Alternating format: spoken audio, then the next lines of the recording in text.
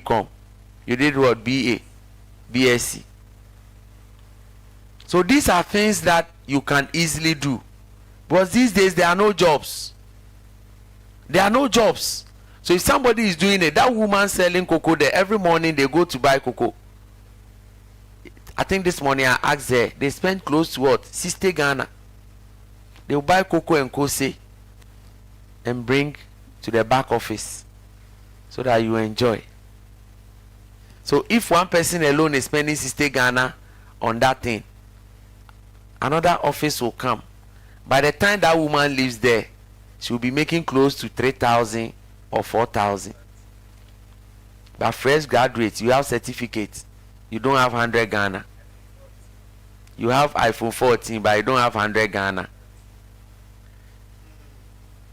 See, let's look at the basic things. Oh, it's not rocket science. Oh, basic things to make money. Basic things. You start this cocoa business, it will go well. You replicate it in different locations. So if you are getting just 1,000 or 2,000 here, now 4 or 5 universities you are selling cocoa there. 1,000 by 5 a day is 5,000.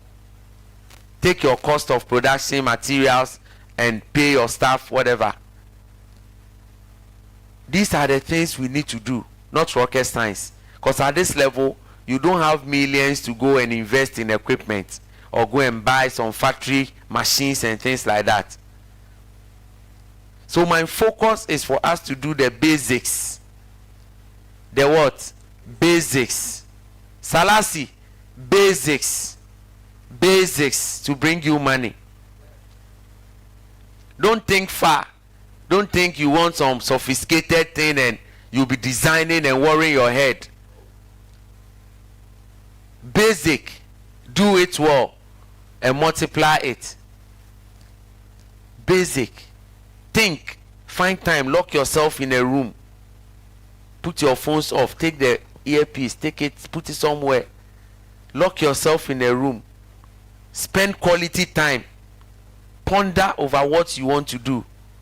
Every single person must have an extra income. I keep saying it. It is a must. Extra income, you should have it. If you have one and you succeed at it, open a second one. Yesterday I thought about channel partnership. Sometimes you don't need to have everything. Partner with somebody. The person has the equipment. Partner with him. When you get the job, you take his equipment, you deliver, you pay him, you take your commission, or you also take your margin. You go. Because if you can't be fruitful, you can multiply. You can't be fruitful. You can multiply. You don't have the funds to become a car manufacturing company. But you can sell cars. Are you the manufacturer? You are not. So let's conscientize ourselves in these things. I'm looking at the simple, basic ones. Not rocket science, engineering, big machines, because you don't have that money. Simple. If you hear some simple businesses that people are engaging in, you will marvel. You will marvel. So please, let's stop the excuses. Let's stop the excuses. 70 universities across Ghana, graduating students, well over 1,500 per university. So in a year, more than 35,000 to 40,000 students across the country are graduating. But do we have such corresponding jobs coming into the system? If we have, then I don't know. Do we have 40,000 jobs coming in every year? Okay, so this is where I bring this session to an end. I'll take my break and then I'll come back. Thank you so much. Stay tuned. Those online, stay tuned. I'll see you when I come back. Thank you.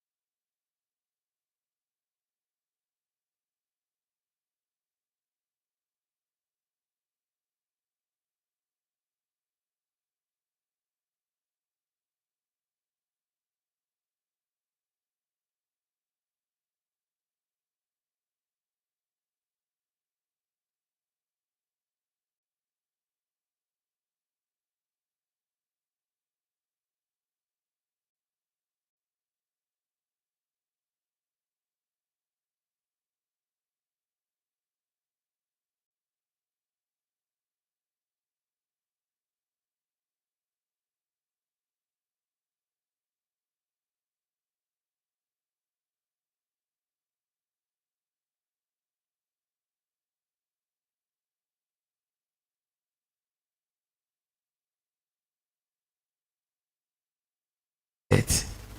So let's look at religion. We have a lot of things happening with religion. Different religions. Christianity, Muslim, Buddhism, Judaism, Shintoism, Baha'i, a lot of religions. And we seem to be having issues in all religions. I'll focus on my religion. That is not to discriminate against my religion, but the things that are happening, the bad nuts within the religion, and then the things that we see, and we all know about them, but we can't talk about it. Religion, religion, religion. In terms of time management, how we waste time when it comes to church events, how some fake prophets are deceiving people, how some pastors are also siphoning money from innocent people. All these things are causing problem. So religion. What is killing our progress as a country? We'll talk about religion, we'll go to politics, and then we'll also come to the mindset. It is very common to see people being gathered during working period, Monday to Friday. If you are a business person and you want to go, that is fine. But you see people who will sneak from work and go to church. Many years ago, I overheard Dr. Mensah Otabil mention this. He said, if you work for me and you sneak to go to church, I'm a pastor, but I'll fire you. There is time for everything and there is place for everything. So you don't leave work when you are supposed to be working.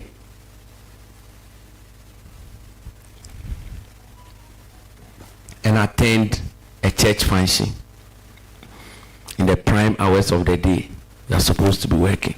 And the worst part of it is you rather lie to your manager in the office. You tell them there's an emergency somewhere. God will not even listen to your prayer. You leave office and you go to work. Church. And I also blame the pastors who organize such meetings during working hours. These things are not happening outside. But in Ghana here, you see Monday morning, Monday afternoon. And fine, you would say you will not force people to come. They will come themselves. But you know how people play with our mindset. So prime working hours, you leave work and they are sitting in church. And you, the pastor too, you will not advise them. You know people came from work. And you are there, you are happy because of your offering. So we need to change our mindset when it comes to some of these things. These are difficult topics. Sometimes people don't want to discuss, people don't want to say it. But you need to let people know the truth. You need to let people know the truth. The same person will leave job, go to work, they will get fired, and then they'll come back to church and praying to God to get them another job. This is how we have made religion, or we have turned Christianity into. It is fine. Sunday you can go to church. Very, very, very fine. But prime hours of the week, when you are supposed to be at work, sometimes somebody is working and then they still have Bible. They are reading their Bible. You don't have to be reading your Bible at work. You have break times. When it's break time, you can hear school and then share some few words. But not when you are working. Then you have your Bible beside you, reading it. Reading it. People are putting so much pressure on themselves just because of religion. Because of religion. Then when it comes to politics, politics is worse. Politics is worse. Now the whole country has been turned into a political scene. It's either you are part of them or you are not. And when you are part of them, you enjoy. But when you are not part of them, they neglect you. Even among themselves, look at what is happening. Now some will defect and they will start coming back and sharing their secrets. They'll come and tell us, when I was with them, this is what we were doing. Why didn't you tell us when you were with them?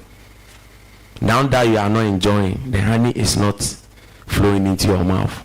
You are back telling us the things that you've been doing. So politics, young, vibrant guys who are supposed to be working, they've turned themselves into political commentators. All in the name of they will get a political appointment. People are competent. People are very strong, energetic. They have brilliant skills that they can be working in other areas, start their businesses, but they will not do that. They've turned themselves into assemblymen, party communicators. Every morning they are busy tuning into the radio stations, defending party policies, party activities, and party things. And people are not talking about it. What prevents you from still doing your work and following your party? Every single person wants to siphon money from the country. Every single person. And these political commentators, when you hear some of the things they do, they will tell you they will lead you here. And these are the issues we are having. RPM. And our mindset, we need to change our mindset. Everybody is looking up to government. Who is the government? Some people think when you mention government is the president. It's not the president. The government is you and I. We have to change our mindset, the way we think, the way we position ourselves, the way we act. When you are alone in your office, what do? It is the mindset. So we need to change our mindset in all these areas, in terms of religion, the things that we do, politics, the things that we do, when you are at home, the things that you do, how you relate to people, in terms of business. We always talk about corruption, but corruption starts from you and I. Sometimes it's true. If you don't pay their money, they will not give you the service or the things you are looking for. A common passport, some countries are printing it in a day. Common passport. And you still publish the rates and then the timelines, but people will apply and still not get it within that date. So within the system that is supposed to be digital, people have entered the system. People have converted themselves into microchips and they've entered the system. So something that is supposed to come out within a day or two, it will turn into 1 month. And somebody will tell you, if you give me something, I'll change it and it will come earlier. Mindset. At that point, the president is not there. It is you and I. So what happens between you and I adds up to the corruption.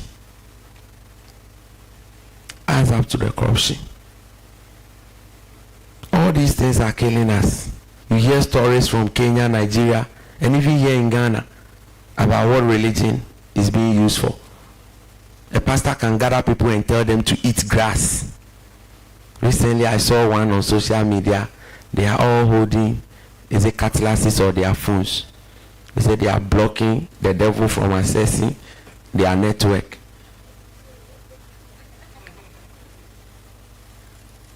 And then the pastor will call people and tell them he wants to release money onto their phones. So they are all holding their phones. Before you realize somebody has received a notification, the money has come, pastor has released money. How is this possible? And you will always get them, they have followers. Those churches are full. So you ask yourself, if you don't go, somebody will go. And all these things affecting us. When you go outside there, you don't see these things. There are policies. Recently, Rwanda, the president is saying that right now, if you don't have a certain certificate, if you don't have a certain status in society, you can't operate a church. Because he has seen that a lot of people are abusing the system. Everybody wakes up and they are pastors. Everybody wakes up, they are pastors. So we can also do the same thing. Who is going to make that call? Who is going to make that call? Every single space in society has either been turned into a church. A church. Church. Church. Church. Church. And when you say some of these things, people will see you as evil.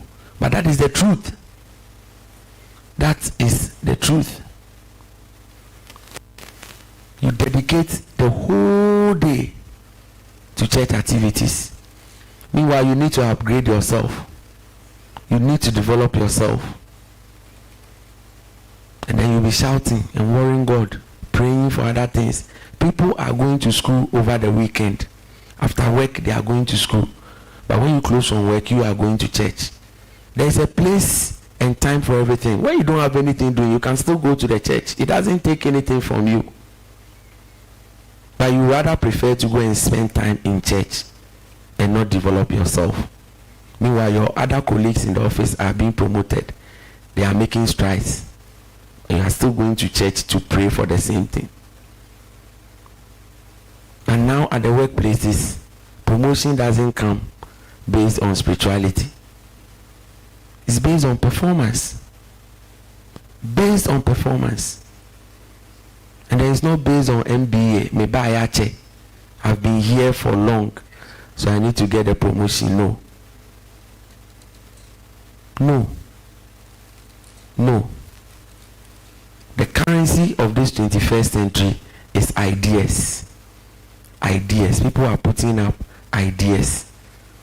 Strong, strong, strong ideas. And they are the people getting the promotions. And you are there, you don't want to bring any idea. You are rather praying to God to help you to get promotion. It will not come. So we need to change our mindset when it comes to some of these things. You need to change our mindset when it comes to some of these things. RPM, religion, politics, and our mindset. Get over your butts and stop complaining. Get over your butts. Anytime you have to do something, you go like but. Oh, I want to do a but. I should have done it, but. You are full of excuses. Every single thing you give an excuse. So go over your butts. You have to stop complaining. Get over your butts and stop complaining. Every time you have an excuse. And people master excuses. It's as if they've written it down in their memory. They master excuses. The moment you ask them something, they'll give you an excuse. They complain why they can't do certain things. You ask them, I want you to do this for me. They said, no. I have this to do. I want you to do this. Every single thing that you have to do, you have a reason not to do it. You have a reason not to do it. A story is told of two friends. Two friends who met at a restaurant and they were having a discussion. And anytime they meet, they discuss their dreams. If and when. These were two friends. Anytime they meet, they discuss their dreams. So if we ask when, oh, when? It's been a long time. When? So I'm okay. And Eve said, you don't look cheerful. What's the problem? He said, well, there was this opportunity that he wanted to take advantage of. And his laptop had an issue. So he was waiting for the laptop to be repaired. Then after that, he will apply. And then when he was like, oh, but you should have called me. I have my laptop. Could have used my laptop to do the application. He said he didn't know. But next time, So he said, okay, what about you? You also told me you try and get a certain application through. Did you put it through? He said he was also waiting for some money. When the money comes, he will do it. So if had given an excuse, he said he didn't have laptop. His laptop was faulty. When he's also saying he's also waiting for some money. So it went on and on and on. Anything that one person will add the other, he said, oh, if I get the money, I'll do it. When we get the people, we'll do it. So there was this man seated behind them. And he realized that these two were just using if and when, if and when, if and when. So he went to them and he said, oh, gentlemen, I can see you guys are struggling with some decisions. You've mentioned about 4 different things that each of you were giving excuses. But I think I can help you. What are your names? So I said, my name is If. So I said, my name is When. He said, see, the solution lies in your name. The solution, it lies in your name. The first time you said you wanted to send an application. So if your laptop is not working, you go to When to take his laptop and then use it. And when you didn't have money, if you don't have money, you go and take money from If, and then you send it and then put the application through. So you are going back in circle. You are going back in circle. Always giving an excuse. Always giving an excuse. So he told them, the solution is in your name. If only you will use your name very well, you will be getting results. So stop the excuses and then change your ways, and always make sure you have real-time results. Anything that happens, be proactive. If there's an opportunity, don't wait, don't sit on it, just move on and apply, and then your lives will be better. And then they listened, and things started working for them.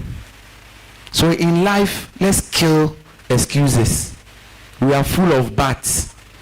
If you can even eliminate it from your vocabulary, things will work for you. But. Let's eliminate but from our vocabulary. You see young guys walking around, university graduates. You try to give them job, they will tell you, I'm interested, but you are not working. You are home. You are working for the UN. You are working for the UN. And when you work for the UN, you employed, unemployment. So you are working for the UN. You don't have any job. And someone is trying to give you a job. You tell them, but.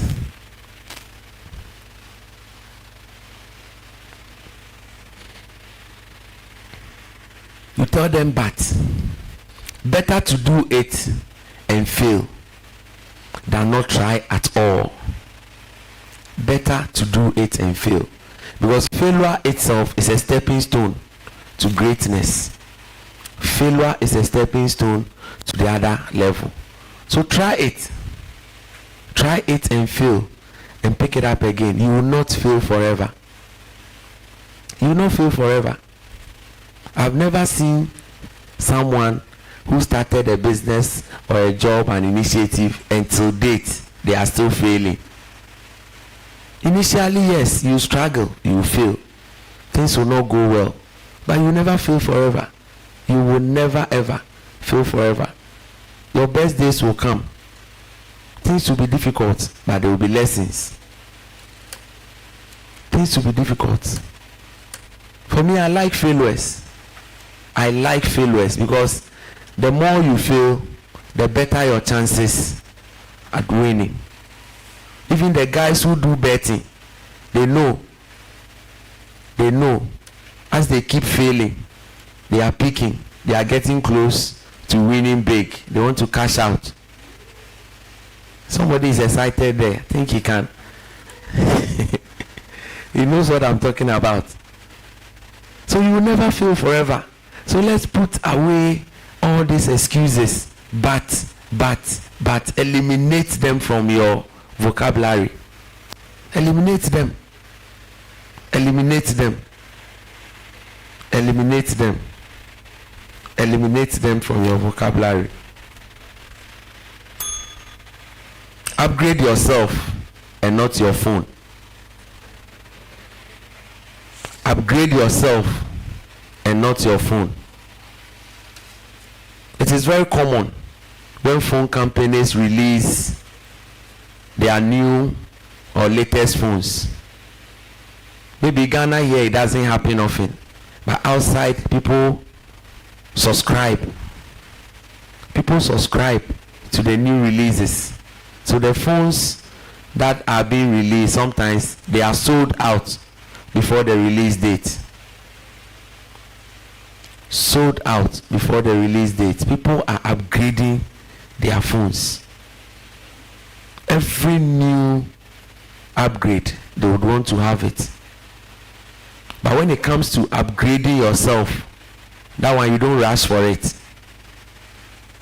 You don't rush for it. What about upgrading yourself every year? What about upgrading yourself every year? But that one you don't want to listen. You don't want to hear that one. It is very strange. The way we love gadgets, we love pleasure, other things more than ourselves. When you love yourself, then that will be the other pleasures. But when it comes to developing yourself, upgrading yourself, improving yourself, you don't want to hear about that. But research indicates that if you have a skill or you have a certificate, after every 5 years, that certificate will be redundant. So you finish university more than 5 years ago, you've not done anything again. You are still holding on to that certificate. It is redundant after 5 years. If you don't add a skill to it, if you don't add a competence to it, if you don't add a knowledge to it. Many years ago, it was those who finished sciences. They call it sciences. Many years ago, when you go to the commercial banks and things, they were the managers. Then high school level and things came in. Upper 6 form, form 5, leavers, they took over. Not long, you saw university or teacher training colleges, graduates. Then it became university graduates.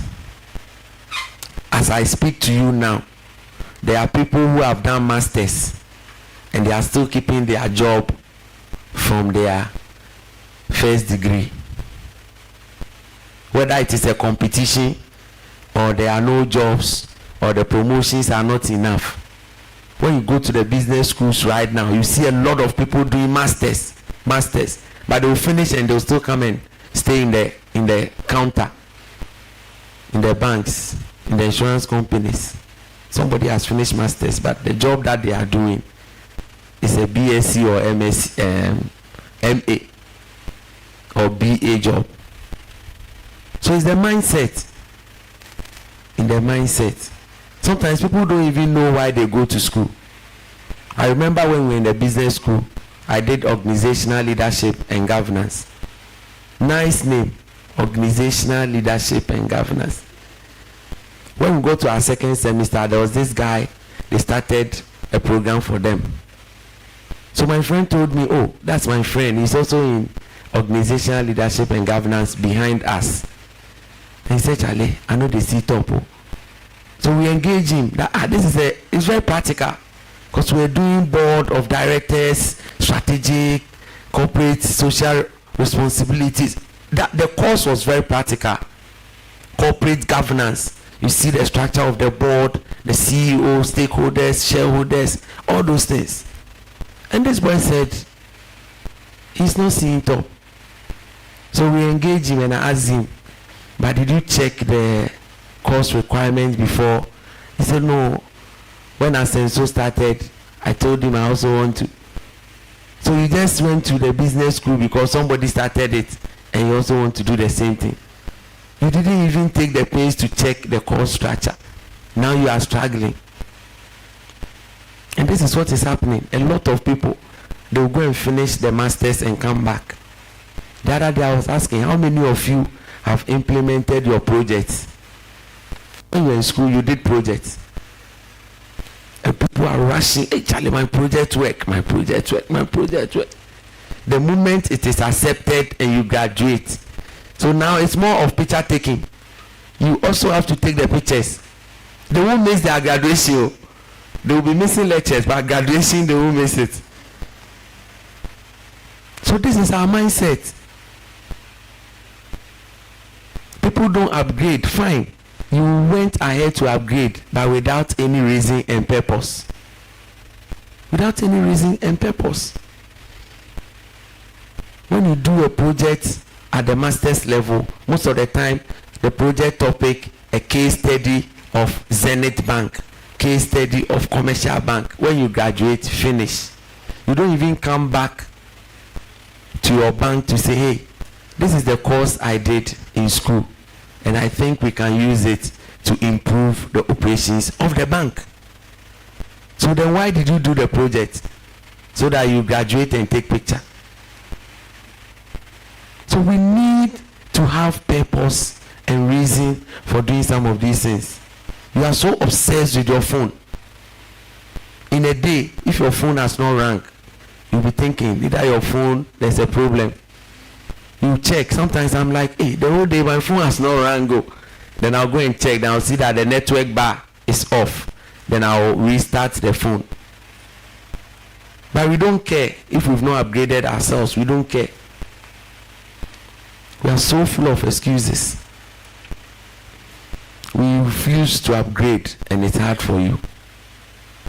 These days, there are a lot of institutions, both online and classroom. Things have been made easy. So look for the best fit. Where you are going in life. What do you think can help you? And then go and take a course in it. And then also challenge yourself. Don't be at one place for a long time. Don't be at one position, one job. Challenge yourself. There are some people, because they have jobs now, they've never applied to any company before. Because they are keeping their jobs, they are content, they are satisfied. But sometimes test the waters. Test the waters. When you see some of the job vacancies, apply. Apply. As long as they are not asking you for money, as long as they have not asked you for money, go ahead and apply. Sometimes the interview process is even an experience. You go there and go and test yourself. But you've not attended job interview in a long while because you are not challenging yourself. So challenge yourself. Sometimes you need to test your worth because you are so confined to what you do. And you think, oh, I'm very good here, but you can perform better at the other side. So these are the things you need to do. The same energy you use to acquire your phones, use that same energy to upgrade. See, when you know someone from abroad and the person is, oh, I want the latest iPhone, you want to buy the phone. But you never say, I want to buy some form so that you post it for me. The same energy that you use to acquire phones, gadgets, tablets, TVs, latest TV, QLED. That is the things that you struggle or you push yourself to go and get. But when it comes to upgrading yourself, skills. And when we talk about upgrade yourself or go to school, it is not only classroom education. It is not only classroom education. when you have to train your skills, it's not only classroom. You can be attached to somebody, understudy a different manager to acquire the skills from that particular role. On the job training, whilst you are working, attach yourself to somebody else. You may be in treasury, learn something from logistics, learn something from operations, learn something from HR, learn something from finance, depending on the departments you have at your workplace. So these are things you can do to develop yourself, acquire skills, acquire different trainings. Acquire them. And when you do that, you become confident of yourself. There are some people in your work organization, if they need something, everybody will be looking up to them because they are multi-skilled, multi-talented. Even you, when they ask you, you direct them to go and talk to that person. So you've already promoted the person. So we are not surprised, end of year party, when they give the person best worker or the person has been promoted. And for some too, when they promote them, everybody, you don't deserve it. You are not up to it. So let's try as much as possible to be developing ourselves and then making some of these things ready.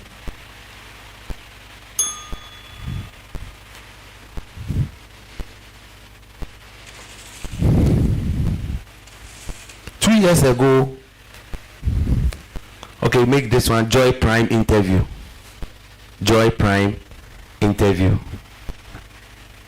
2 years ago, I had opportunity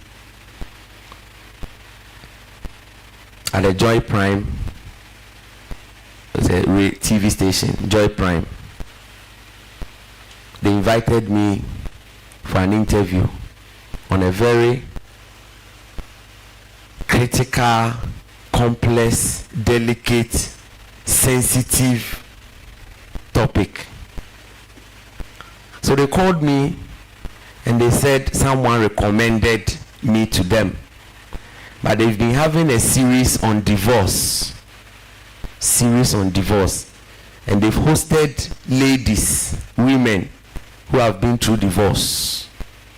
They hosted them just to hear their side of the story. And they were looking for a man. They have tried severally, they were not getting anybody. So somebody recommended me to them that they can get very good nuggets from me. So when they called me, I said, why not? This is the work I do. I motivate people, I inspire people. And I use real life stories so that you can identify and you can relate to. So they invited me to the studio early morning. I was there. It was a Joycelyn Fella or Felly, something. Felly. Joycelyn Foley. No, this is a lady. This is a Joycelyn Felly. Yes, it's Joycelyn Felly. So she invited me to the studio and then we had a good discussion. She was telling me divorce from a man's perspective. What do men also go through? Because they've listened to more than 8 women.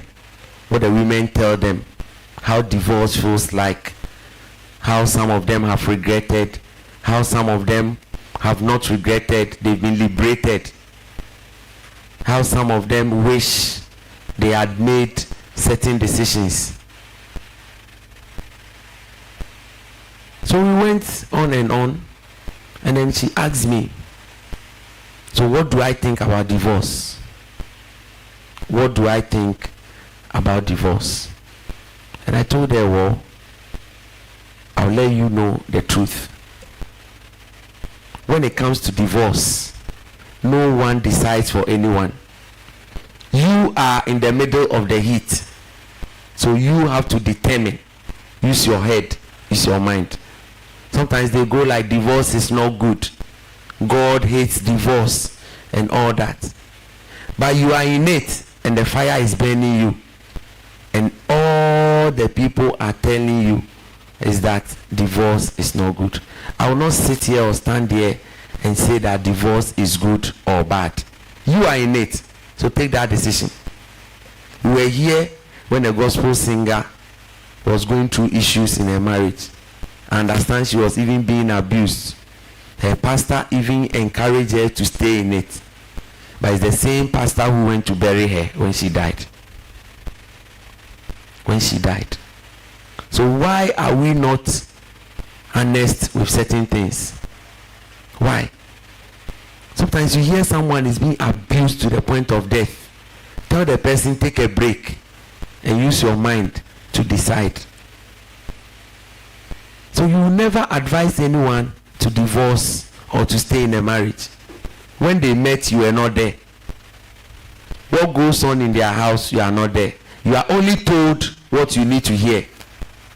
In every conflict, the truth is sitting in the middle, and the two opposing parties are the other side of it. So depending on where you stand, if you are coming from the left, this person will be giving you the information. If you are coming from the right, this person will be, but the real truth is sitting in the middle. So she asked me, what do I think are some of the reasons why people divorce? And I said, well, as a theologian and from a biblical perspective, Ephesians 5:22 and Ephesians 5:25, these two. What is in Ephesians 5:22? It says, wives, submit to your husbands. And then what is in Ephesians 5:25? It says, husbands, love your wives. As a mechanical engineer and a mathematical student, there's a reason why we have numerical strengths. There is 22 and there's 25. And when you read the Bible, sometimes you read the Bible with a mathematical eye. There was a reason why 22 came before 25. The first order is wives. Wives. Wives. So when you listen to couples that have issues and are fighting, these two things will come to play. You hear what the lady will say, I don't think he loves me. He doesn't love me. Then the man too will say, this woman doesn't respect. The woman doesn't respect. So 22 is about submission, respect. And 25 is about love. These are the two things you hear before the others will come. For me, I think when he started, he was so much in love. Now he has changed. Things are different. I can't feel his love again. He doesn't give me the necessary attention. Now he doesn't come home early. He doesn't call me when I'm at work. Then the man too will go like, any decision I make, she wants to overturn it. She doesn't submit. When I say this, she'll say two. When I say this, she'll say this. 22, 25. So this is the foundation. This is the foundation. So we went on and on. I said the second reason, in-laws. Second reason, in-laws. Just before I took my break, I treated in-laws part 1. Dealing with in-laws part 1. If you have in-laws and they are good to you, thank your God. I know some people who are living with their in-laws and it's working for them. You have to go and sow a seed and thank God that you have good in-laws.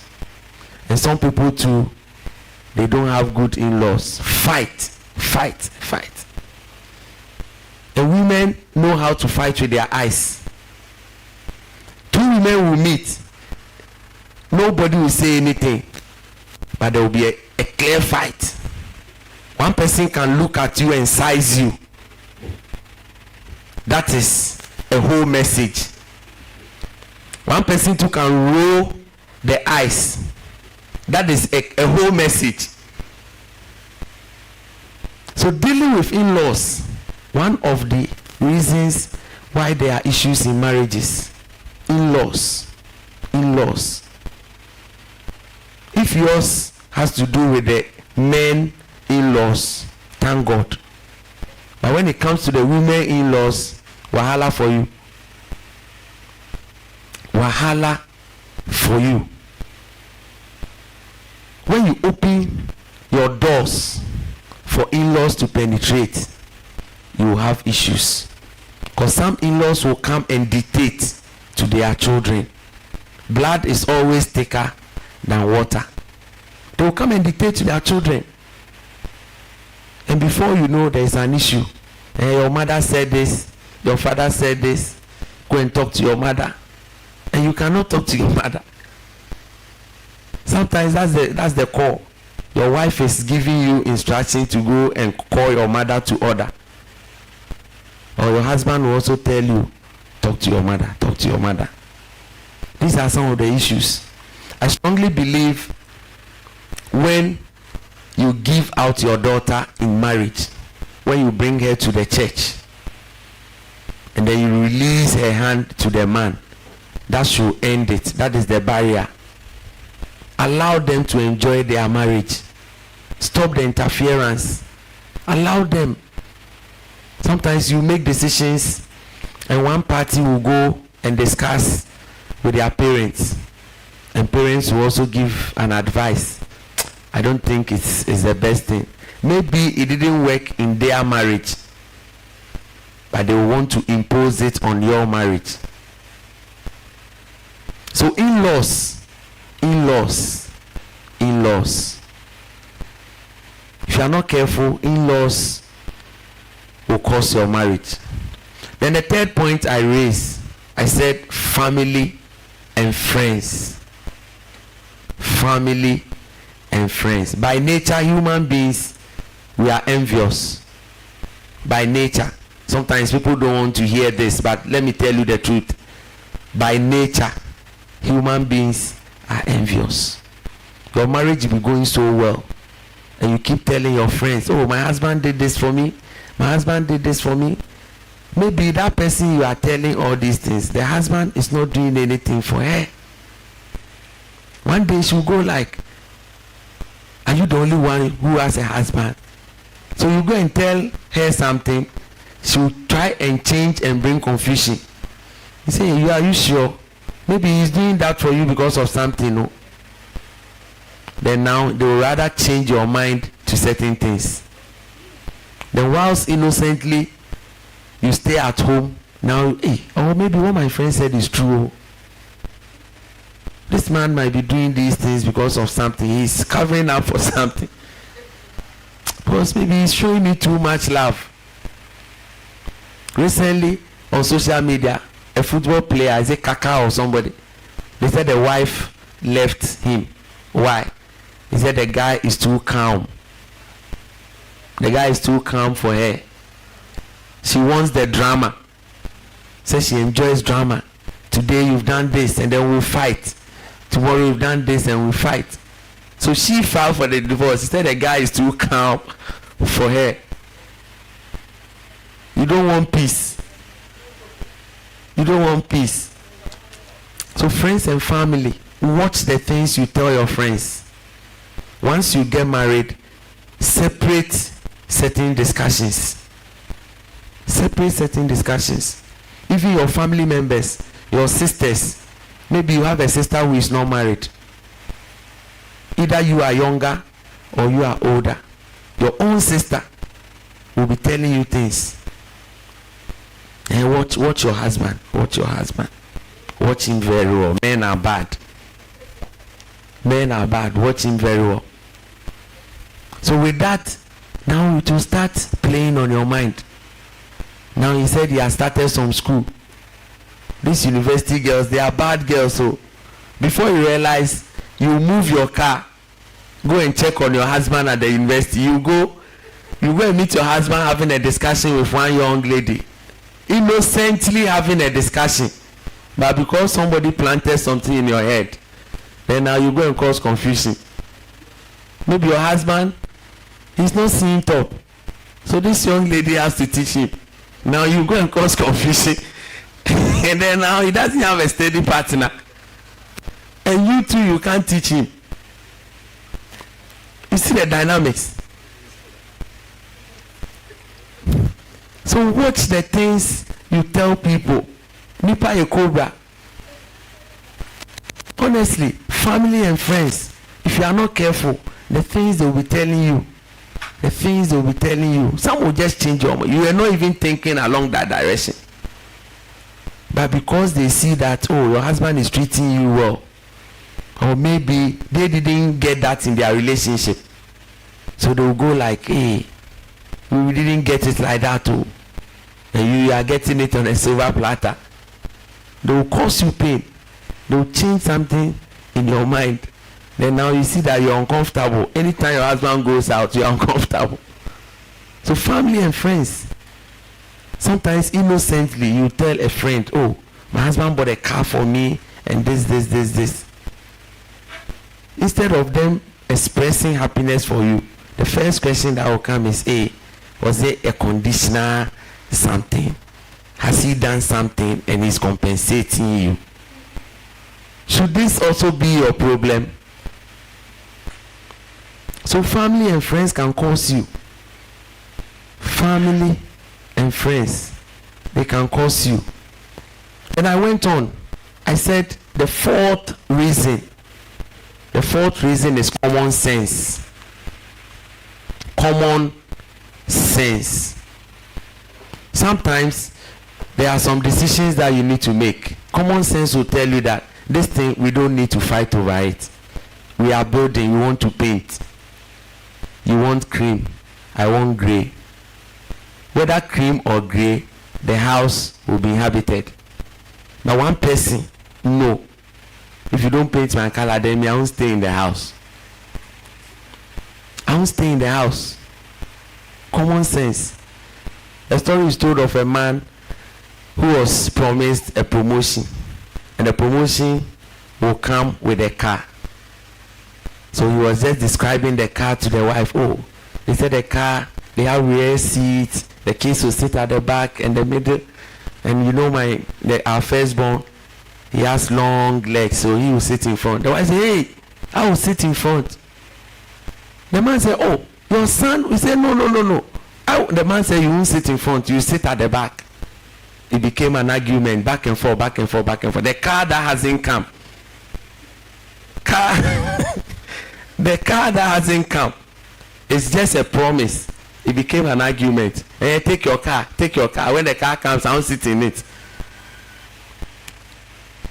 Common sense. Painting. Simple painting. I think on Tuesday, I shared some reasons why there are confusion in marriages which led to divorce. And when you hear some of them, you will marvel. All these things come back with this same common sense. There's this military officer who married a lady, and because of his training from the military academy, he wants his bed to be made flat. You have to dress the bed, everything to look flat, the bed sheet, everything straight. And the man said, when you do that in the morning, don't sleep on the bed until I come back from work. Don't sleep on the bed. So the lady was like, she's been doing this for some time, and one day after washing down, she felt like sleeping. So she lay on the bed and then she slept. This man came, trouble. You know I don't like my bed this way. Why is the bed looking like this? Confusion, back and forth. Eventually they got divorced along the line. Bare sheet. And then there was a tilapia head.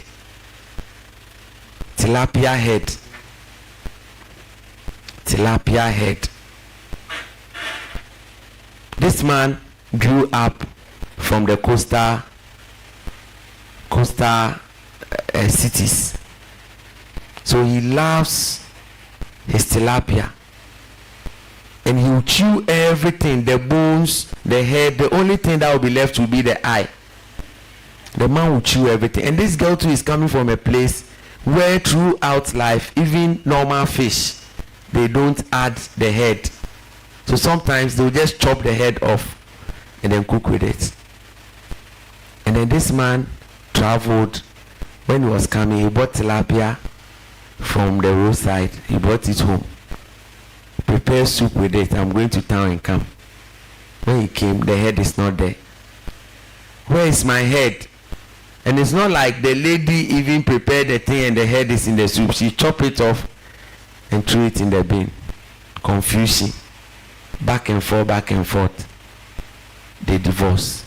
Tilapia head. Tilapia head. And the one who also told the husband, I don't think you saw well. This man married a lady from Axim. So they went to Axim for the wedding. And at that place, they didn't get any high-level hotel. So you know, countryside hotels. They checked into one. That same wedding night. So the man said, he saw a rat. A rat pass. And was telling the lady, hey, I've seen a rat. The lady said, oh, it's not a rat. So, I said, I saw a rat. He said, no, I don't think you saw well. Then the man said, are you telling me I'm blind? I saw the thing. I'm lying by the bedside. I saw the thing. And you are telling me I am blind. This is the genesis. From that same wedding night. Because of a rat. Confusion. So common sense. Sometimes you might think these things are not happening. But when you hear the stories that come from marriages, simple things. And then it will escalate into something else. Common sense. So I told her, yes, some things are just common sense. Me, if you ask me, paint will not do anything to me. And even some things, just leave it in the hands of the ladies. When it comes to colors, ladies, they dress to match. They will have their dress, their shoe, their bag, their earring. These days, I hear when they buy gum to match. Oh yes, when they are buying gum by the roadside, based on the dress they are wearing, they will buy the gum to match. Women are different breeds, so women they dress to, they do everything to match. Women are just interesting beings. They do everything to match. But you can see a woman, she can change like 4 times in a day. In the morning she's in cornrow. In the afternoon she's in Brazilian hair. In the evening afro. Then when she comes back, then she will put on her scarf. Women can change, but you the man, you can't change. So you have to fear women. We have to change. We have to change. Me, if men want to change, some of the things I recommend, men should have like corset. Men should also have corset. Men should have corset. When you go to church, you put your corset on there. You are struggling to breathe, and you are there struggling to breathe. You have your corset on. You know. So I told her some things are common sense, but you realize some couples will be fighting. Common sense. And then I went on. Now she was asking the recommendations. I said, oh, as for recommendations, the best thing to do is one. If you are going through divorce, the first thing to do is come to realization that this is your position now. If you are going through divorce, it is part of life. Sometimes you have to marry 2-3 times before you get the best person. We don't understand that one. Because first one will not work. First one, maybe when you fell in love, your eyes had not opened. And then now when your eyes open, the one that you went to take to maybe circumstance marriage.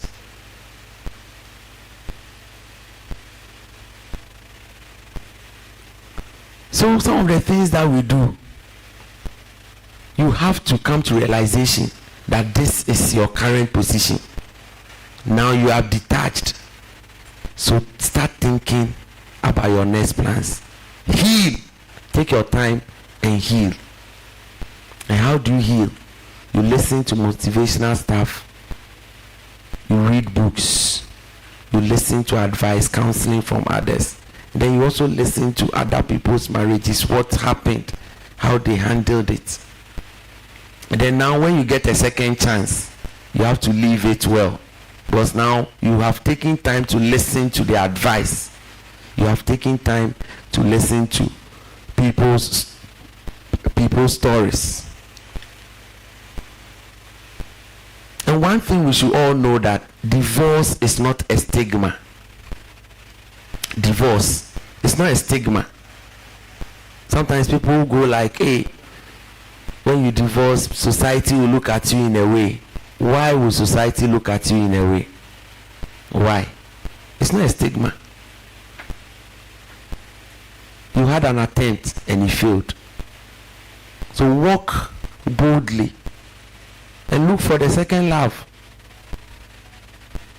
Look for the second love. So divorce is never a stigma. Always ensure that whatever you are doing, you do it right the next time. Because we always have to learn from our mistakes. Failures contain valuable mistakes and lessons. So you failed because you made a mistake. You failed because you have to learn a lesson. So failures contain valuable mistakes and lessons. So that mistake, you don't have to repeat it again. Because it is okay to make a mistake, but it is not okay to repeat a mistake. It is not okay to repeat a mistake. So these are some of the things we need to do. Go through life and know these things. Deal with your in-laws very well. Some are very nice, some will also not be nice, but be political about it. And ensure that these are things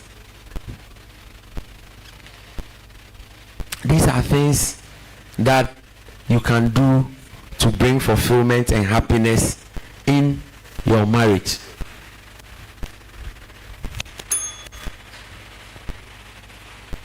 Change your attitude and change your altitude.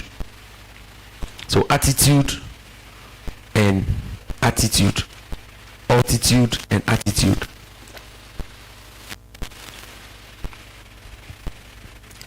So to succeed at work, you have to change an attitude, because you are looking for the next level, and that will be an attitude. So to get to that attitude, you need to change. To get to that altitude, you need to change an attitude. And every single person has an attitude. Every single person. And it's people who have to give you that feedback. Because you can't use your attitude on yourself. Your attitude will be used on other people. Your attitude will be used on others. Your attitude will be used on others. So when people give you feedback, you need to take it in good faith. Focus on the content, not on the messenger. Focus on the content, not on the messenger. So in all that you do, try to change your attitude. And those will come from the feedbacks that you receive from your colleagues, from your managers, from your peers, from your supervisors. Because you can never know your attitude. Somebody will have to tell you. And most of the time, go like, me, I'm not like that too. But you have exhibited an attitude and they are giving you the feedback. sometimes reporting time to work, reporting time, your response time,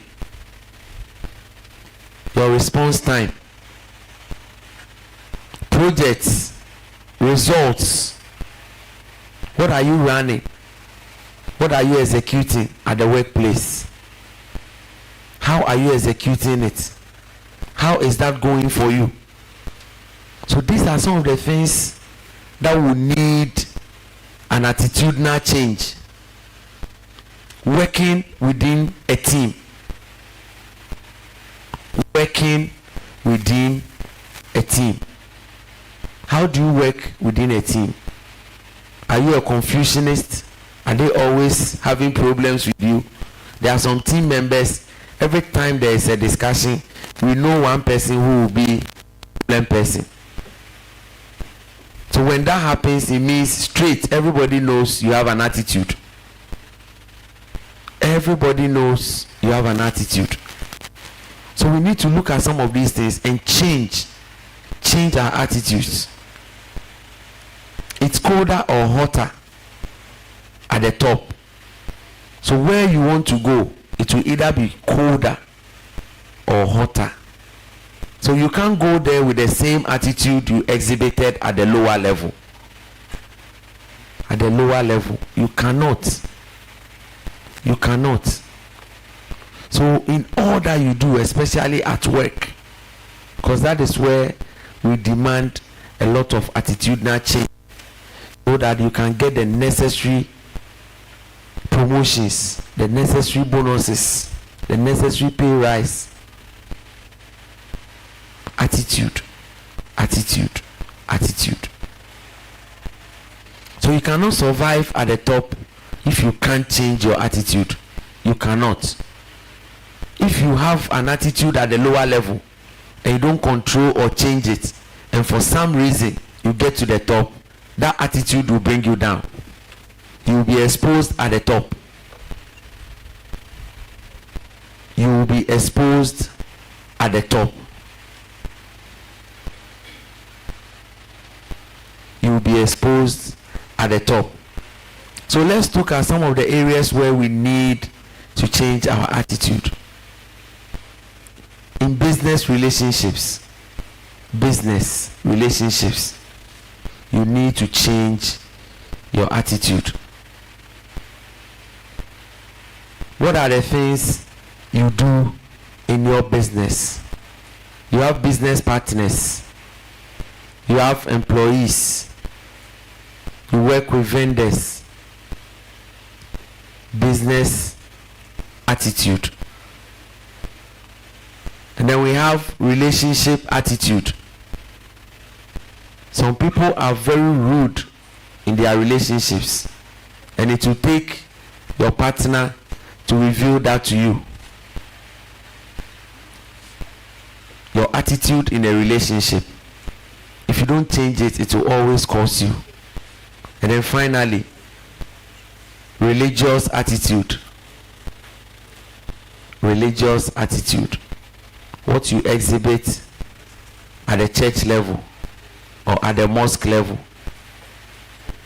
If you are not changing, and that one single attitude from work can be replicated in the relationship, can be replicated at the group level.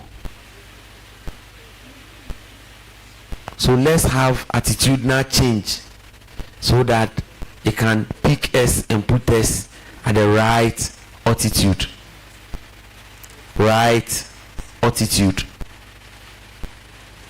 If you don't change, nothing will change for you. And these things, prayers cannot change it. If you have a bad attitude, prayer cannot change it. Nothing will change it. It's a renewed mindset. You have to come to terms that this thing is not working, so let me change. Otherwise, counselors will come in. Counselors, psychologists, specialists will come in. But if you don't change your mind, it will never change. So attitude is within. It's like a hard drive. If the hard drive is giving you a problem, you have to replace it, or you have to flash it. So these are the things we do. These are the things we control. These are the things that are in us, and we need to change it. You need to make deliberate efforts to change it. So change your attitude so that you can get to the right altitude.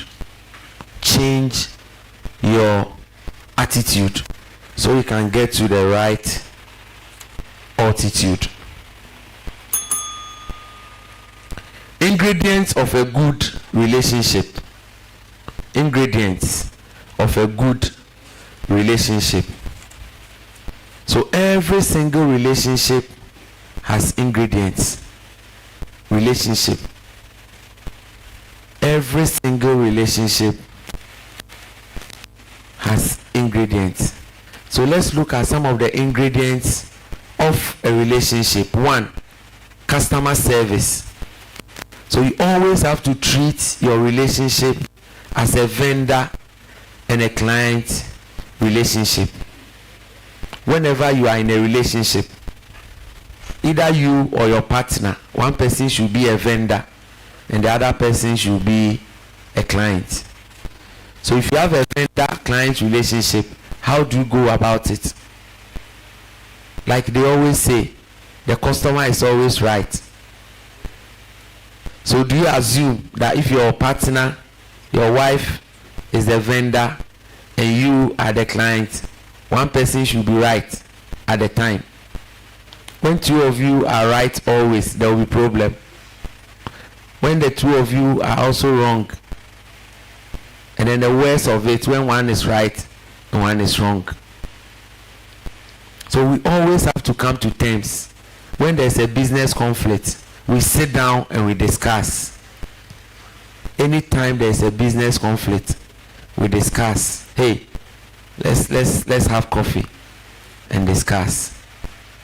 And once you discuss these things, at the end, we all come to agreement. Okay, fine.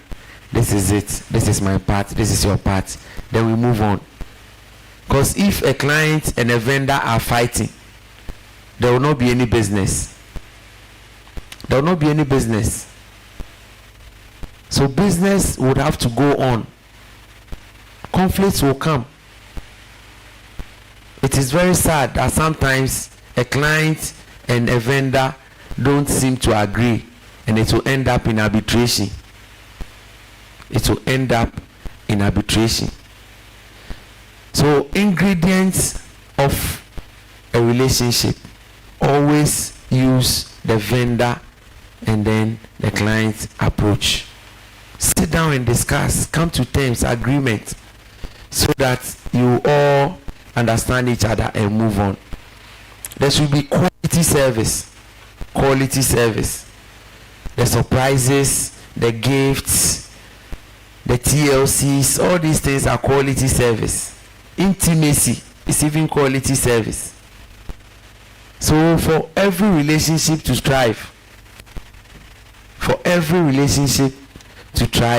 there should be quality service. And this quality service is in the area of gifts. A lady will tell you, Amy, I like gifts. I like surprises. Buy it for them. A man will also tell you, me too, I like surprises, so buy it for him. So it shouldn't be one way. Research has indicated that men buy more gifts for women. Research has indicated. Because, and I read further, the research was, it gave like 4 or 5 different websites, and was like, these websites, we don't have the corresponding one for men. There is Victoria's Secret. Victoria's Secret, if you go in there, you see more men than women. What is the replica of Victoria's Secret? Which one? Victor's Secret. I see. So where do women also go to buy things for men? The ordinary shops. Ordinary shops. So the research was spot on. Recently there was Father's Day. A lot of men were complaining. I was even sad. Why should it be? You see people ringing bell. Please, we are reminding you. We are reminding you. Sunday is Father's Day. We are reminding you. Sunday is Father's Day. Why should it even be? Hotels didn't even organize any event. Hotels didn't organize any event. No gift. The best is a card. And then you take them out. And you, the man, you pay again. You pay again. Anyway, I have been told not to repeat this anywhere because my wife took me out and she paid.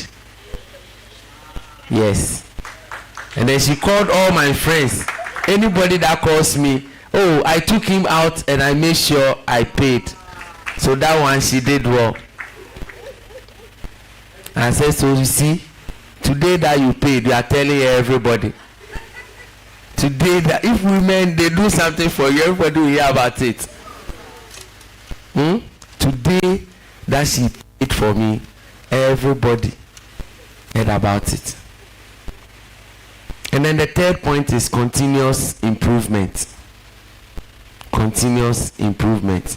We hear these things at the workplace level, but we have to replicate it in a relationship. What is continuous improvement? Everything that you do, the service quality, all the things you do at work, your performance, your relationship with your customers, there should always be continuous improvement. What do you do to enhance relationships? What do you do to enhance performance? So as couples, as partners, sit down and discuss some of the things that you want to improve on. Because if you go to the workplace and you go and execute a job, your client will be asking you, or you the vendor, you send a questionnaire that can you rate our performance? Can you rate our performance? Then you go like, oh, I think speed is good, quality is good. Maybe you can change one or two things to make things better. So in the same way, in a relationship, always ask for performance. How is the performance? How is my performance? What am I doing right? What do you want me to change? So there should be continuous improvement. Almost every time you look at the things that you want to improve upon. So discuss. Have a discussion. Some couples don't even discuss these things. They don't have time. Meanwhile, someone is hurting in an area. They need you to upgrade and perform better. So it's the same thing like you go to site, you perform, and then they'll ask you how is your performance. You can even rate it. Some companies have rating systems. Rate us from 1 to 5. Put it there. And whatever rating you put, you have to give a reason. Why are you rating me 2? Why are you rating me 3? Then you put a reason. Then you sit down and discuss. Oh, okay. So this is how you want it. This is how you want things done. This is how you want your responses. You want me to be taking you out every Friday. That is fine. You also take me out on a Sunday. That is fine. Then you sit down and you discuss these things. Oh, at least I think these days we don't go out often. So let's try and then bring back the early days relationship. The early days relationship. I heard a story. A lady was telling the man that, hey, these days you don't do the things you used to do when we met. And the man said, hey, you want me to bring them back? The lady said yes. One day she picked the lady from work and she went to drop her at her mother's house. She left her there. She went, what is this? He said, but when we met, that was what I was doing. I'll pick you from work and I'll drop you at home. This is your home. You want me to bring those things back? So some of the things you used to do, Hey, when you fall in love and you're in a relationship, you won't allow the lady to rest. Oh, you calling her lunchtime, you call her from the office. So do those things again. When you close from work, you don't even go home. You go and hang out. I have a very good friend. Hey, those days, salsa. They'll meet, we'll go to salsa. And when you see them dancing like that, hey, you will be jealous. So do those things again. I'm sure these days, these are some of the things that some ladies are looking for. Some of the places that you used to go. Do it. Otherwise, your man will come and pick you and go and drop you at your mother's. So let's be also very careful some of the things that we wish for ourselves. And we need to appreciate that sometimes things will change. Things will change. You cannot be doing those things always. Ghanaians, we don't like flowers. Yesterday when I mentioned it, someone said, unless when you die. Unless when you die before they will give you a lot of flowers. But it has to be part of us. Oh, after work you buy a nice flower, you give it to your wife. But in Africa, if you buy flower and give it to your wife, sometimes it will bring problem. They want proper gift. Proper gift. No, they don't want flowers and cards and those things. But Father's Day, they give us cards. Father's Day, they give us cards. To be honest, it's very sad. On social media, you see people ringing bell. Father's Day, oh, Father's Day. We are shouting and calling them. Why should it be so? But Mother's Day is simple. No shouting. Hotels will just advertise. Treat your mother well. Treat your wife well. But when it goes to the men. So I was saying that I'm sure a lot of the hotel managers are women. Which is true. I'm sure a lot of the hotel managers are women. Yes, I'm sure a lot of the hotel managers are women. They don't care. But when it was the other side, hey, they're organizing a lot of programs. Some were even promoting their rooms and all that. Anyway, women are special in society. We appreciate them. We love them. But sometimes they also need to consider us. And they know that the things that we do. So conceptualize your dream. Conceptualize your dream. What do you want to achieve? What do you want to achieve? When I entered KNUST 2001 to study mechanical engineering, the first day I landed at the School of Engineering, I started conceptualizing my dreams. The first day I entered, you see, when you enter school, there will be registration. So at that level, you see the student leaders, the president, the organizers, and all those people. They were lined up and they were taking dues for the association. You register, you pay dues. So I was fascinated about students managing those things. So I asked, they said, oh, this guy is the president. I said, yeah, okay, let me tell you, I can become the president. So for the first day that I landed, started conceptualizing it. So I registered. They gave me my books, my scarf, and a pen, and all those things as souvenirs. So when they gave that to me, I left. So we went through that. After that, we had orientation. So the orientation was more of giving you introduction to the School of Engineering. So we're there, and the student president came to give a speech, welcome freshers to school, and all that. So we listened to him, very powerful speech from the guy, and then the organizers and the secretary and all those things all came in to talk. It was very nice. Freshers, we asked questions. We had a nice session. Fast forward, we went to second year. So at the second year level, they brought forms that they were organizing elections for student leaders. And I said, hey, this is the first thing I saw when I came. The students who were lined up, taking dues from students, registering them, giving them souvenirs and all that. So I said, okay, I think I can also pick the form and try for myself.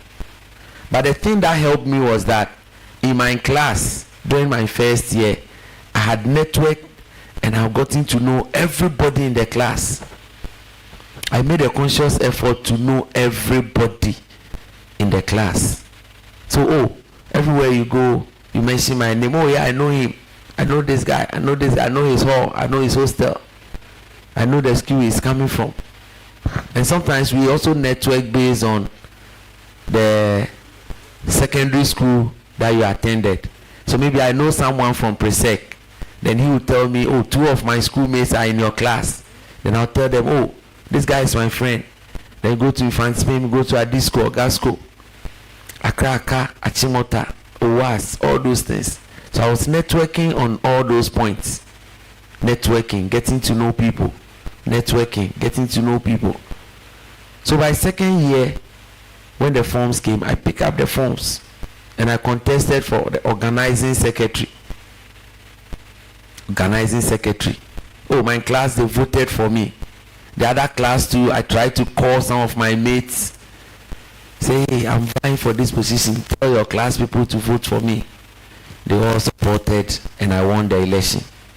So at the second year level, I became engineering organizer, organizing secretary. So that thing helped me because as an organizer, you have to organize socializing. We call it socializing. When the first years come, you have to organize socializing. You look for a venue, we buy drinks, we bring barbecue, we order for food, we bring music and all that.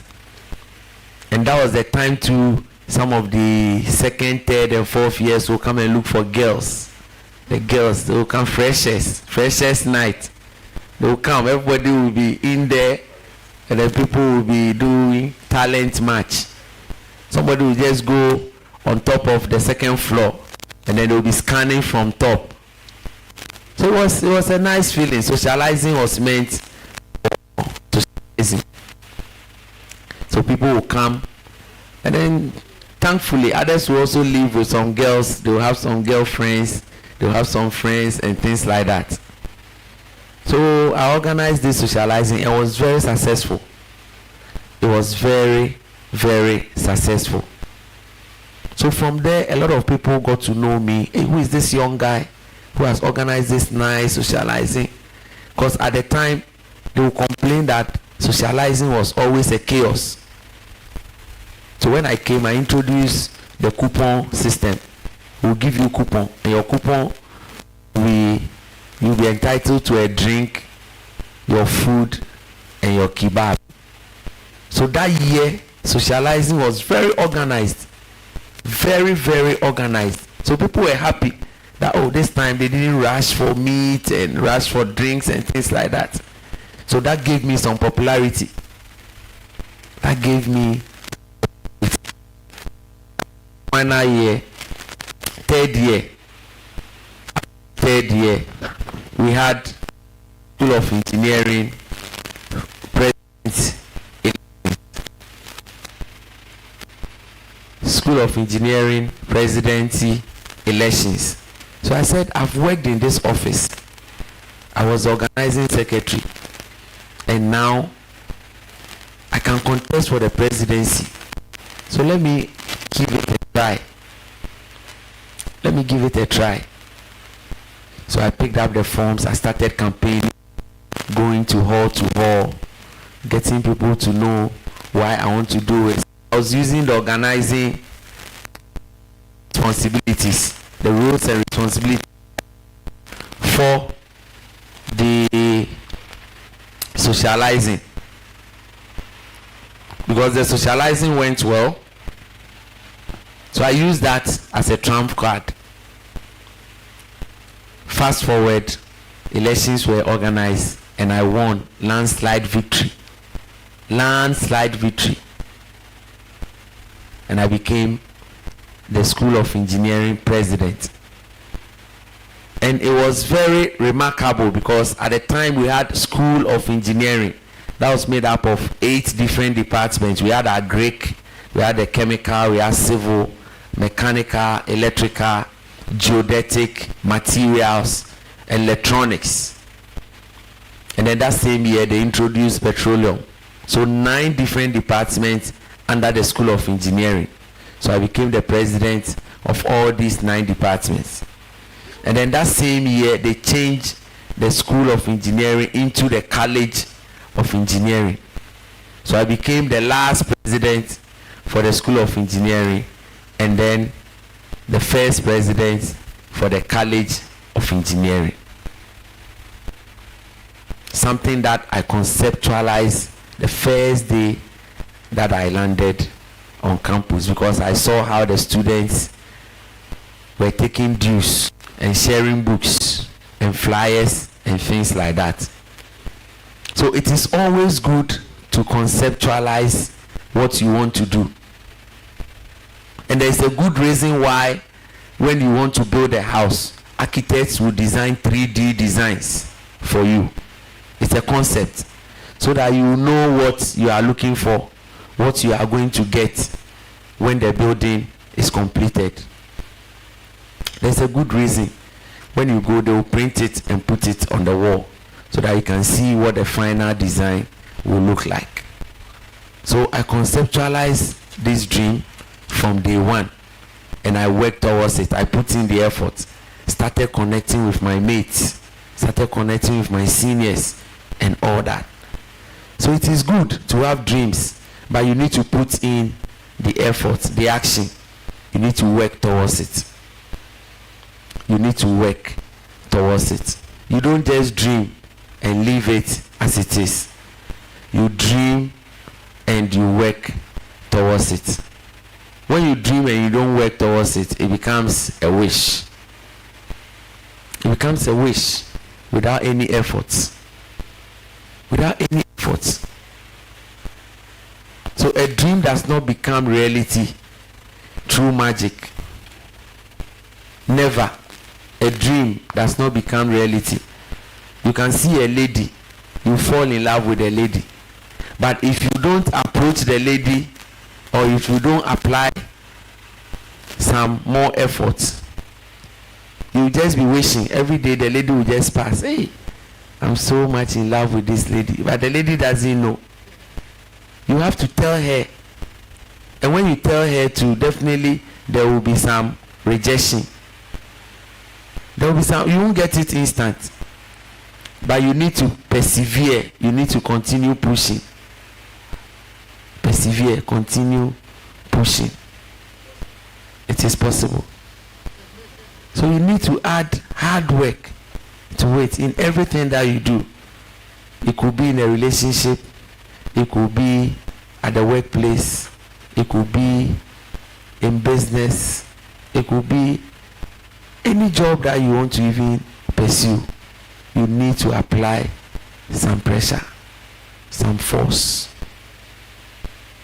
If you leave it at it, a lady will feel, I don't think you demonstrated enough perseverance. Ladies want perseverance. So they want to see you persevere. There's a guy in my group in the UK, and this guy is a Nigerian. And in the church, if he sees a lady and he's interested, he doesn't waste any time. He will tell you he doesn't want to waste time, so he will quickly tell you, I'm in love with you. So think about it and come and give me a response. That's all he will do. He will just tell you, so I don't have time to come and befriend you and later come and ask you. So he will just tell you, I'm in love with you. I love you. I've seen you. I've studied you. So go and think about it and come and give me a response. And we'll betice you not to bring him a response. Every Sunday he will ask you, how far? How far now? Every Sunday he will be asking you. He will be asking you how far. So that is his strategy. And it's working for him. He will pursue and pursue and pursue until you go and get married to somebody else. So if you don't want trouble, give him an answer. And he doesn't want to take a no for an answer. He will not. So conceptualize your ideas, your dreams, and work towards it. And work towards it. I love trucks. And I remember when I fell in love with a truck, I was thinking of the Toyota Tundra 1794. So all the things I used to do, my laptop, my phone, my bedside, they were full of these truck pictures. Full of these truck pictures. Yes, it's there. It's there. So anytime my manager will see my laptop, say, hey, this is your truck there, the day it will come, you sleep inside. And I told him, yes, I've been dreaming about it for 11 years. 11 years. I conceptualize it. And then we have something we call the power of reflective memory. Whatever you want, put it into pictures. You just try it. If there is something you want, whether a car or a phone or a house or anything that you want to buy, start taking pictures and saving them. You see that all of a sudden, when you drive around town, that car you are looking for, the same color, you start seeing them. But meanwhile, when you had not conceptualized it, you were not paying attention. You were seeing the cars, but you not pay attention. You were not paying attention. So when the time was right, I got a truck.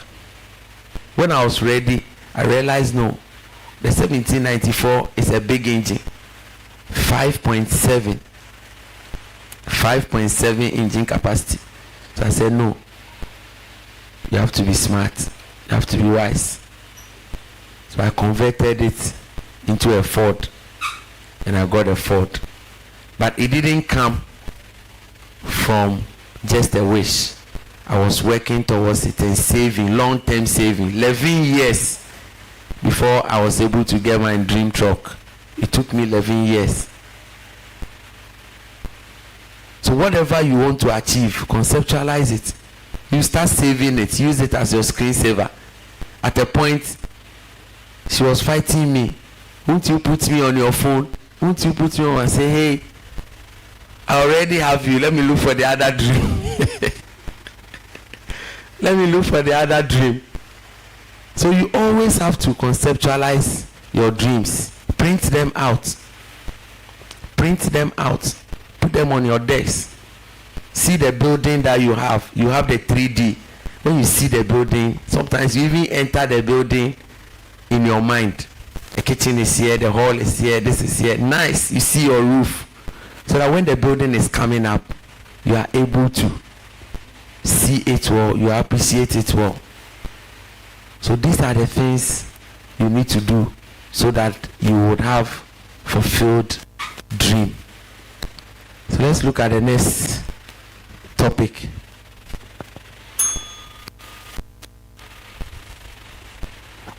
Choices, choices, choices.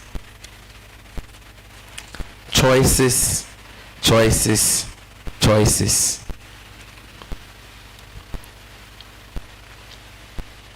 So life is full of choices. Life is full of choices.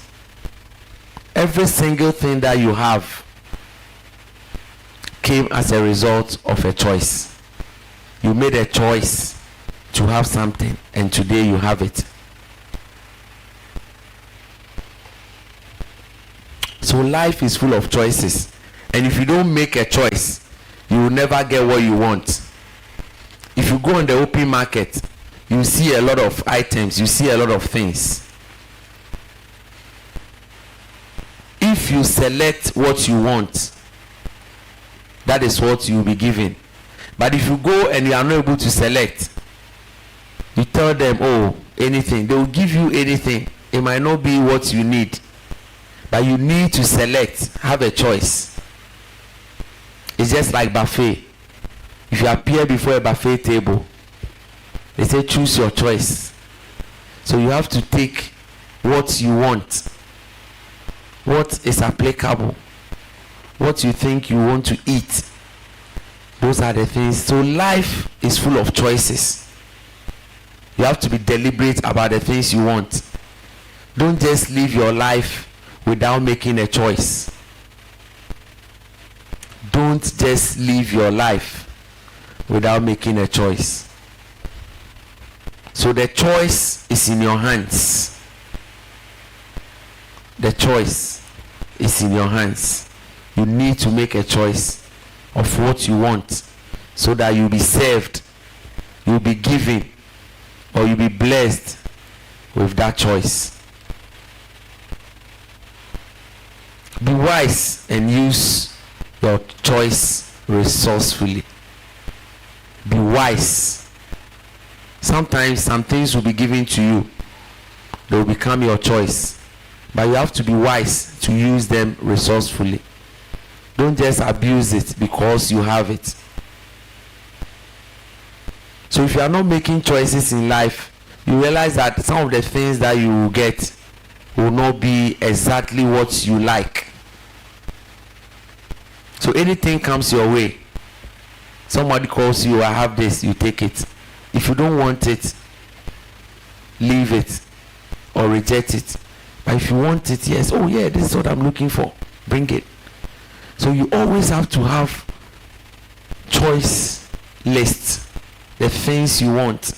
Sometimes I see people traveling into Ghana and they'll tell me, this is my wish list, the places I want to go.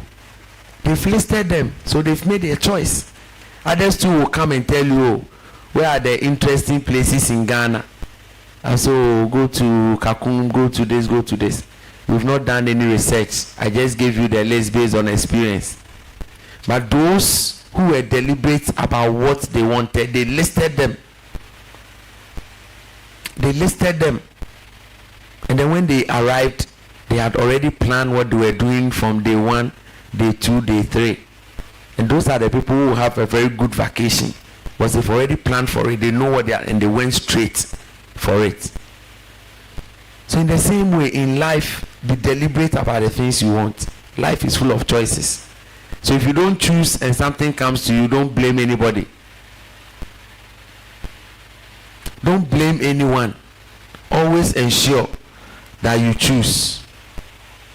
Don't complain if you see how other people are using their money. Don't complain because it's their money and they've made a choice on how to use their money.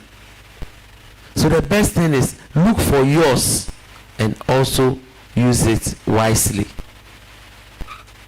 Make your own money and use it. But some people will be complaining, oh, look at the things he's buying. It is not your problem. They have gotten their money and they are using. That is their choice. That is their choice. So you always insist, plan, be deliberate, and have your own choice. Having your own choice will bring you fulfillment. It wouldn't be something that someone opposed on you. Sometimes at the junior level or primary school level, teachers will be asking the school children, what do you want to become? I want to become a doctor. Some will even tell you, I want to become policeman. I want to become a teacher. I want to become this. It is a choice. Sometimes it is that same thing that leads them to what they become in future. Subconsciously, all the things they were saying, one guy will be telling you doctor. He will remember when he gets to class 2, he will tell you doctor. He started making a choice. He started making a choice. So if you don't make a choice, it could be consciously or unconsciously. And then you have others too. After school, they will tell you, Mr. Appiah, I'm looking for a job. I said, what do you want to do? He said, oh, ask for me anything. Ask for me anything. Then I'll tell him, hey, I don't do anything. I want you to be specific. Because if you tell me anything, it rather makes the work difficult for me. I don't know where you will function. I am engineering bias. I don't know. If you are also an engineer, yes, then I know where to recommend. But if you tell me anything, you make the work difficult for me. So go back and go and think. Go back, go and think and report and let me know where you want to be. Oh, I want to be in advertising. I want to be in Ministry of Information. Then I will also look for my friends and colleagues who know people there, and then I'll connect you. And that is what will make things easier for me. But if you tell me, oh, anything, how would I get you anything?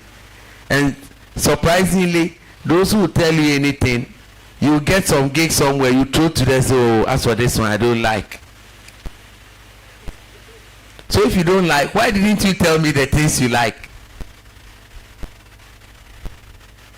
Recently, one lady was telling me the same thing, that anything. I said, okay, I have a friend who works at, is it G4 Security?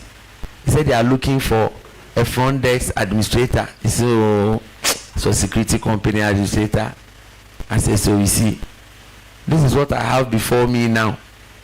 So if you're able to break it down for me, I can also work it out and get something for you. So go back and go and think and give me a detailed description of what you want to do. I didn't go to school with you. You went to study your thing. So go and look at it, come back, report to me, then I'll use that to look for the right thing for you. So always have a choice. Always have a choice. Be deliberate about it and work towards it. And when you are telling people the things you need, use your choice. What you have on your list, use it. Because when you keep emphasizing on your choice, psychologically, it will play on your mind and you can get it. But if you don't tell me what you want, life will become easy, difficult. So always break things down and then do it. You see people joining hookup platforms. Hookup. What do you do there? People are hooking others up, or you are just going there to look for a relationship. So people go on hookups, and sometimes people also recommend. Me, I always say that recommendation thing, I'm not so much into it. I want you to see the person and fall in love. But because, oh, you also need a boyfriend or something, I'll tell you, oh, well, I have a friend, I'll show his picture, you see the picture. Then you start. Then later you realize, this thing is Mr. Appiah who recommended him. I'm not in love, and I don't know how to tell him. But most of the time, it works better if you see the person yourself. And then you make a choice. But things are hard these days, so sometimes people manage.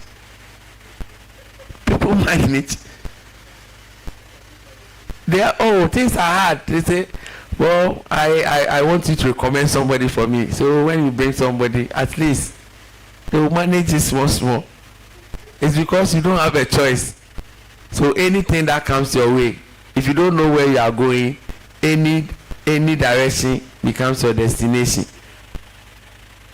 So you always have to have a choice in life so that you will be able to get what you need, get what you want.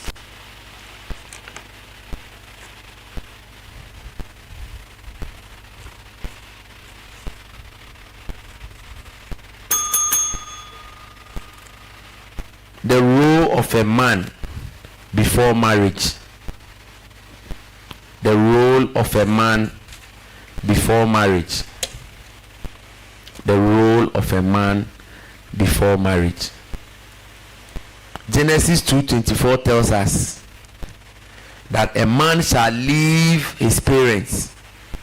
Leave his parents and cleave to his wife. Simple as that. A man shall leave his parents and cleave to his wife. So this is a role of a man. So it takes a man to become a husband. It takes a man.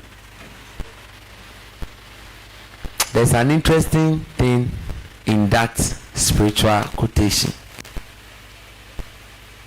Look at it very well. Let me read it again. Say, a man will leave his parents and cleave to his wife. There was no mention of a husband. They said a man. So by the time you married your woman, she's already a wife, and you are still a man. So women, know this difference. You don't get married to husbands. You get married to a man. Know the difference. So it is your responsibility to convert them into husbands. So if you don't convert them to husbands, they will always be what? Men. They will always be men. And this is what happens if you don't leave your parents and you stay with them and you bring your wife there will be problem. We discussed the in-laws issues a while ago. So the direction is very clear. You, the man, if you think you are ready to marry, leave your parents and go and cleave to your wife. So why then do you rather stay with your parents and you bring your wife in there? The moment you do that, the order has changed. The moment you do that, the order has changed. So always know that you are not marrying a lady, a woman. You are marrying a wife. And that is how come when you see children playing, you see the women always carrying babies, and they'll tell you, I'm in the kitchen, I'm doing this, I'm doing so. Women assume the responsibility of wives even from childhood level when they are playing, and the men will continue to be men. So you don't marry a husband, you marry a man. It is your responsibility to convert him into a husband. And if you refuse to leave your parents' house and you bring your wife to that house, you have a problem. Anytime we try to change the order of direction in the Bible, we have a problem. Anytime. So as a man, you also have to try to become a husband very fast. How do you become a husband? You act maturely. You put yourself in the role of a husband, not a man. There are some people, when you get married, they still behave like boys. They still behave like boys. How they were living before you got married to them. That is what they do. They'll still be doing their boys. They'll still be living anyhow. They wear their clothes, they put it anyhow. Their shoes, sometimes they don't even bath. They don't bath. On Tuesday night, we had a very big debate here. Men and women, which ones don't bath? Come and see debate in the house. Come and see debate. The guys who won, they will be coming very soon. So you need to act fast to become a husband. And then the wives, you also need to play your role to help them to become husbands. Up to now, some people are married for 10-20 years. they have not played that role, so their husbands are still men. The people they married from day one are still the same people they are living with. So it is your responsibility to convert your man into a husband. As for you, you assume the role of a wife from day one. He said, the man shall leave his parents and cleave to his wife. He didn't say the husband, he said the man. So that is, if you bring your wife into the house, you have changed the order. But the instruction is, go and cleave to your wife somewhere. It didn't say bring your wife to your parents' house. The moment that thing happens, from day one, you'll be found wanting. You have changed an order. There's a big problem. So always ensure that you assume the position.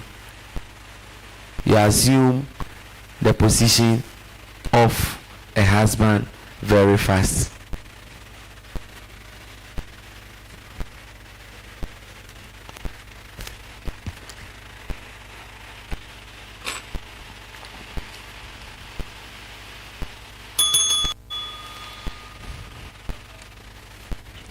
Ship's dog, and they sail. Every ship will dock and then they will sail. When we say ship's dock, it means when they come to the port, they'll come and park. Basically, that's what it means. They come. So we have the docking station. They'll come and then they'll tie a rope to their anchor and then hold them. Ships. So ships dock and they sail. Ships.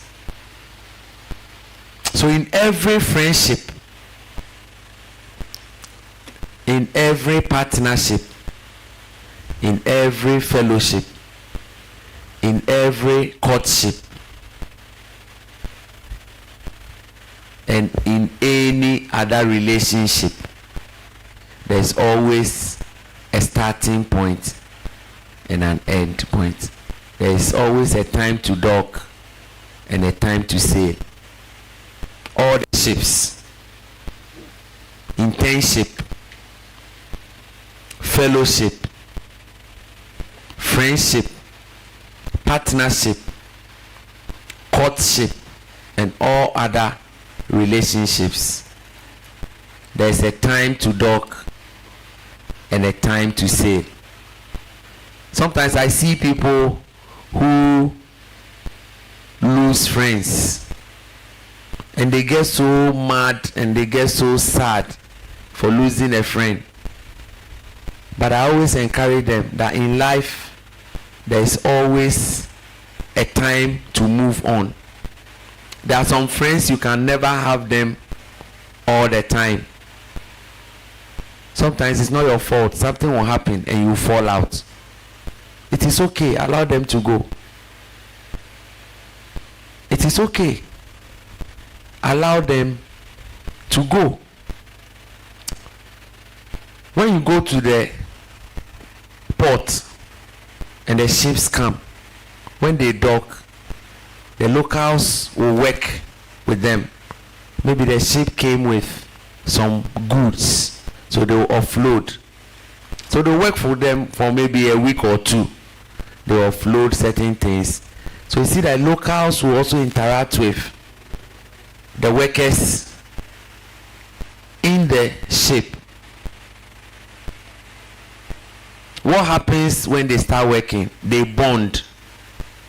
They get to know each other depending on the nationalities on the ship. If the ship is coming from the US, you definitely get some US folks, and mostly these vessels are multinational. So what happens is that you will get other nationals apart from maybe the national from the ship itself. So if the ship is from US, you get some few US guys and other nationals working in the ship. So they will always bond. When it is time for the ship to sail, they will make sure they will disembark the locals. All the local guys who work at the port, they will disembark them, and then they will go, because they are not part of the crew. They just came to work with them, and then they will go. That scene is always very emotional. Very, very emotional. Sometimes we work on sites and we get experts.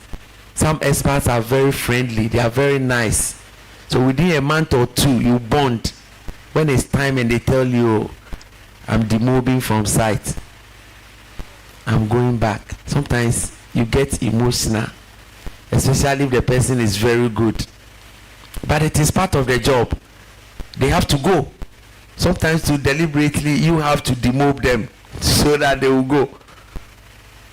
So when the vessel is about to sail, they will get these guys down, and then they will inspect the vessel very well, make sure it's only the crew members, those that they came with, those are the people who are left. So they will take them. It's always an emotional scene. Always an emotional scene, seeing these people leave them. So there is always a meeting time. There's always time to talk and time to sail. So in any friendship, in any relationship, if it so happens that one person is leaving, let them go and move on. You cannot hold on to somebody that I won't let you go, I won't let you go. I remember when we were in the university, in the hostel, we went to a hostel and something happened. There was this boy who said he was breaking up with a girlfriend. The girl had held the boy's dress. I will not leave you. I will not leave you. I will not leave you. The boy tried to remove his dress. Then the girl will hold his jeans. Say, I will leave you. Yes. So there are some people when you want to leave them, they want to hold on to you. But in Kosidabe, you can't do anything. The person is simply not interested. They will leave. They will leave. So you need to always make that conscious effort that when it is time to leave, you leave. Don't stay. It's a relationship. It is a type of a ship. It came to dock and it is time. It is sailing. So let it go. So don't always hold on to ships that want to sail. Let the ship go. Let the ship go. Don't stress when a relationship breaks. It's part of life. Just know that it is part of life. And maybe there will be good reason why that relationship collapsed or why it broke up. So it's just like ship. If you go to the port right now, you see a lot of ships. You see a lot of ships coming in. When it is time to sail, they will go. I don't think the locals will come and then hold the ship. We won't let you go. We won't let you go. It doesn't work that way. It doesn't work that way. So when it is time, just leave and go and focus on what you have to do. You don't stay in a relationship when the ship wants to go. The ship is leaving. It is sailing to a next destination and you are holding back onto it. So I have a quote. I said, when you have friends and they want to leave, allow them to go. There are more friends out there to make than the one or two friends that break up with you. The world is full of about 6 billion people. And you are just here, 2 friends. They go, oh, me, I don't want to be your friend again. Let them go. And go and connect to the many friends out there who you are yet to know and experience. The sky is too wide for 2 birds to meet. The sky. So there are many friends out there. Go and network with them. Okay. So I'm being told I've done 2 hours.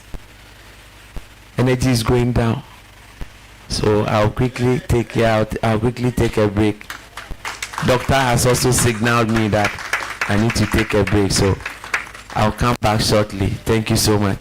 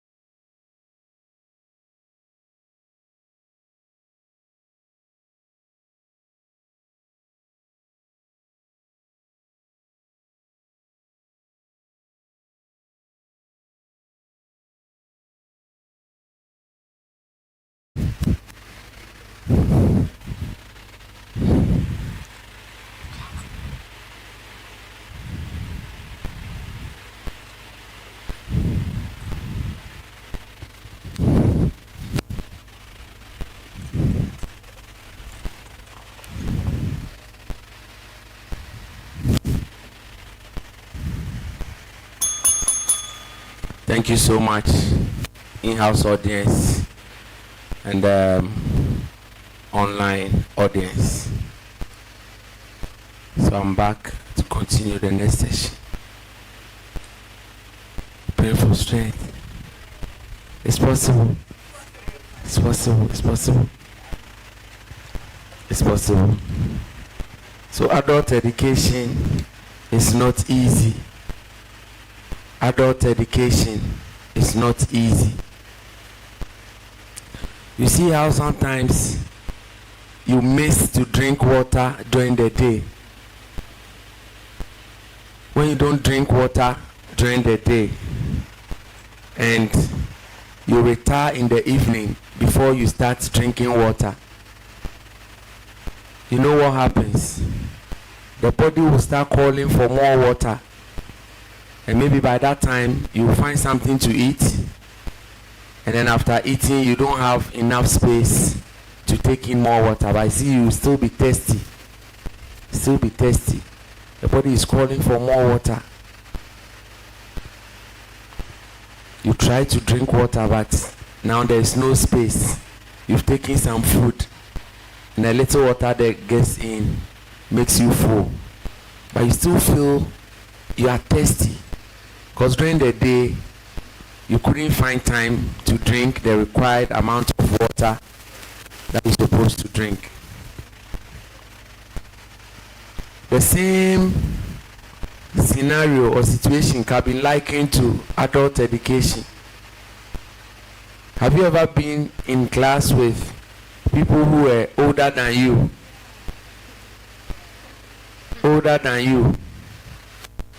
You see how they struggle. By that time, maybe they have kids, or they don't have the energy and then the capacity to be doing some of the things you do. So realize when you have group studies at night, they are not able to participate. Or some of the courses that will still be fresh on your minds, they will not be able to grasp them. So you see, they struggle. They really want to learn, but the energy is not there. They don't have the capacity. They struggle. At that point, you realize some of them are paying fees at home, and they are paying their fees. So double fees.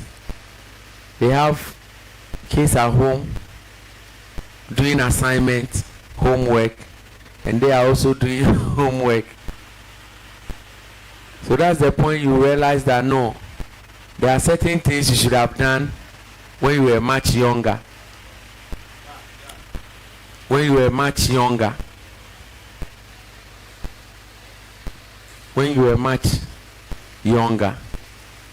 And there is a good reason why those things happen. Because as we age, the energy levels will be dropping. In the same way, when footballers are aging, they start getting close to their retirement. And they retire from, say, 35, 36. Currently, it's only chairman who doesn't want to retire. Chairman is like, 39 or 41 years. But chairman is still going strong. But he's struggling. Chairman is struggling. He can't play 90 minutes. So adult education is not easy. When you are in your prime, try as much as possible to do what you have to do. The courses, the upgrades, all the things that you can do. Fine, there are some courses which are also meant for adults. At that level, we use experience. Because you've worked in the corporate environment for some time. So all that you are doing there are corporate based. You are using experience.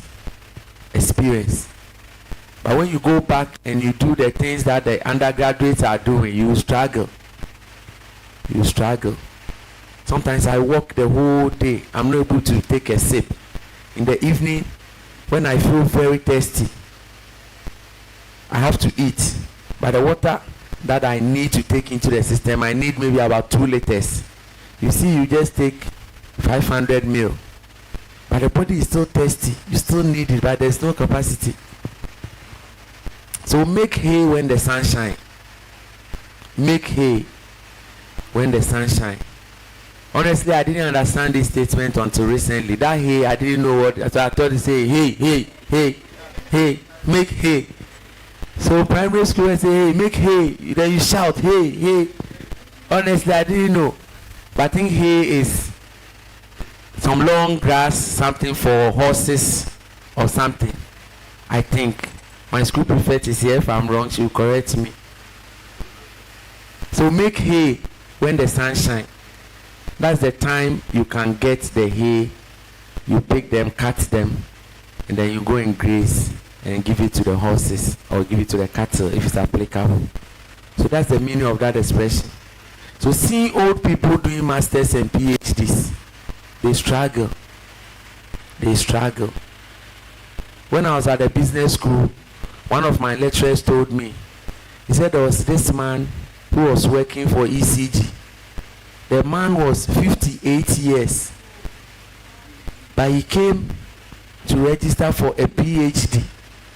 He registered a PhD at the age of 54, and he has still not graduated. And they asked him, "Sir, you are stressing yourself. You don't have the energy. This is not master. This is PhD. You are collecting data, doing research, analyzing them. You started 54 years. Now, 4 years down the line, you still not be able to do it." And from experience, they can see it's something that he will not be able to do. And then they ask him, "What is your motivation?"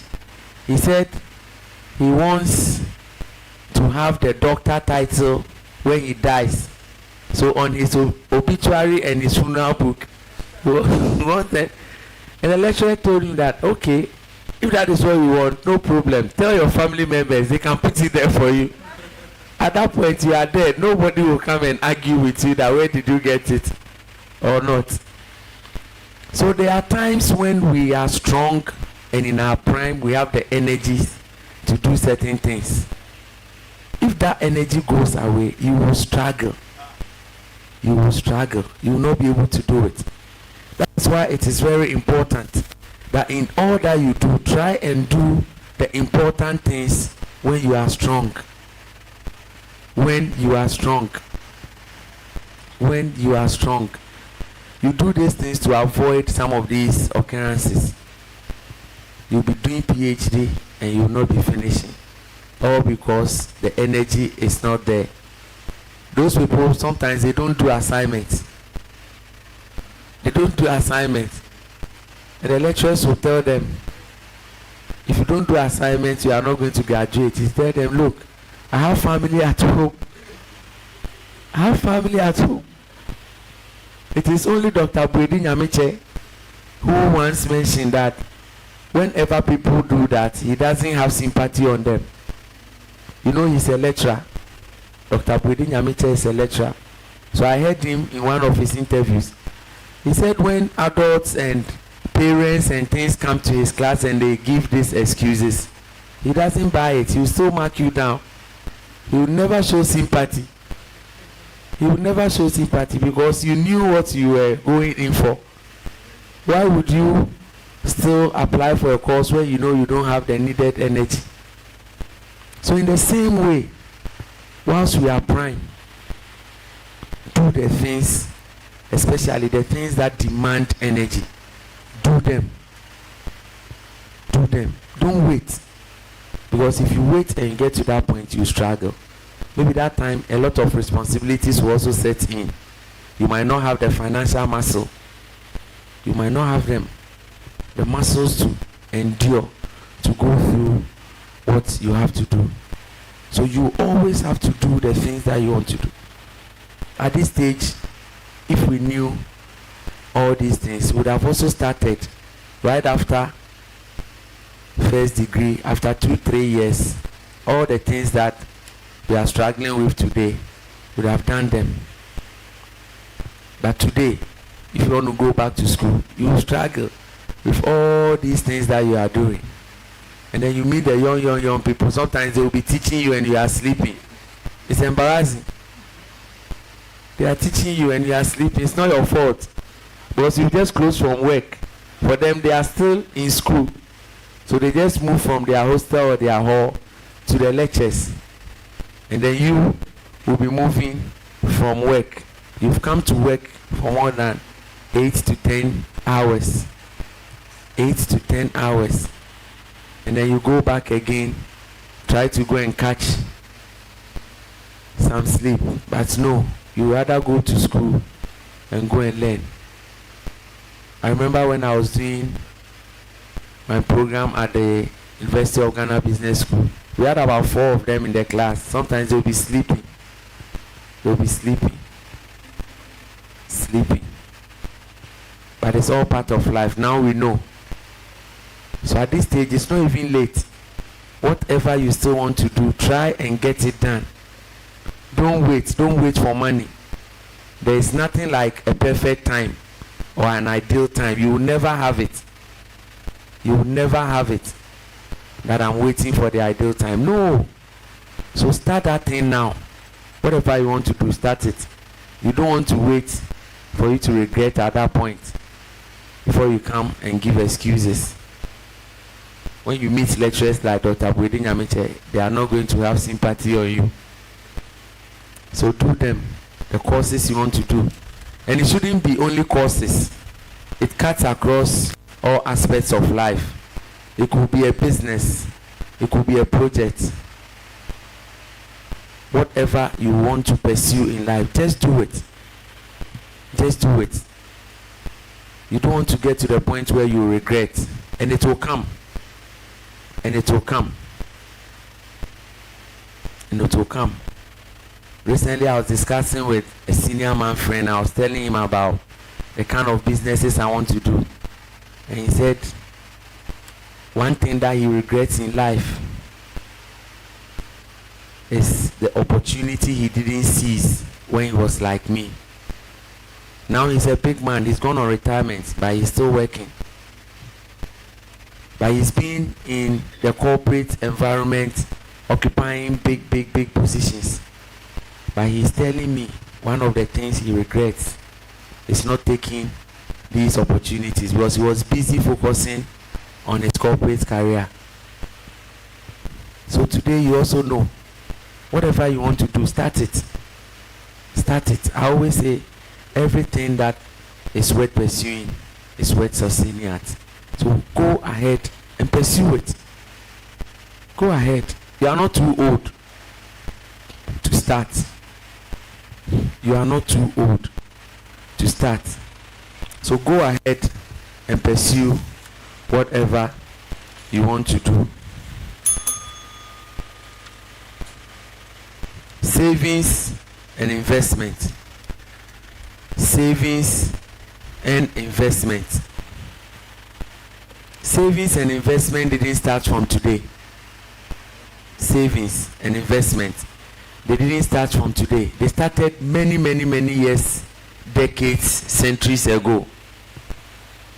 Many years. I lived with my grandmother who was selling kenke in Community 2 BBC. And I saw that she was saving. Yes, she was saving.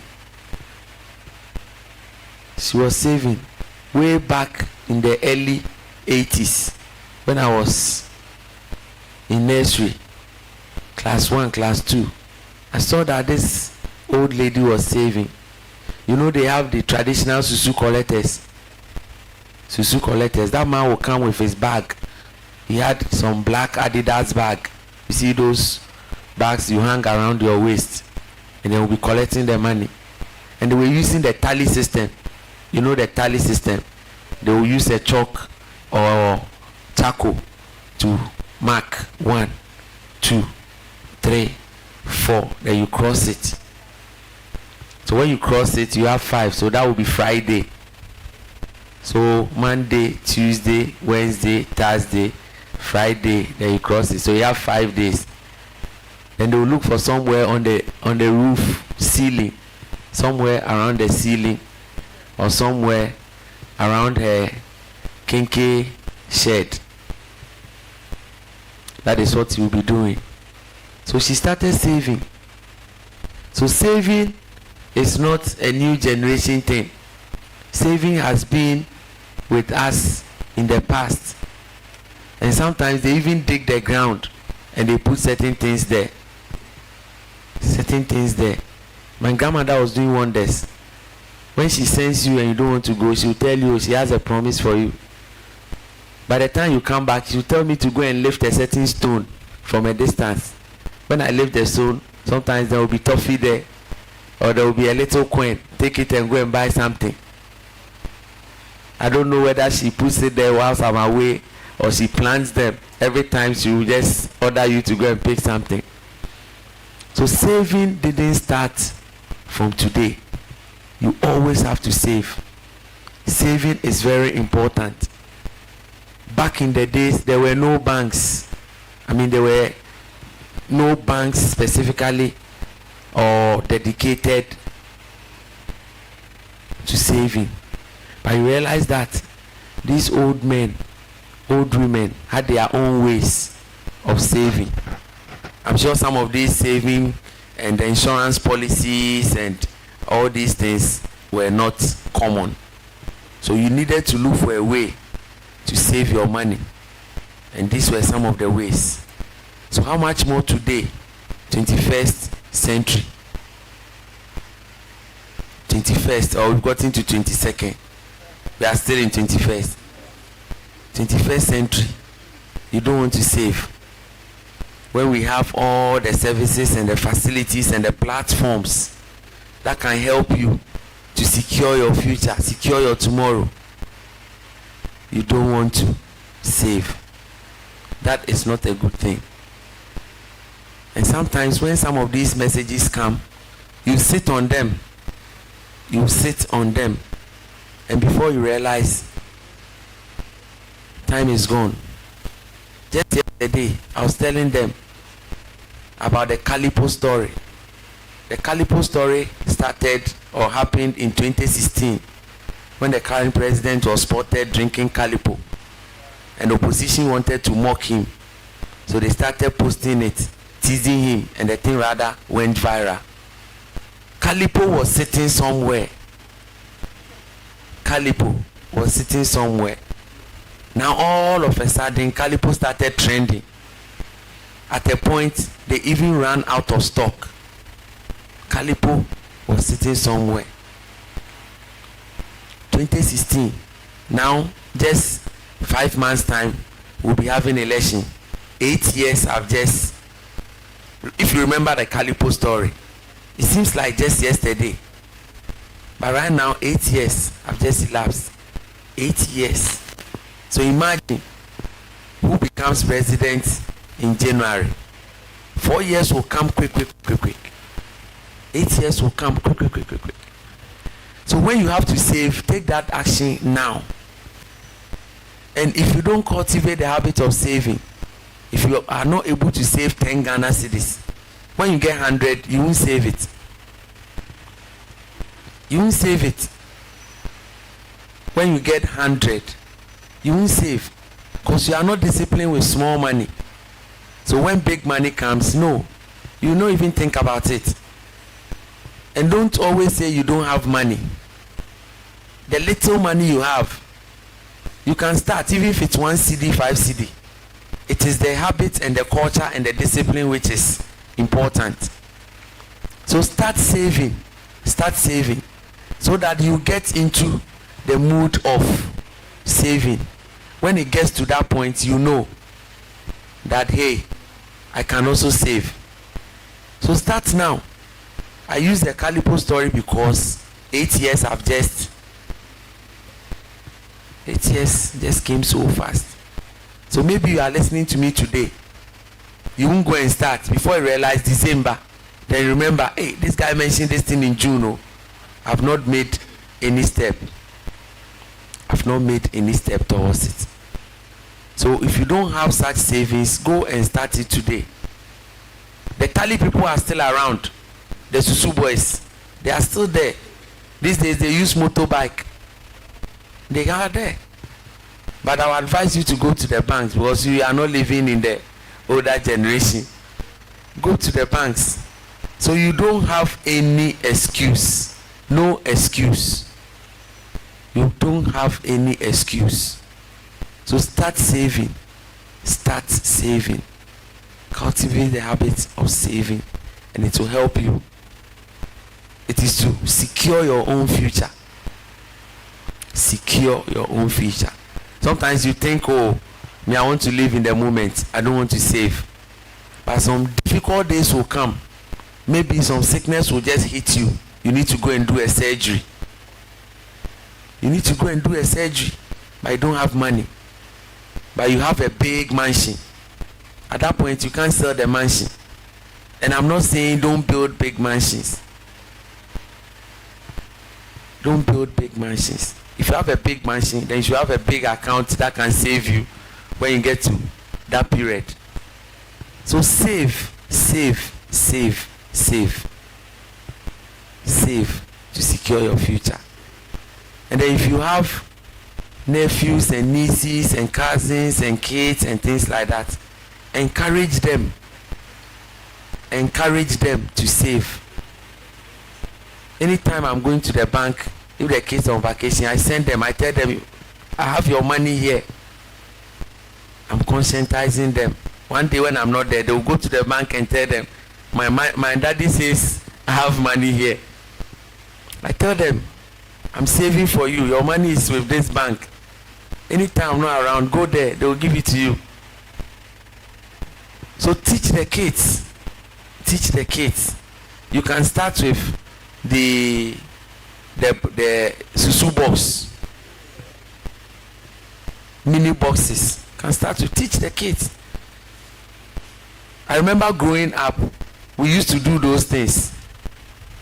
But I have a stubborn brother who discouraged me in that. You know, dividers. The dividers we have in the market. So we'll be saving. We'll be saving. But anytime we want to buy something, then this my brother will come. He said, go and bring the box. They will turn the box. They will gauge. The money that we put in there, when you see the edge, you use the divider to draw the money down. Yes, when you turn it this way, you see the money's coming. When the coins come, you just push it like this. The coin will turn. If it is paper, you hook the note, and then you draw it. The money will come. A day we can go and do withdrawal like 4 times. We'll do withdrawal like 4 times. Then soon the money is finished. So teach your kids on those ones. Teach them. And when they grow, it will become part of them. I'm sure maybe your parents didn't teach you saving. That's why maybe you are still struggling with saving. So start today so that you'll be able to teach your generation. Start today. It's not difficult. Start with small and then pick along the way. Because honestly, if you are not disciplined with small money, you cannot be disciplined with big money. So start saving. Start saving. The clock and the watch. The clock and the watch. So the clock has 24 hours. The watch also has 24 hours. Whether you hang them or you put them on your wrist, they all have 24 hours. The rich, the poor,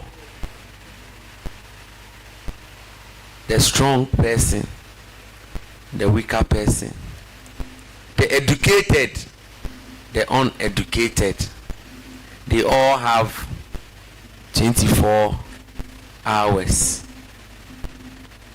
The person in the US, the one in Ghana, the one in Australia, the one in China, they all have 24 hours.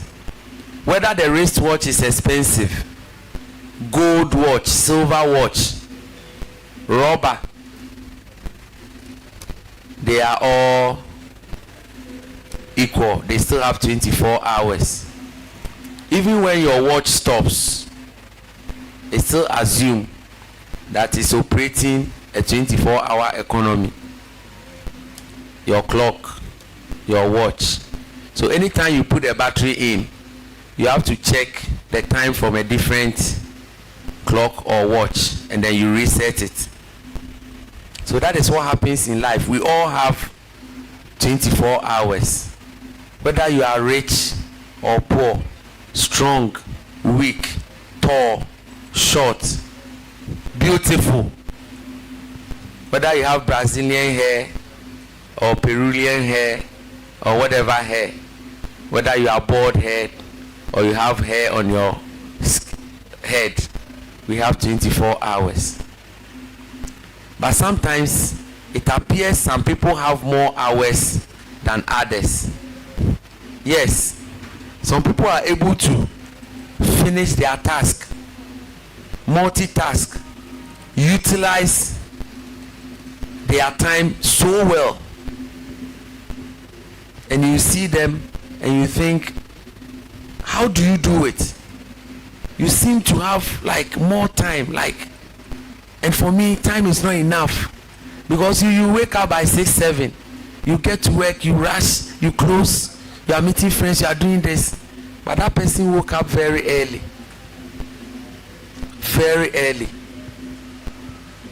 A story is told of, I think, John Wesley. John Wesley says he starts his day at dawn. So by the time it's 8 or 9, he has already accomplished his tasks for the day. The rest, by that time, somebody is now rushing to work. You've not even planned your day. You are now rushing to work before you get to your office and you plan your day. So we all need to know that we have 24 hours. But the difference is how we use the hours allocated to us. Yes, we may be in 2 different time zones, but at the end, from the time you go to sleep, the time you wake up, and then you come back to sleep again, you still get your 24 hours. So utilize your time very well.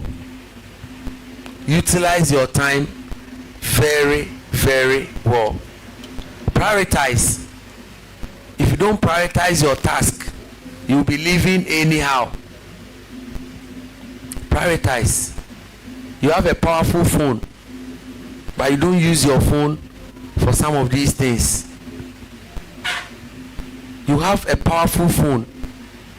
There are different tools to help you to manage your time. Look for it now. There are time management tools that will help you. It will schedule your day for you. When do you want to wake up? What means or what mode of transport do you use to work? It can calculate all these things for you and tell you, then now you have to wake up at 4. By 5:30 you are out of the house.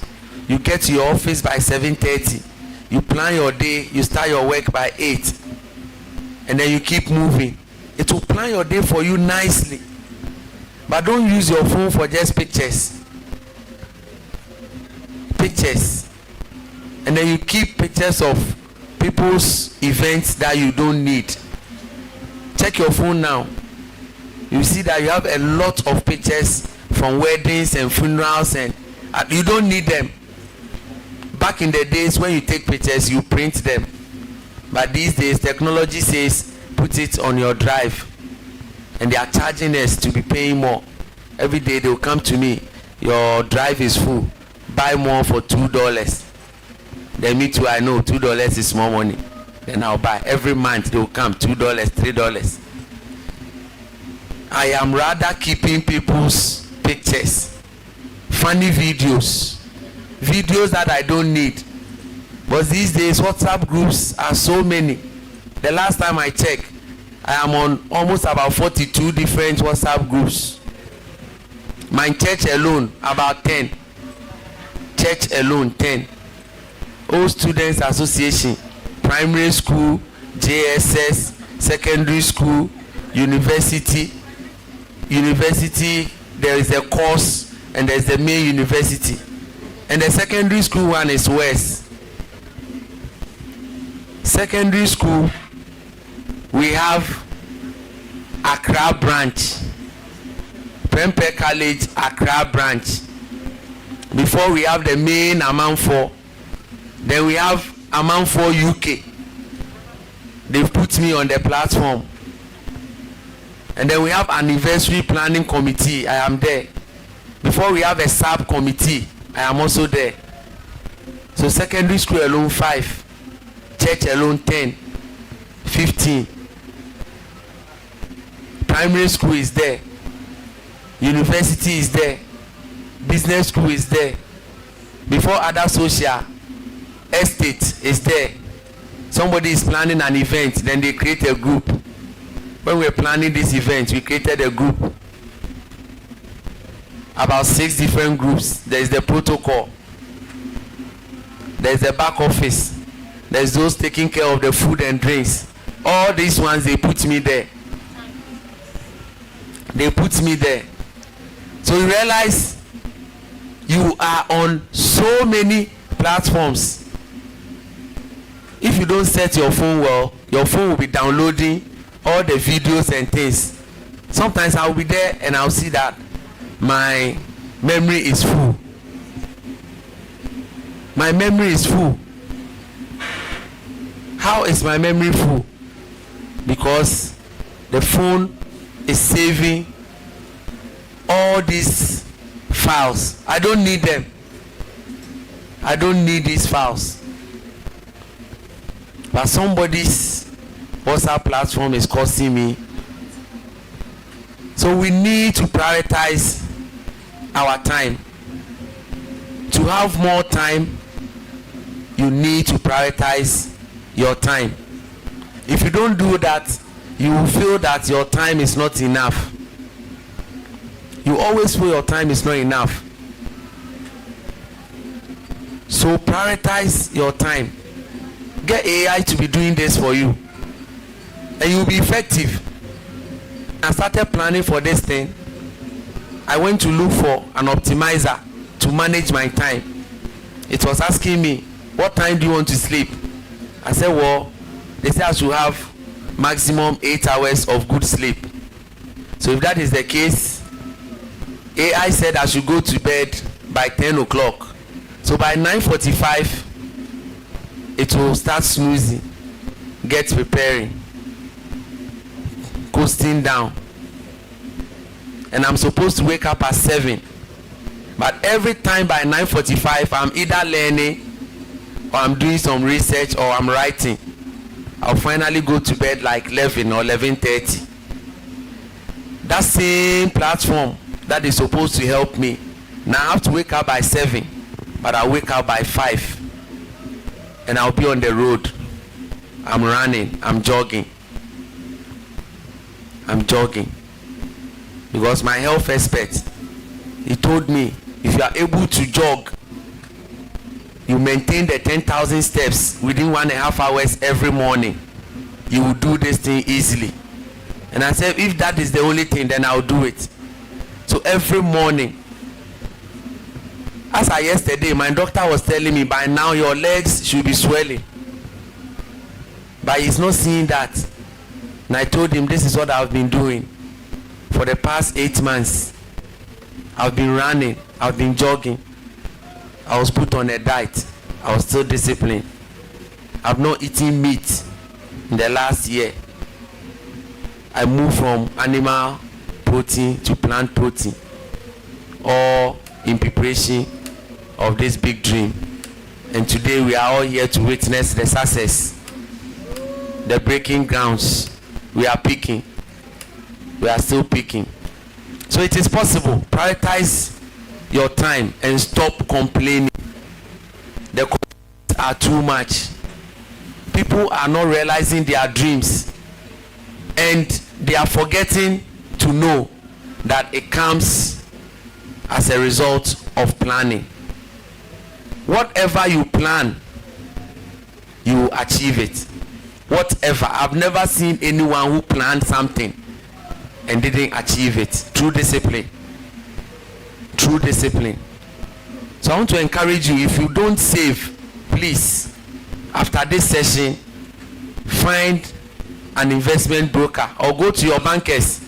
Tell them you have some 5 cedi or 10 cedi you want to save and see how it will go. The following month you can increase it. Save. Save to save your future. Don't hide under the saying that tomorrow is not guaranteed. Yes, tomorrow is not guaranteed. If you save and there is no tomorrow, you don't lose. But if you don't save and there is tomorrow, you have everything to lose. So this evening I want to encourage you, save. And saving culture has nothing to do with age. It has nothing to do with age. At whatever age, you can still save. It is the discipline and the culture that is more important. So please ensure that you are saving. No versus yes. No versus yes. No, no. Yes, yes. So no is made up of 2 letters and yes is made up of 3 letters. So it is very easy for people to say no. It is shorter. Very easy. And when you are telling people something, or you are asking, or you are narrating something, it is very easy for them to say no. And when you are not paying attention and you are not listening, the best advice is say no. Otherwise you commit yourself. These days I have noticed that the kids are becoming smarter. When they see that you are on the phone, or when they see you talking to somebody in the house, then they will come. Daddy, should I use my gadget? Say yes. They will rather answer for you, because maybe they are under punishment. They are not using their gadget, but because you are on the phone, they see you are enjoying the conversation. They will come from, Daddy, should I use my gadget? Say yes. Say yes. So now I've also discovered the strategy. If I'm distracted, I will first use no. I'll first use no. So saying no is very easy. So in life, you will hear a lot of no's. And no's are rejections. You are asking for something in life, or you are asking someone for something, you will hear a lot of no's, rejections. But for someone to say yes, they will think about it. You realize, you talk to them and say, okay, give me some few minutes, let me decide.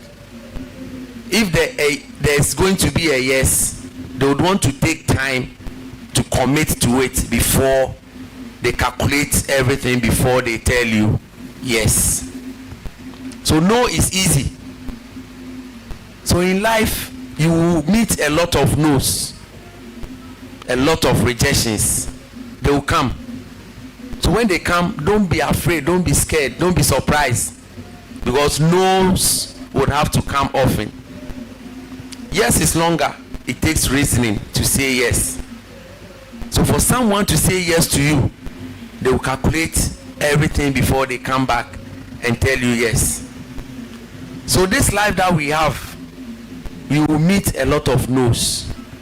How do you react when you are rejected, when you are declined, or when there's an offer, you don't get it? It could be a visa. And that is why when you apply for visas, I hear their quota, the no's are more. So in a day, if they have to attend to 1,000 applications, they have almost about 800 no's. So if you are not lucky, you get a no. You may have genuine documents, but you still get a no. It is because no is what? Shorter. It's easier to be said, easier to even write. But no's are part of life. No's are part of life. When we write exams and it's objectives, they write yes or no. Then they'll close the bracket. There will never be a case where they will just put only yes for you to just tick yes. So in life, when you are looking for something, prepare for the worst case. Prepare for the no. So you see some people will cry because they have been refused. I have received many visa refusals than the visas I have now. Going to the UK, you change passport, you change a lot of things, still they will refuse you. And sometimes you are the one who rather go with the genuine documents, but maybe it wasn't my time.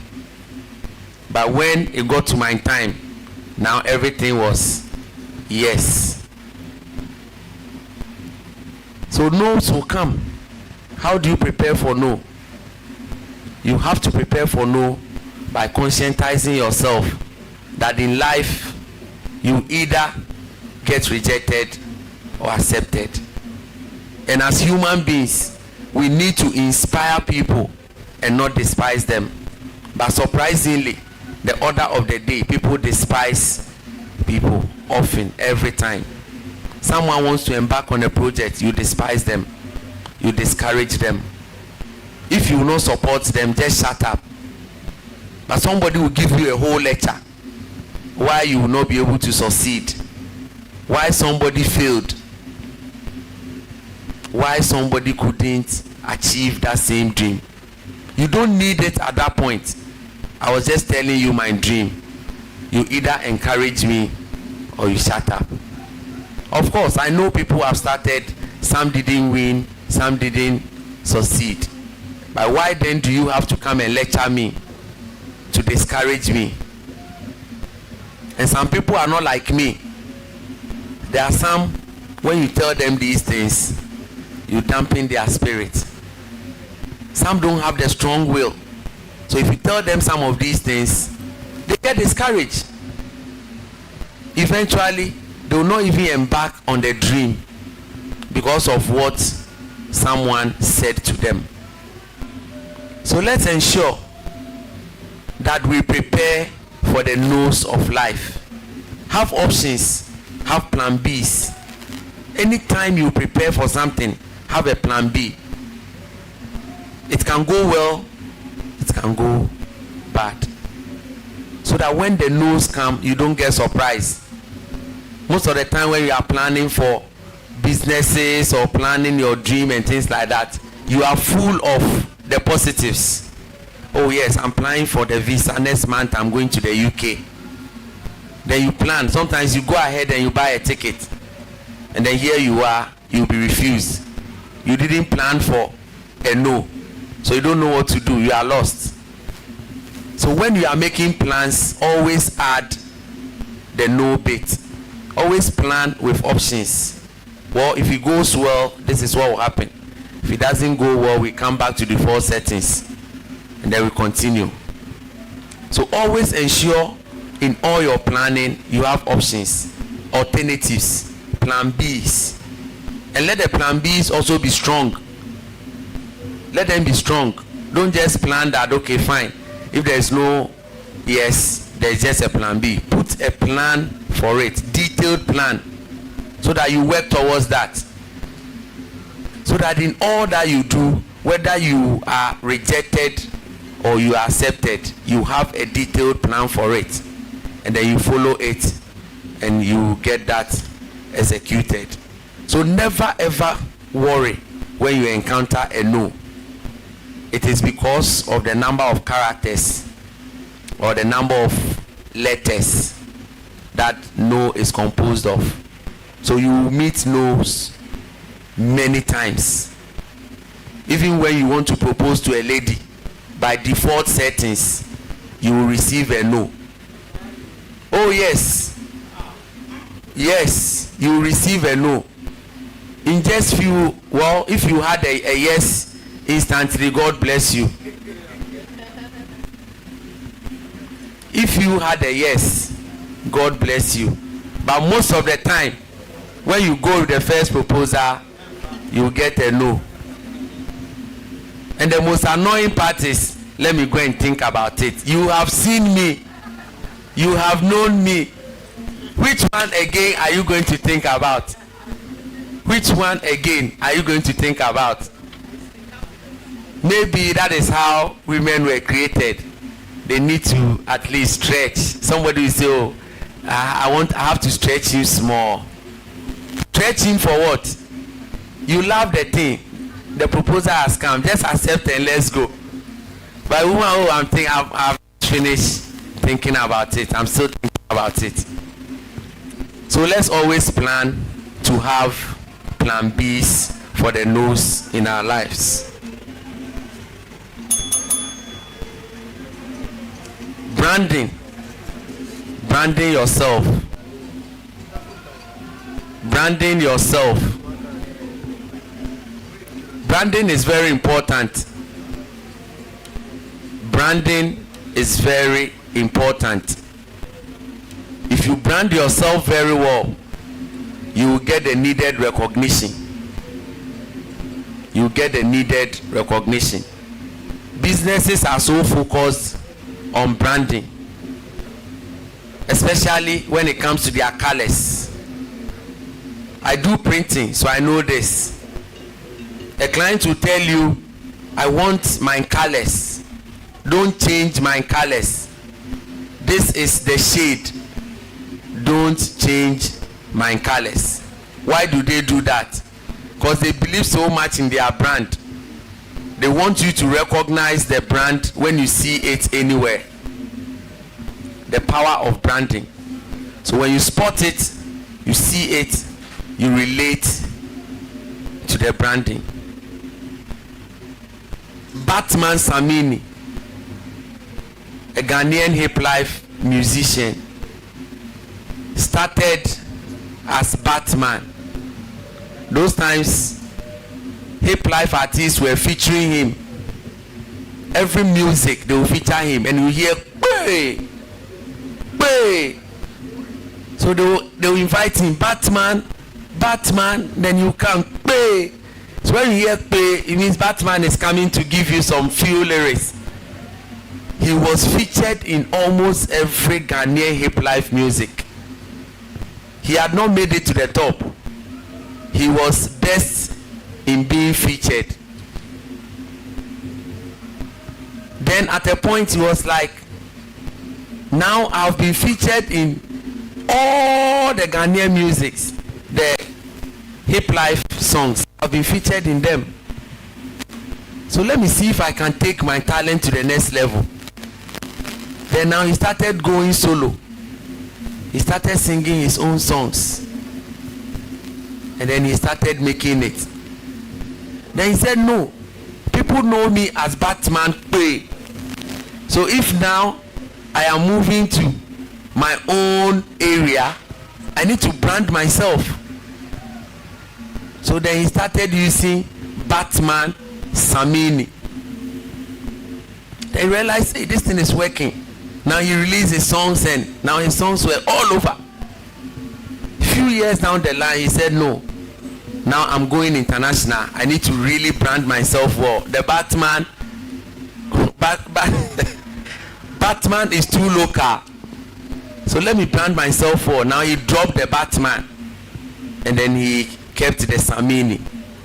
He branded himself. Branding, there is power in branding. Then we have bandana. Bandana was also doing so well in the early days of hip life. Bandana was also making waves. Then you also realize that no, some people have started branding themselves, and they are going international. So let me also try and brand myself. So he went out of the system. Understand, he went to Jamaica also. And then when he came back, he said, hey, need to have branded myself. I'm no more bandana. I am Shatawale. And today, that branding is keeping them. So branding gives you a new look. Branding, it gives you a new look and a new energy. When companies go through branding, they'll paint the whole country. They'll print flags, banners, billboards, radio adverts will be running, TV adverts will be running. Why do they do that? It gives them a new identity and it catches up. Recently, Vodafone have been rebranded. They are changing their branding. Changing. Wherever you go, you see it and you spot it. The others are still in the system, but because this is new, it is catching up with people. So branding is very good. Branding is very good. So as an individual, how do you brand yourself? As an individual, how do you brand yourself? So whatever you are also doing, take a break. Take a break and see how best you can also rebrand yourself. Change your ways. Sometimes change your dresses. Change your haircut. Have a new look. Oh yes, have a new look. Let people see something new. You meet somebody, say, it's like something has changed about you. And they don't want to say it. They want you to say it. You say, oh yeah, I have a new haircut. So have a new look. Have a new energy. Inject positivity into your life. Recently, there was a prophecy from a church. The pastor was telling the church that when they go home, they should go and take the mattress on their bed and turn the mattress upside down and keep it.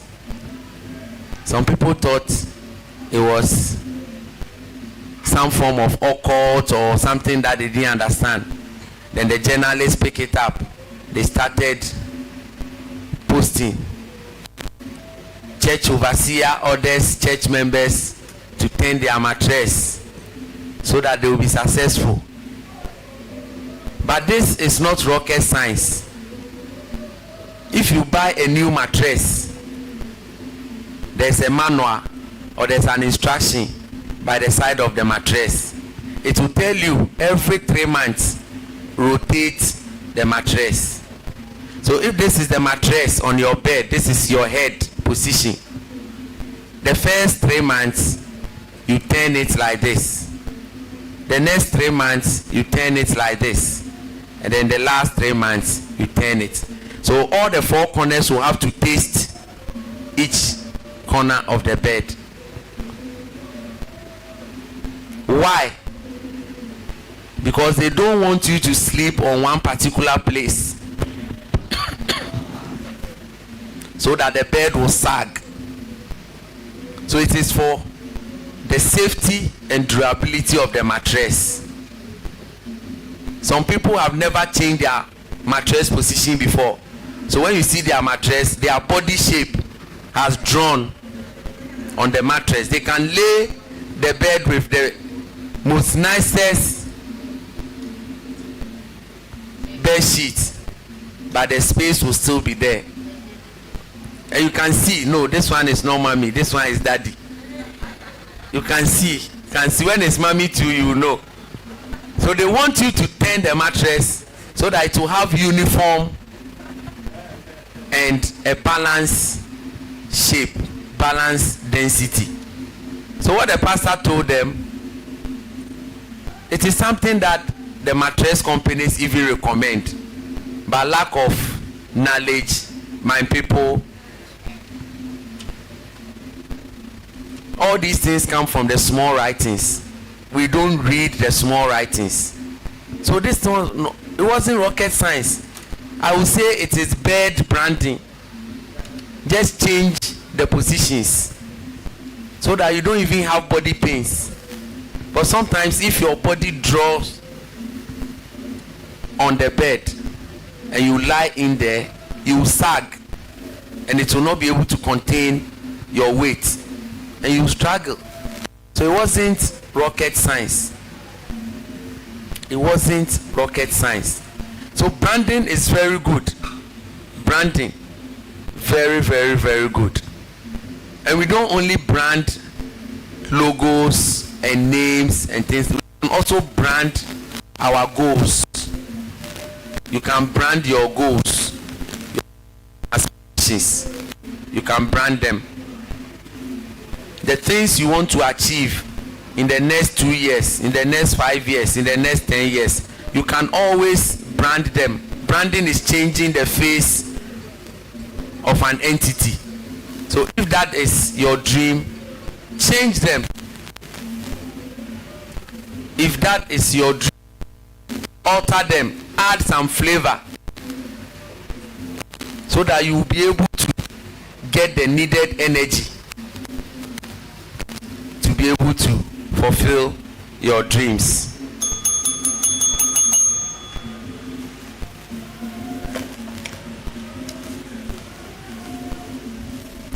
Treat people well. Treat people well. Treat people well. I have a friend who was involved in an accident. He went to all students meeting and he got himself involved in an accident. So throughout the recovery period, we were supporting him, praying with him, and then God being so good, he got his full recovery. Because he went through a lot. They had to do a lot on his body, including spine surgery. Spine surgery. So throughout the recovery, he kept saying that he would try and organize a party. Thankfully, it materialized. So I was there when he invited me. He sent me the invite that, oh, this coming Sunday, I'm having my Thanksgiving service followed with a party. So we all went. We visited the church. We had a Thanksgiving. He came to present his gift, and then he shared his testimony, and then he was prayed for. So then we went back home for the Thanksgiving party.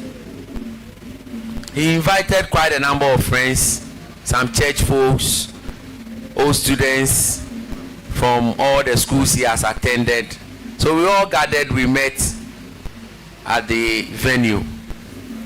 And typically, when I go out for functions, I don't eat. When I go out for functions, I don't eat.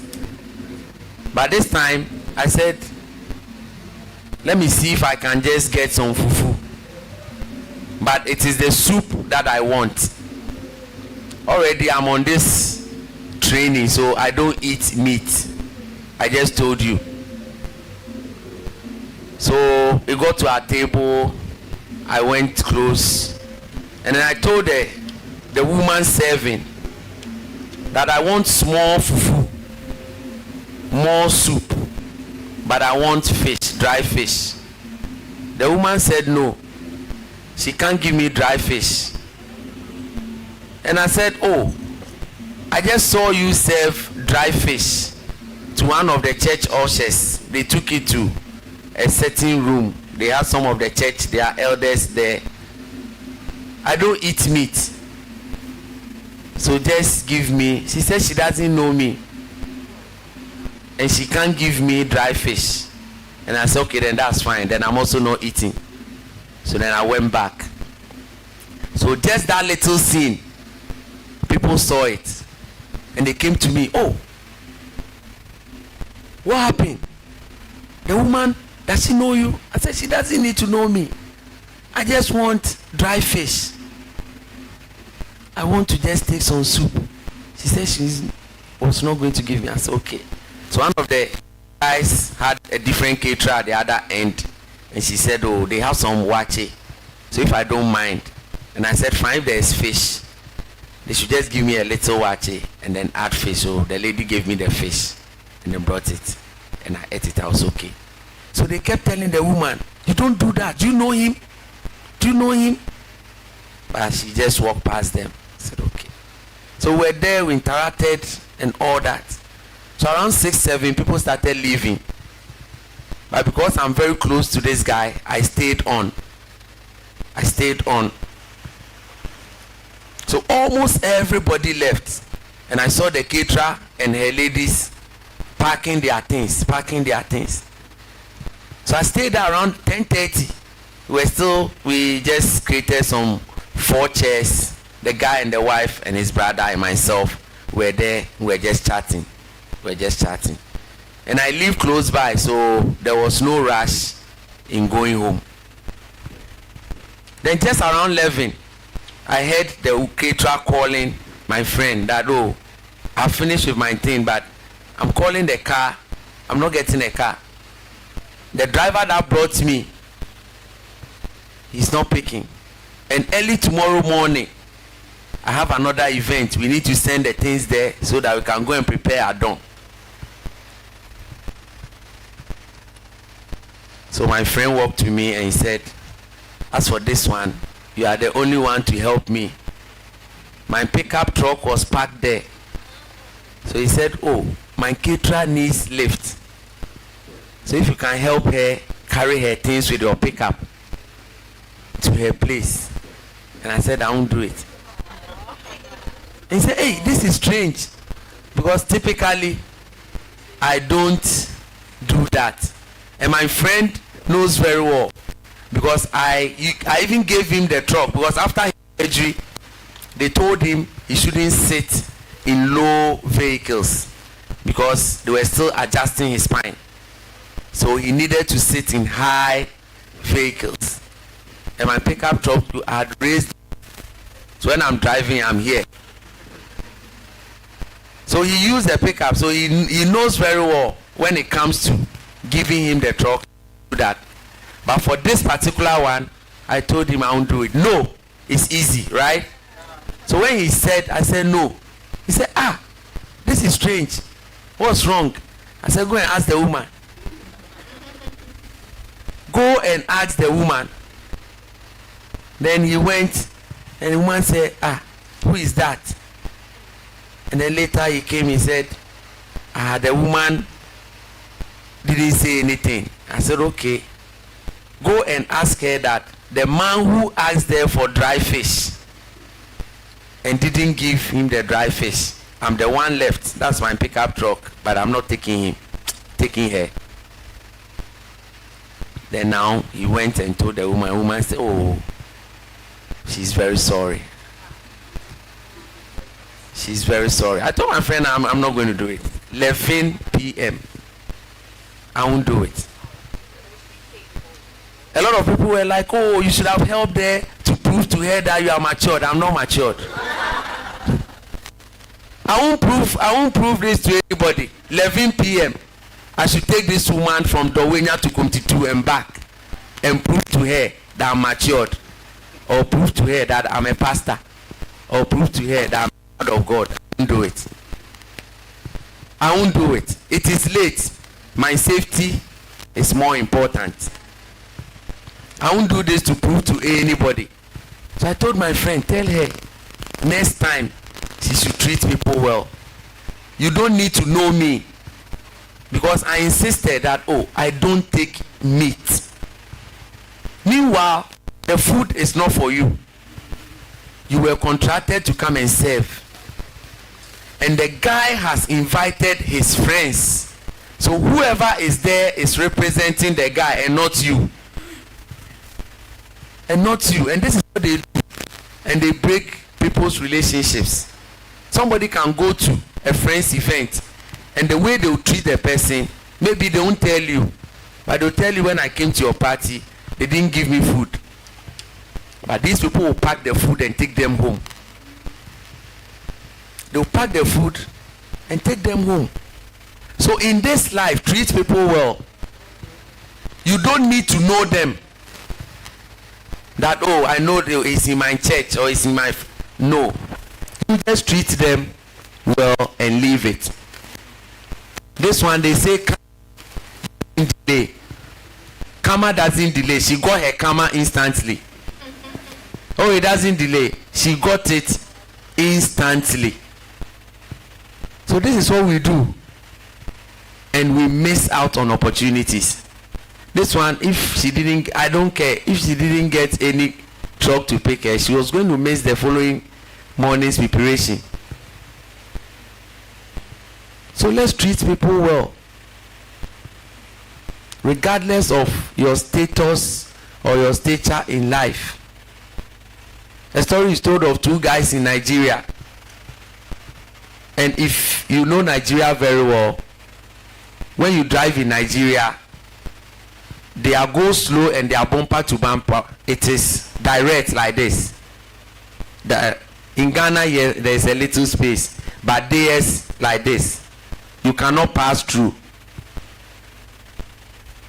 So these guys were rushing to work, and this one moves, then this one will close up. This one moves, this one will close up.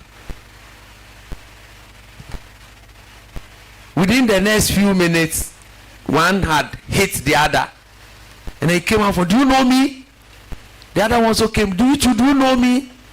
So the whole thing went, do you know me? Do you know who I am? Do you know who I am? And then their police officers came around. They called them Mopo. So Mopo came around to separate the fight. The Mopo said, the two of you bring your license. When he checked the license, both of them, they were nobody. Because Nigeria, they like using titles. So before you tell somebody, do you know who I am, the person is a doctor status. And they print it on their ID card. Nigerians, you see Dr. Olusengu Babangba, you see it on his ID card. So if you are Mopo and you stop somebody and they give you their license, that one alone, you put them in a certain level. The treatment will be different. So when he took the license, he checked, he said, the two of you are nobody and you are here fighting. So in life, you don't have to wait to know who somebody is. Just treat them nice and go your way. And go your way. So when I told my friend what happened, he said that woman is fond of doing that. And this is about the second time she's doing that to their event. And I said, then check it. Check it before she messes you up big time another day. Check it very well. Because if you don't check it one day, it's going to be something big. So this is how that discussion ended. Treat people well. When I posted this message on Facebook, come and see people trying to lecture me. Oh, you should have taken her. I said, I won't do it. Something, no, I support you. I do this. Somewhere like you should have taken her and drop her in the middle of the... If I drop her, who is going to offload her things? Me or... See? So let's treat people well. Let's treat people well. Success is like taking your medication. Success is like taking medication. Doctors will always prescribe medication for you depending on the condition. They'll take this one for 1 month or take this for 2 months. Why do they do that? For consistency, so that you can treat whatever condition very well. And this funny thing that always goes around, doctors will tell you, take 2 teaspoons. Take 2 teaspoons. Meanwhile, it is medicine you have to take. But they are telling you to take what? Teaspoons. Have you been taking teaspoons or you've been taking medicine? Take 2 teaspoons. How can you take teaspoons and get healed? So they need to complete the statement. Take 2 teaspoons full of this medication, but they didn't add it. They said take 2 teaspoons. So when you take the teaspoons, you have to swallow it. So there's a good reason why they will recommend it for 2 weeks and 1 month. But most of the time, including me myself, when I'm sick and I take the medication for 3, 4, 5 days, by the 5th day, if energy is coming, I don't take the medication again. So most of the time you have a lot of medication in your drawer or wherever you keep your medicine. Say, this one, the last ailment, you didn't complete it, oh, it is still there. So if there is a tendency for the thing to resurface, it will come back. Doctor will ask you, but did you take all the medicine? Then there you lie. Oh, I took everything. So there's a good reason why they ask you to take the medication for that. So if you want to kill something, you want to succeed in something, you need to go the extra mile to finish the prescription. Consistency. When you have to do something over a period of time, do it. Don't just do today and you stop. You do today and you stop. When you start doing that, you will not see the success initiative that you are working on. You will never see it. So when you are working on something, you need to be consistent. You need to be consistent. You need to be consistent. That is what is going to bring the success. Don't just start something and stop. Start something and stop. Just like the medication. The moment you see you are succeeding, you stop taking it. Then you break down again. Then you break down again. When people start building, if you want to see your building to the end, you have to be consistent. You have to visit the project site. So when you see the building is going up, you get excited. Sometimes you don't have money. When they call you, you look for money and send to them. Consistency. Consistency. But some people started foundation. Up to now, they've not done anything again. And it's not about money, because you still have money you use for other things. So whatever you are building, whatever you are working on, you need to drive consistency. See it to the end, because that is what you are looking for. If you know you will not finish, then don't start. If you know you will not finish, don't start. If you register a business, they give you 2 certificates. The first one is certificate of commencement, and then certificate of incorporation. Why did they give you the certificate of commencement? So that you go and commence the job. But you have that certificate boldly hanged in your office, but the business is not going on. You are not pushing it. You have some small hardship, and then you stopped. So driving consistency is key. Driving consistency is key. In Ghana, there's something they call, if you want to see the foam of your wee-wee, you have to wee-wee at one place. You see, when you wee-wee, there's some foam that comes on top. If you want to see it, wee-wee one place, so that you see the foam. But when you spread your wee-wee, you will not see it, especially the men. Well, the women do it, but I won't describe it. The men, they will just splash it. So focus on what the main goal is. And focus is follow one course until success. Focus. Follow one course until success. So if you don't succeed, don't stop. Just keep following one course. Multitasking is good, but you have to succeed in one and replicate it in other areas. You have to succeed in one and replicate it in other areas. So you need that continuous traction.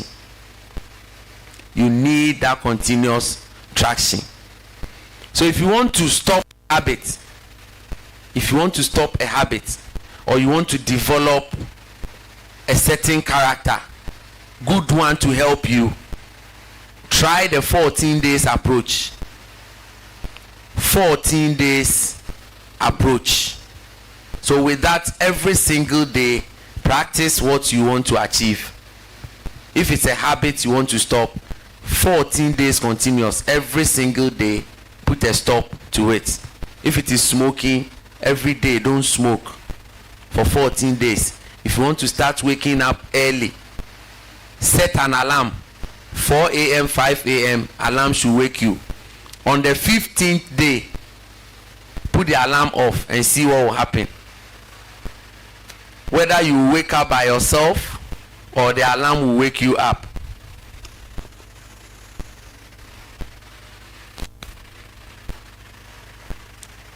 Continuous traction, continuous approach. So try it. Whatever you want to achieve, try it. You want to stop something, try it, and then you will get that needed results.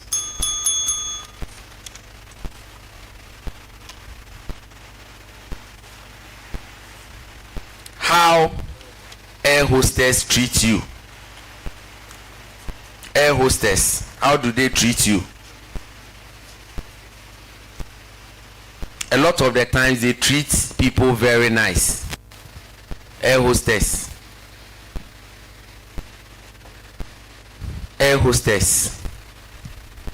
When you board any flight, you see the air hostess will come around. First, they will come and check whether you are in your seat belts, you stood up well, and all those safety precautions. They will just come and check. They will check all these things. Then they will prepare you for takeoff. Then after takeoff, when they achieve stability, then they will come back with drinks and food. When you engage them, they are very nice. Whatever you ask them, they are smiling. Oh, you want this? I'll bring it to you. You want wine? Bring it. You want this? Whatever you ask them, they are full of smiles. Sometimes you might even think they like you. When I started traveling, every time I'm like, hey, or maybe this girl, she likes me.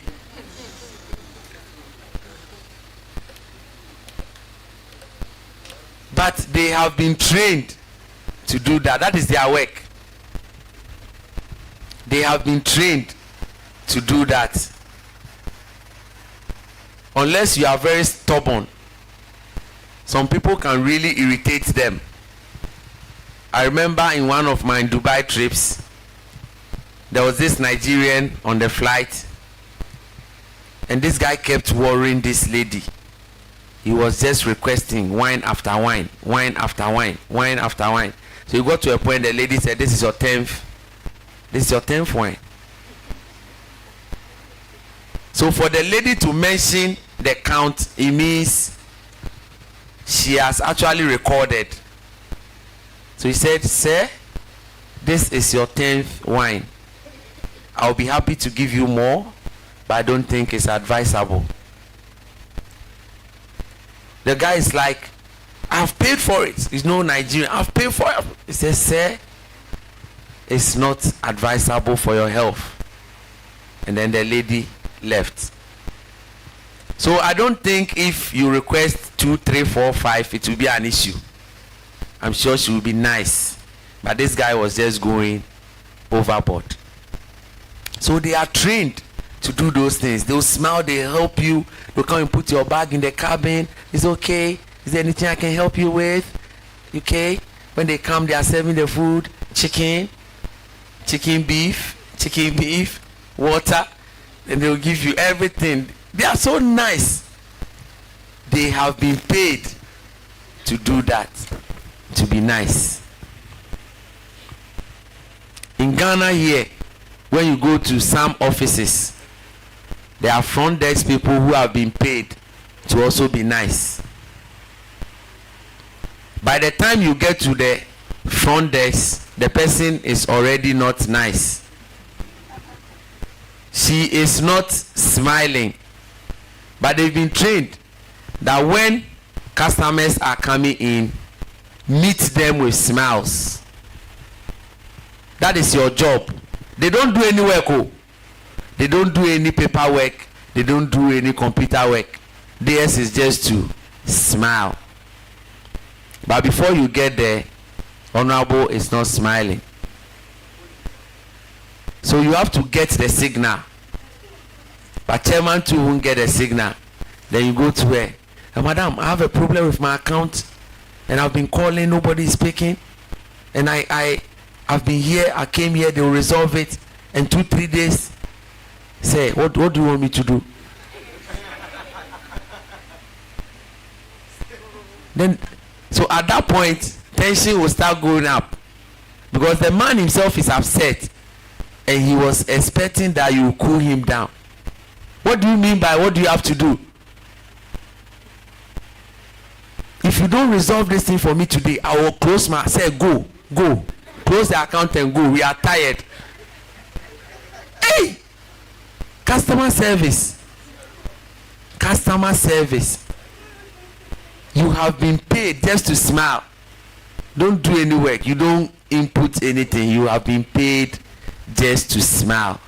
Do it and go your way. But surprisingly, some do it so well. Oh, they will come. Oh, I say, come please. They will isolate you. Oh, can I give you coffee, tea, or juice?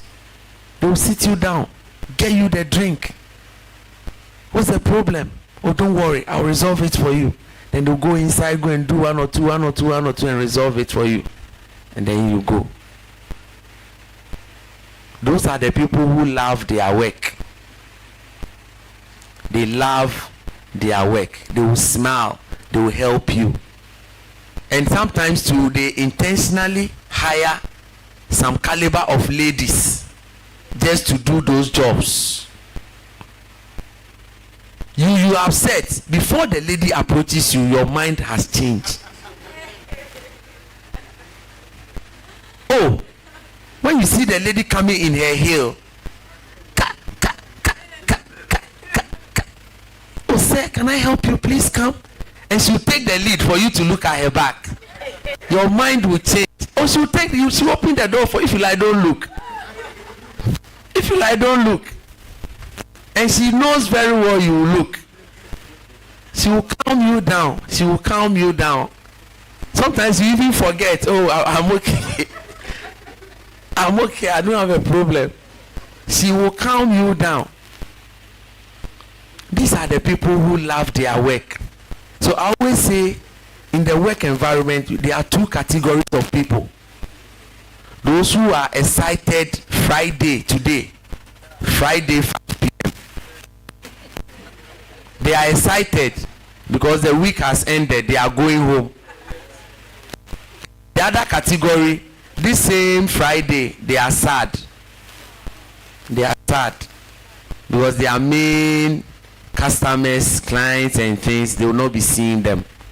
Then come Sunday in the evening, those who were excited, they are sad because hey, tomorrow is Monday, and they'll be telling you the week has ended fast.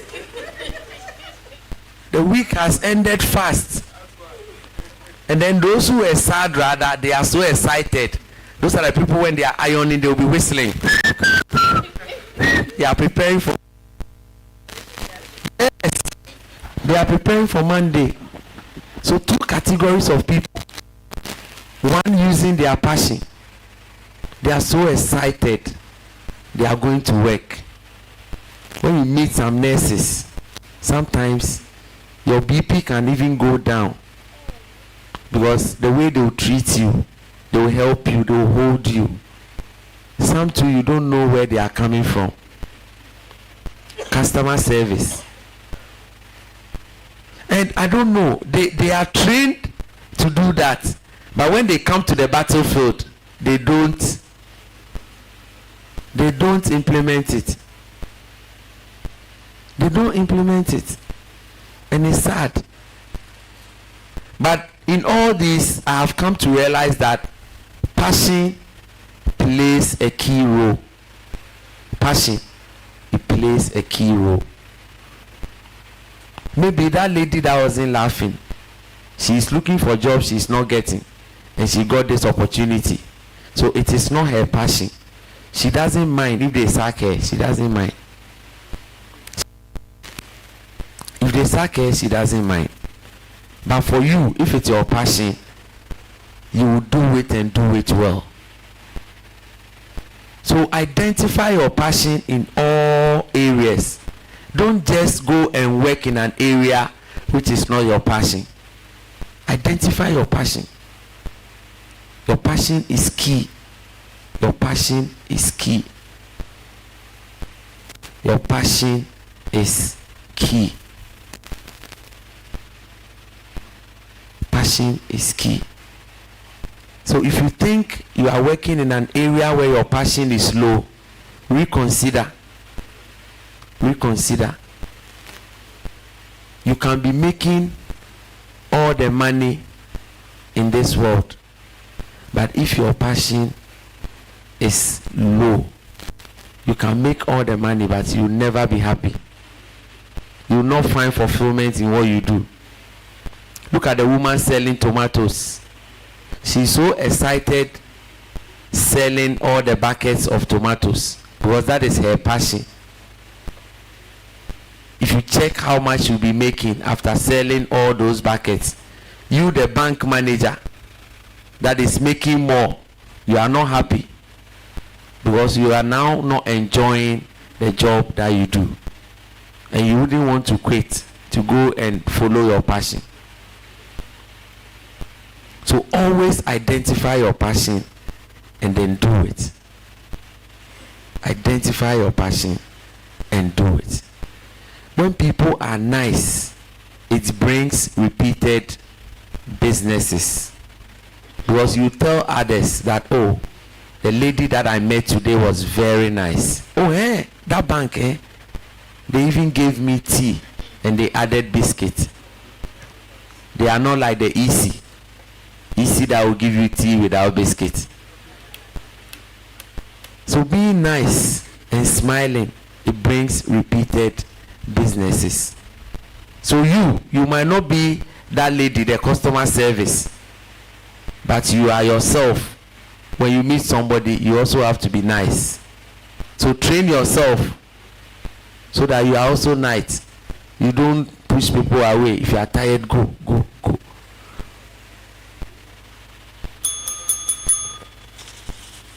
Let's look at the next.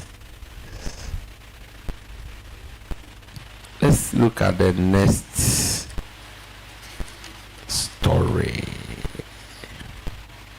What is money? Money. What is money? What is money? Money is simply an idea. Money is simply an idea. I need money, and I know you also need money. But what is this money? Money is simply an idea. So to make money, have an idea and translate the idea into business. Have an idea, no matter how small. Have an idea and translate it into business. So let's look at some of the ways that you can use to make money.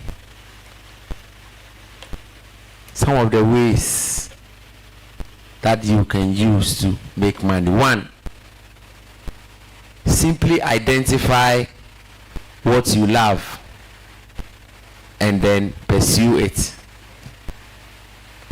Pursue it as a business. Simply identify what you love and pursue it as a business. It could be fashion, could be engineering, could be agric, medicine, tourism, business. So just identify it and pursue it as a business. Those are the things that you love. Those are the things that come easy. Maybe you know how to cook. All your friends will be coming to you. Oh, can you do jollof for me? Can you do wachi for me? They are telling you something. They are telling you know how to cook. Start a business. But you think your friends like you. So when they need something, they come to you. Convert it. Next time when they can tell me, oh, today I'll do it for you, but tomorrow if you come, I'll charge you. Now I've converted it into a business. Send them an invoice. If indeed the food is good, they will come. They will come. Or go and print an invoice. Go and print an invoice and give it to them. I don't think they will tell you they won't pay. Tell them, oh, now business has gone far. That is how you convert an idea into business. Something that you love doing. Maybe you love taking care of kids. People will call you, oh, come and take care of my child for me. I want to turn around. I want to do this. They are telling you something. Maybe some daycare business is around the corner. So open a daycare and get people to support. People will bring their kids. There are some people, when you leave your children with them, the children will cry. There are others too, when they hold the babies, the baby will sleep. It is for a reason. It is for a reason. It is a gift. And when you are using your gifts, everything will fall in place. Everything will fall in place. So identify that passion and use it as a business.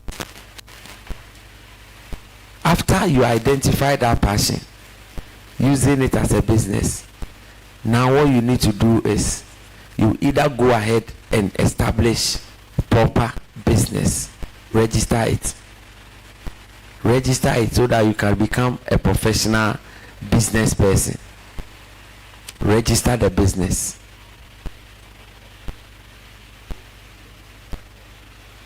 Register the business.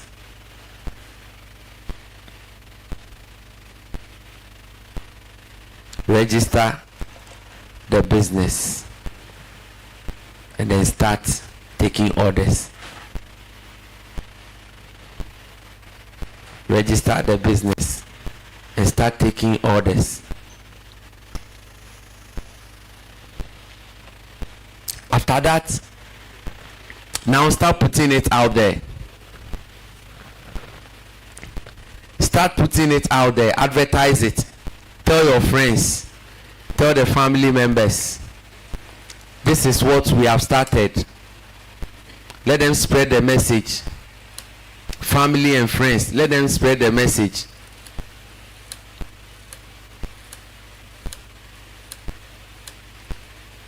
Let them spread the message, because that is what will get the business to grow.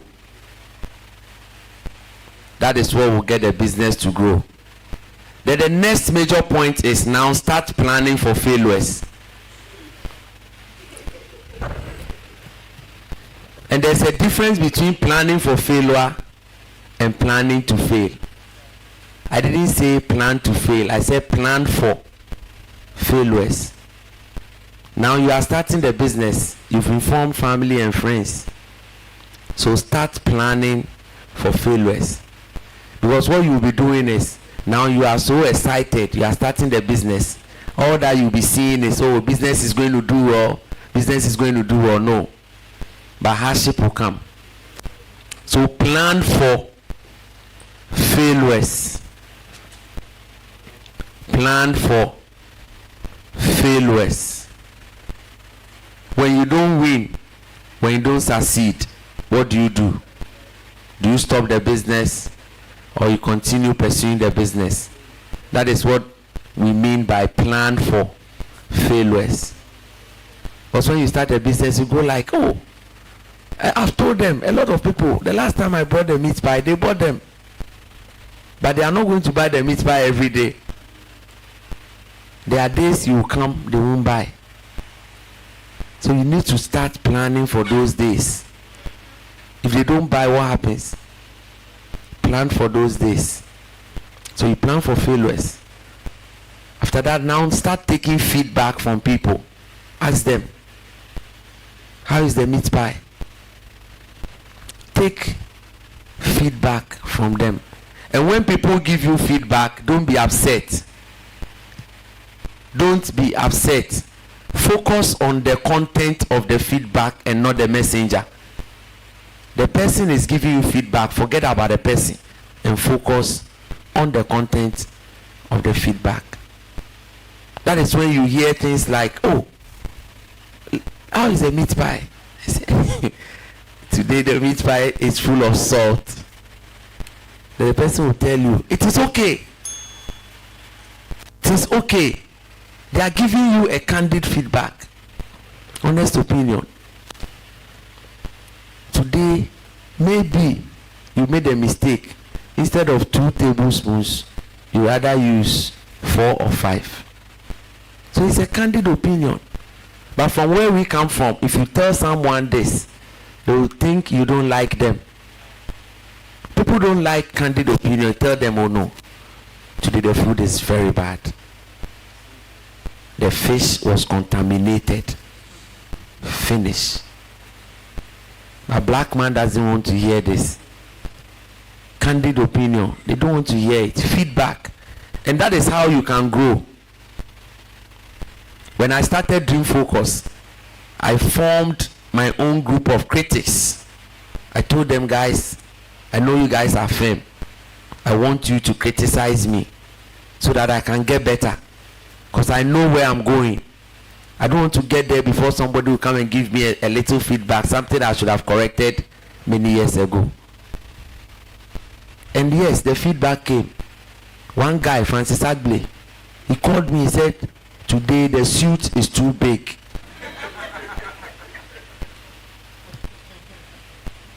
And I'm not a suit person.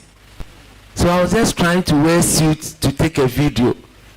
And this guy sized me. He said the missus needs to take the suit to the tailors.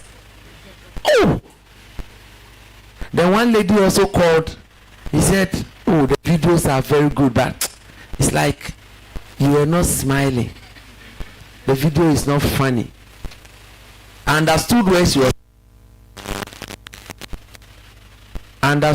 she was coming from. The bit where she said I wasn't smiling, I get it. Because when I started, I was so much into the dream. So when I can hide dreamer, you dream, you have to dream, you have to follow your passion. I was so serious. So the bit where she said you are not smiling, I got it. But when she said your videos are not funny, I'm not doing entertainment. I'm not a comedian. But all that she wanted to say is that maybe you have to engage with your audience. Let your audience feel at home. Don't just bombard them with theory, 5 principles of this, 8 principles of this, go and apply it and it will work for you. No. So she gave me a candid opinion. So I said, oh, okay.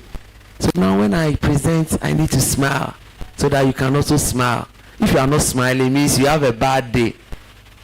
If you attend a program and the content comes through, you also need to smile.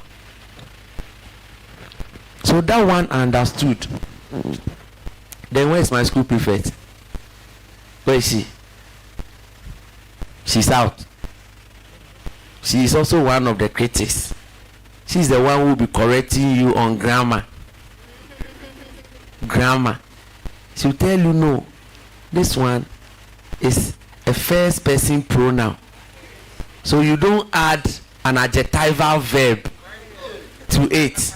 I'm like, I'm from Zongo. You have to appreciate where I'm coming from. For me to even be using these ones, it's by the grace of God. Then sometimes you circle it. You call me and say, check what I've sent. Check what I've sent. You don't use these two words together. One should be plural and one should be this. So I got all these feedback and I kept them. That's my school prefect. She'll be telling you, you have to use adjectival phrases. But I took all this feedback because I formed the critics. I said they should criticize me.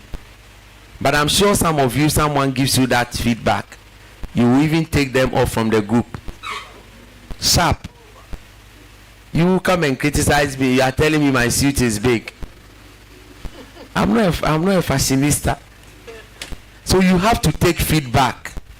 And when they come, take them in good faith. Take them in good faith. Because Ken Blanchard, who is an American author, once said, he said, feedback is the breakfast of champions. Feedback is the breakfast of champions. So if you want to succeed, if you want to make it, if you want to go far, take feedback. Let it be your breakfast. Let it be your breakfast.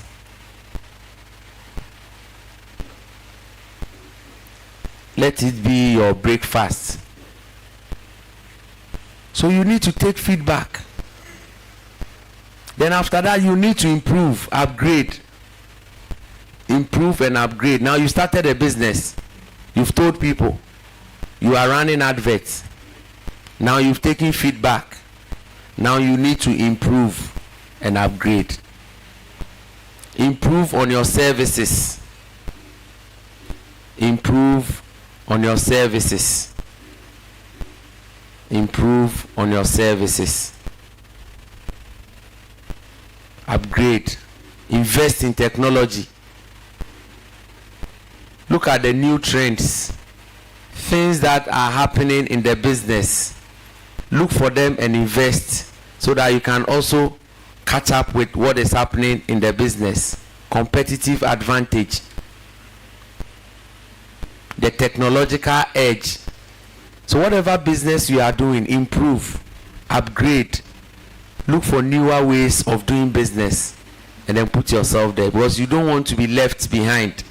Everybody is going forward with a dream, with a vision, with their business. So you also look at what others are doing that is bringing them fulfillment. Things that they are doing that is getting them the results. Those are the things you need to do.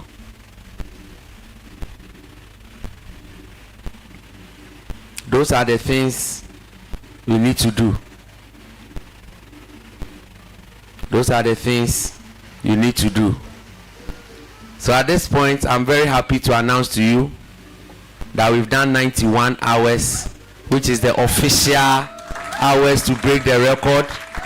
The current existing record is 90 hours and 6 minutes, and I have done 91 hours 12 minutes. So I'm very happy to tell you that officially the record has been broken. So invite the Jama guys to come and cheer us up. I'll use that to take my break. So I'm taking my break. How many hours did I do? 2 hours exactly. Exactly. All right. So I've done 2 hours. I'll use that to take my break. We'll take some pictures, have fun, and I'll come back to continue.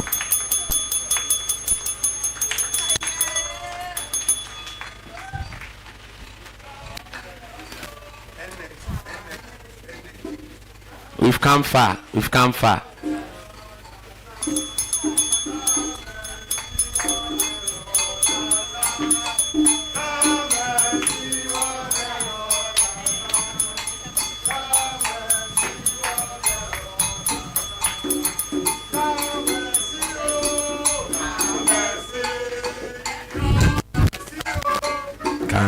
and see.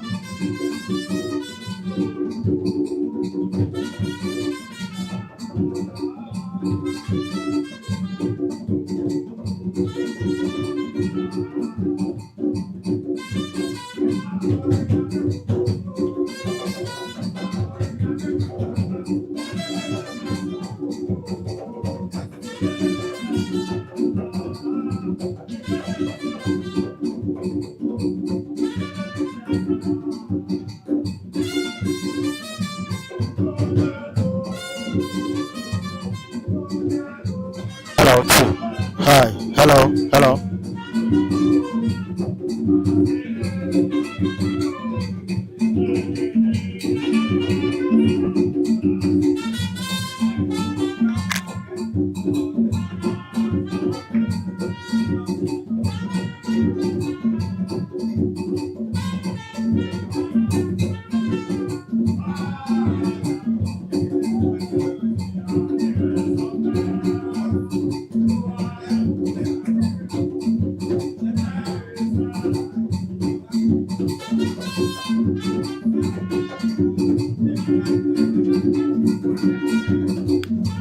Hello.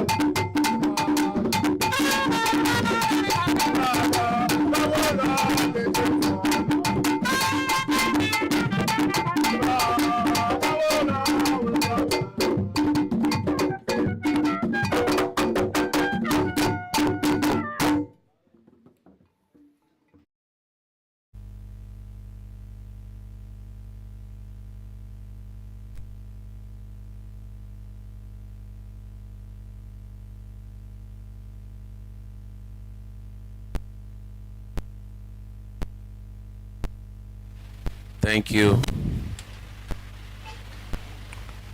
Thank you. Thank you so much.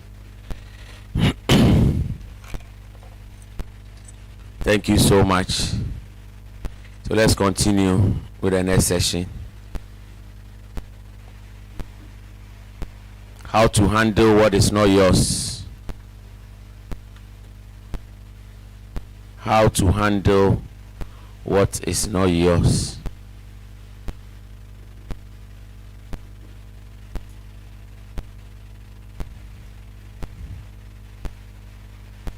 How to handle what is not yours. So a story is told of two guys who were living with their stepmother,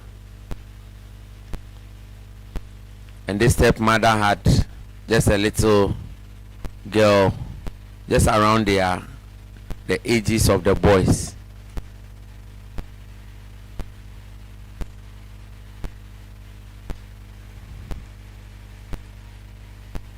So in course of living with their stepmother, these boys developed a skin disease, more like a skin rash. And you know how skin diseases also operate. So I think there was an outbreak of the infection, and it affected their stepsister as well. So 3 kids at home had a rash, and this woman was scared. She didn't know what to do, so she consulted a skin specialist, and they said it was in the family of chicken pox, but that was not directly chicken pox. So they were giving some medications with a burning sensation for them to apply.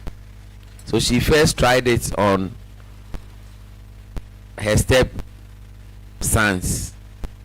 So when she tried it, this guy started shouting because he had a burning sensation. And the specialist said it's fine. These are the characteristics and properties of the chemical that he gave her. So it's fine. They are going to be okay. But the woman wasn't happy about it, so she decided not to use it on her own daughter. So the other 2 boys were the one receiving the treatment, and then she rather decided to get a cream, used it on her daughter. After a week, the boys started showing signs of recovery, but her daughter's case started getting worse. Then she consulted the specialist. The specialist said, did you use it on all of them? Because if the rate of spread at the time was almost the same, so if you used it on all of them, then by now they should all be recovering. And she said, oh, she had already bought a cream and whatever. So she started using the cream on the girl and used that chemical on the boys. Then the man said, well, he doesn't know much about the cream that you use, so now you cannot combine the cream and the chemical on the girl. So they needed to observe her for another week to see. Maybe the cream has a very slow pace of healing, so let's try and see. So after a week, the boys were okay, and the girl's own had deteriorated.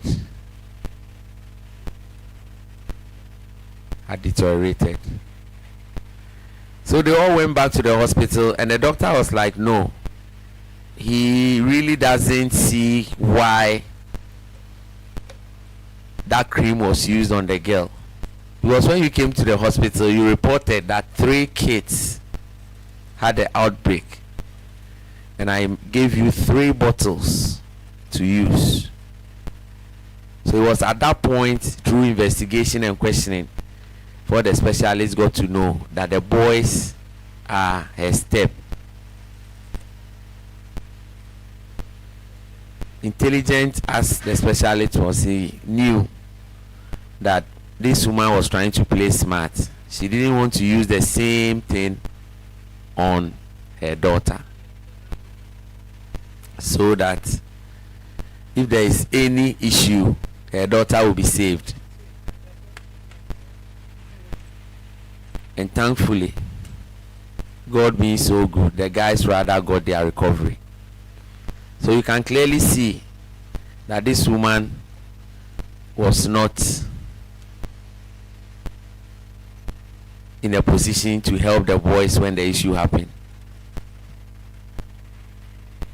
So the doctor was like, okay, the best we can do is we would have to try that medicine again, but he doesn't know what will happen because the rate of deterioration, he had to give the lady additional medication as compared to this.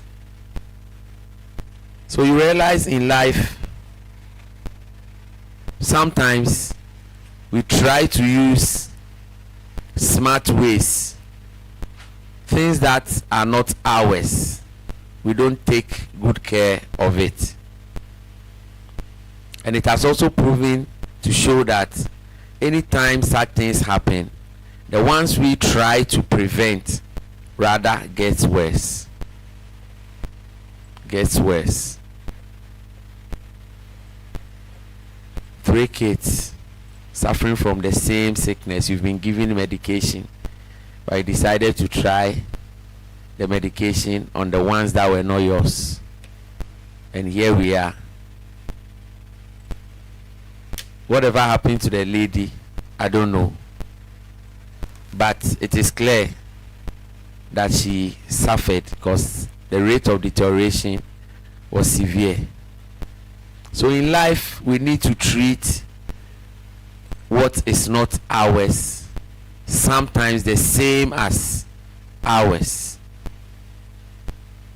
You take a friend's item because it's not yours, you treat it anyhow. You treat it anyhow. And there's always a good reason why some of these things happen. It will always turn out and come back and hit us.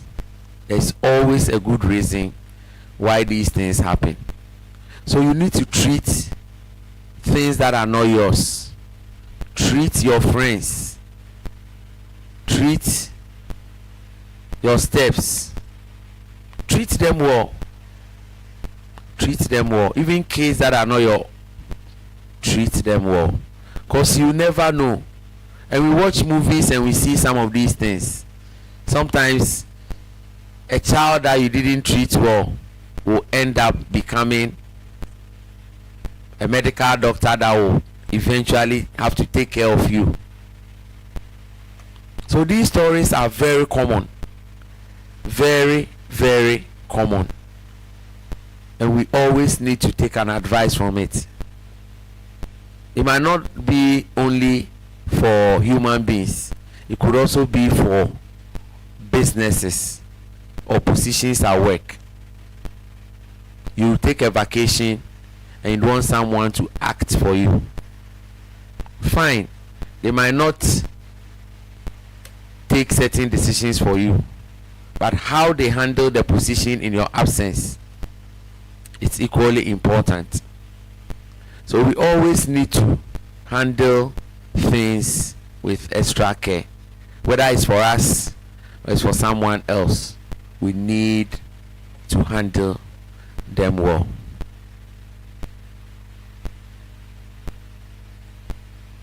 Sometimes you take a friend's car. I don't know if it is part of life's lessons, but most of the time if you take someone's item, you might have an issue and you would have to explain. Kids can come to your home, something will break down and you are likely to blame the external kits. I always tell my friends, when it comes to vehicle is a mechanical device. I will never take your car and intentionally cause something to happen under the vehicle. No. But sometimes it's life. When you take someone's item, the thing will break down. The thing will break down. And you would have to explain. The person will never understand. But I've been using my car. It's been fine. It's been okay all these years. But just today that I gave the car to you, there is a problem. So in such situations too, we need to use a lot of emotional intelligence. Honestly, emotional intelligence. If you understand certain things, you let go. Because it's a mechanical device. Equally, you may be using it and you have an issue. But yes, it's yours, so you will not blame yourself. But if someone picks it up and there's an issue, so we always need to take good care of other people's property, children, businesses, and even money. Even money. Last night we treated loans and how people don't repay and a lot. It was an interesting discussion here. And I made a call. Now if you owe someone, go and pay. If you owe MTN, go and pay. Have you guys settled your money? You see, artisans these days, if you want to send them money, they'll tell you, I'll give you another number. I'll give you another number to send the money to. And most of the time, the number that will come will be a lady's number. Then they'll call you, please, if you send it, let me know. See? So we don't take good care. First thing, MTN is focusing on their telco business. And I don't know who advised them. I don't know who advised MTN to start going into loans. To start going into and now they can also not close that business because a lot of people are owing them. I don't know how they came about with that model. I don't know how they came out with that model. They were thinking anytime you recharge, they'll deduct the money from source. Now the boys are not even buying credits in that phone again. And now it has increased their subscription. But it didn't generate any revenue for them. Very, very, very, very sad. Very, very sad. Very sad. So let's always try to take good care of things that does not belong to us. Let's take care of things that does not belong to us, especially steps.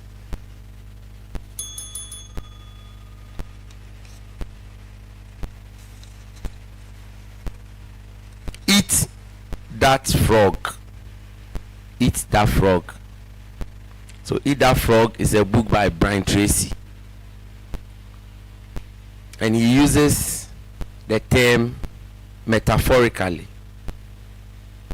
Eat that frog. So basically the frog represents more like the biggest, the greatest, and the most difficult task that you have to tackle in your assignment. Brian Tracy is also a motivational speaker, and his focus is more on time management. I met him face to face when he came to Ghana in 2006, I think, 6 or 7. There to me brought him to Ghana, and then I met him. He came to Miracle Temple ICGC Community 12. At the time I was using an analog phone, so I couldn't take a picture he came in a limousine, white limousine. There to me put him in a white limousine. So I went there to listen to him. I've been reading his books, so it was a delight and a joy meeting him at the place. And he's still at it, doing this motivation and all that. But this Eat That Frog book talks about how to prioritize assignments, how to complete assignments, strategies that you can use to complete assignments. And I want to share some few nuggets in the book with you. So he talks about the ABCDE approach. ABCDE approach. He said if you are embarking on any assignment, task, schedule, and most of the time when you are running a project, use this approach so that you become effective. Prioritization. You need to prioritize your task in this order. So the A is something you must do. You must do it. It's a must. You cannot negotiate on that. It's a must. So when you report to work or you are running a project, these are the things that you need to do. It's a must. Your report to your boss, that assignment must go. It's something you need to send to your boss. You can't negotiate it. Most of the time, first half of the morning, that is something you need to send your boss. And it carries a lot of weight. If you skip it, it's going to affect your performance.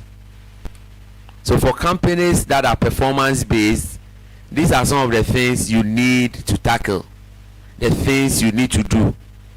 So that is a must. So when you check emails, always look for the frog. Sometimes that will be the assignment that will take a lot of your time. So you need to tackle that first. Then there's the B. The B represents assignments that you should do. Assignments that you should do. So there is a must and there is a should. You must do it and you should do it. So that is the second line of action. If you complete the first one, you move on to the B. Then the C is something which is nice to do. It is nice to do. So it is equally as important as the B. It is nice to do, but not necessarily be measured on that. Then there is the D. The D simply means you can delegate that assignment. So delegate it. If you have direct reports, delegate it to them. If you have people you are working with, you know someone can also act on it, send it, delegate to them to do. And then the E is something that you can eliminate or neglect. You will not be measured on that. So these could be things like someone sending you an email. Hi, how are you? I need this. It's not work related. And even if it is work related, your performance is not based on that. So you can eliminate it completely and come to it at a later date. These are the 5 principal steps that Brian Tracy is teaching us, telling us to use to manage our projects. So you have to use these to help you to prioritize or standardize productivity, so that you can identify difficult tasks when you are managing a project. A lot of the time when we hear project management and things like that, we think it is only site based, corporate based. But yesterday I treated the real project management is funerals, weddings and parties. So you can use this approach, A, B, C, D, and I'll show you. The A is something you must do. So if you have to buy a coffin, the A is a must, but without the coffin the person will not be buried. It's a must. And then the D, you need to delegate certain things. Some of the rounds you don't need to do it. Stay at home and assign some uncles and aunties, assign them, give them some money, buy data for them, send them, they will be happy to go. And then the C bit, some are nice to do. In my own time I'll do it. And then the E, the ones that you need to eliminate, that one, deal with the family members, deal with them. Some will come with some requests, deal with them, eliminate them completely. Eliminate them completely. I remember when my mom died, this family, and I know families and funerals, they don't meet. If you've ever organized a funeral in your family before, you know the fights that will happen between some aunties and uncles. You don't know them from anywhere. Some will come and fight you unnecessarily. So when mom died, we were looking at having a one-stop shop for the funeral. Anytime we go for the meeting, I tell them, look, this thing will be well organized if we do everything at one place. Her church is here. Next to the church is a cemetery. Next to the church is a school park. There's a classroom there. The church also has a reception facility there. So let's do everything there. One uncle said, no. You won't agree to this. Let's do the funeral in community too, and come to church and go and bury. It's okay. You are dealing with me. If I will agree, we will see. So I told them, I've spoken to the church. The church has agreed to give us the reception place, the park, and the cemetery is there. We are not going to use any hearse to carry the casket. Right from the church, we'll get the pallbearers, they will dance, and then we'll walk into the cemetery. He said, no. So I asked him, this thing that you are proposing, are you going to pay? He said, but you have money, you are organizing a funeral. I said, no. If I'm organizing a funeral and I'm telling you what to do, you are also telling me what you want to do, but you don't want to pay. So I said, okay, fine. If you pay for the hearse, then pay for it. We will bring the body to where you want us to do. The hearse will bring the body back to the church. So if you pay the people, let me know. Then we'll add it. So for my planning, I eliminated that bit. I knew he was not going to pay. So use these principles when you are planning events. It might not be funerals alone. It could be your graduation. You are working with your mom and your dad. The A bit would have to be your gown. Whether you have to pay for it, or they have to sew for you, or you have to go and buy. That should be the A. It must be bought. And then the B equally can be something in line. The C is nice. You don't need to sew kente.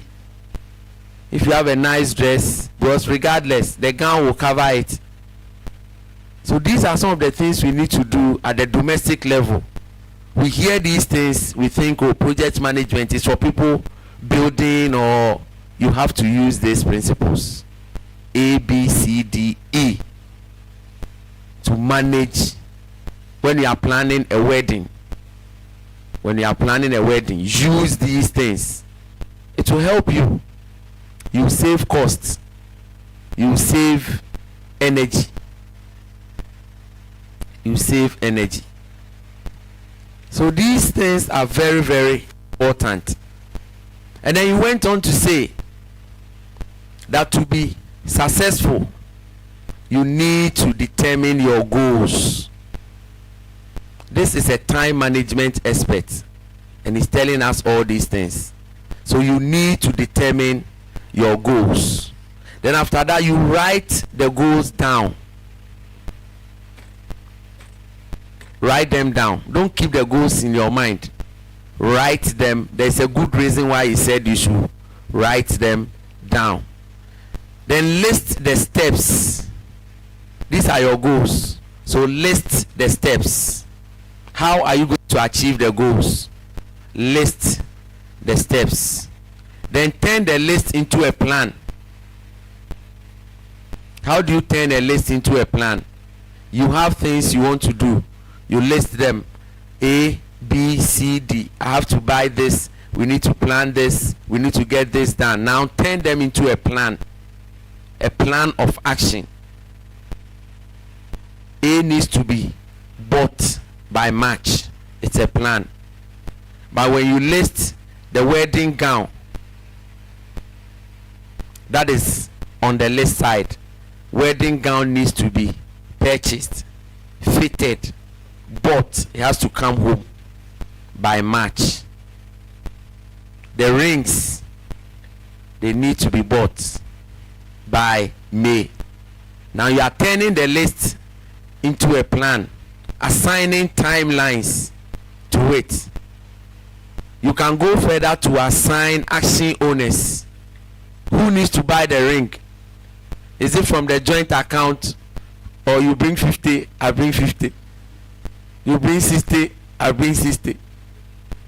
Those are the things you need to do. So put the list into a plan. Then set deadline. I've already set the deadline against the list and then the plan. Then action on the plan. Now put action to it. Now you've listed everything. Go and buy them. Plan and get them done. So don't only use this at the project level side.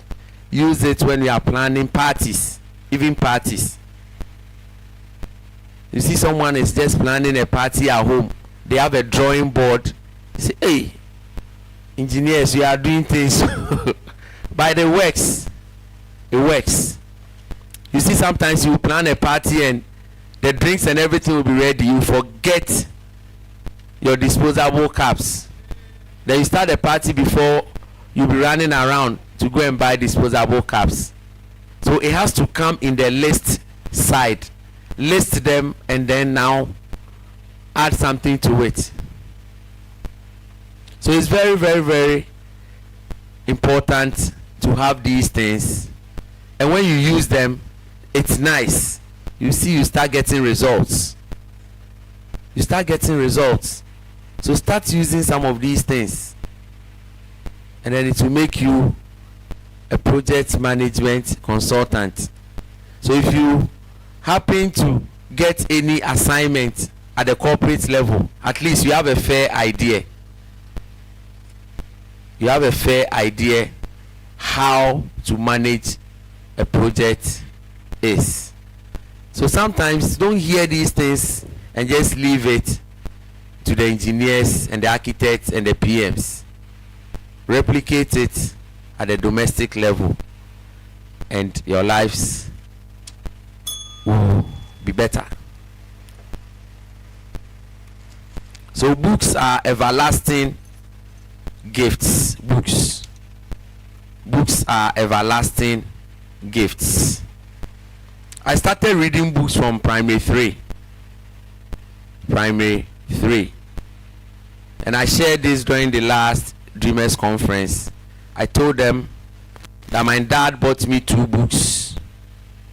Think and Grow Rich by Napoleon Hill. And then The Power of Positive Thinking by Norman Vincent Peale, class 3. And I've been reading this book for a very long time. Now I can quote page by page. Quote page by page. So I kept these 2 books by my mat side. I didn't have a bed. I was sleeping on a mat. So my mat side, it was there. My dad gave it to me. And these books enlightened me. They opened my mind.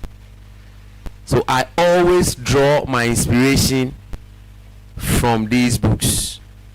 And I always also give credit that whatever I'm doing now, I'm sure these books actually opened the way in these areas. So you read the books and they'll be telling you how to condition your mind, how to fix your mind to success, and things like that. How to be conscious about how to make it. You have to be deliberate. Whilst you walk in life, you know that you are going to succeed. This is the point in life where you want to have this. So books have been a part of me. I like reading books. When I got into GSS, at the time we had motivational speakers coming up. Dr. Mensah Otabel, Albert Okran, Iman Ode to me, Stephen Ade, Yaupebi, Alfred Ogbami, former finance minister Ken Ofuriata. All these people were in the space motivating people. So unless I don't hear that they are speaking, I'll go. Those days we didn't have Facebook for you to see on social media. So either you hear on radio or you see a poster somewhere, or someone in the church will call you and tell you Albert is coming to our church. Then you follow up and you go. So I learned a lot from these people, and these were the local ones. And then the foreign ones, I was reading books from Zig Ziglar, Brian Tracy, John C. Maxwell, Stephen Covey, Patrick Lencioni, and then my former CEO, Jack Welch. So we were reading books from all these people, gaining knowledge, building competence, capacity, and then also shaping your public speaking and leadership skills. So all these people have their niche. Some talk about time, some talk about time management, some talk about leadership, some also talk about general life. Miles Monroe of blessed memory. All these people were people who really shaped my life. Reading their books. So books are very good. If you don't like reading books, then you are missing a lot. It is said that books are the only resources that can take you to a different country without flying on a plane. So you can travel to many countries reading books without engaging a flight. So basically books will teach you about different countries, different cultures, different destinations, locations, and things like that. So read books. They are nuggets. Yesterday I was telling them, if you don't like reading books, I'll make things simple for you. Some people, when they see 300, 400 page book, it will put them off. But break them into smaller units. Say 10 pages a day. 10 pages a day. I don't think that is too much of a request. 10 pages a day. 5 days, you'll be reading 50 pages. Sometimes the pages will get interesting, so you will read more. If you are even lucky, you will read 100 pages a night and you will not know. So make it simple at that level. You see that you start reading 400 page books. 400 page books. So make it simple. at night. I told Sammy, read these books every night, 5 pages before you go to sleep. Sammy started. He got to a point, I asked him, he said he forgot where, and I gave him a bookmark. I said, if you forget, use this bookmark and put it there. So I knew what he was doing. These are the people who will take the book and then the book will put them to sleep. They will start reading the book. Next you see the book is on them. The book has put them to sleep. So when they wake up in the morning, they've forgotten where they got to. So they will start again. So in 1 week, they will read the first 8 pages back to back. So I gave him the bookmark. I said, take this bookmark. Make sure if you are dozing off, just put it in and put the book down. Else the book will put you to sleep. And it has helped him now. So make things simple. Reading books, I don't know what I would have done if I wasn't reading books. So I learned a lot from these books, and they have shaped my life. And I'm still reading. Sometimes the things you love will translate into the things you become.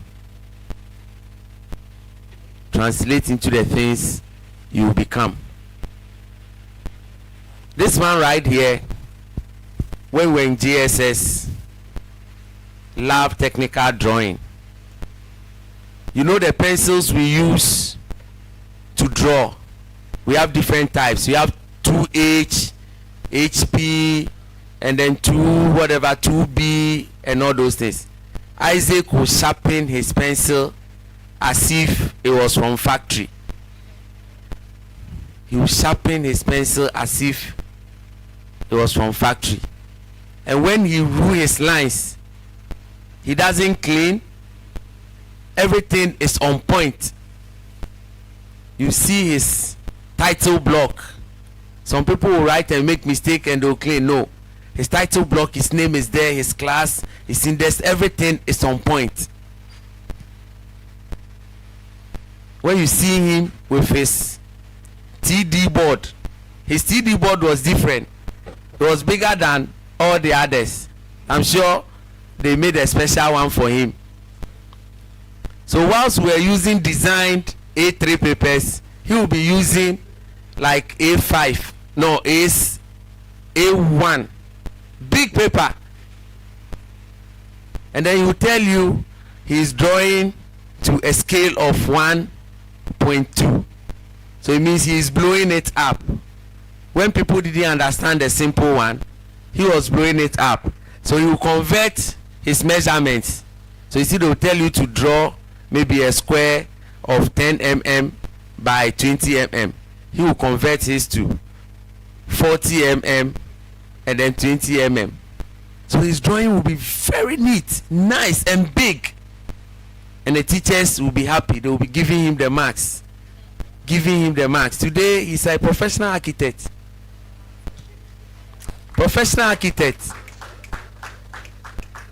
He's working with AESL, Architecture and Engineering Services Limited, Cape Coast Director. So sometimes the things that you love will translate into the things you become. So in the same way, I was reading books, I was buying books. So it is no surprising that today I'm publishing books. Now I have 5 books to my credit. After this, 3 books are coming up and you have to buy them. But I don't publish the books for myself. I publish them for you. So yesterday I told the online audience, all those in the UK, last year I had the UK tour. They bought the books.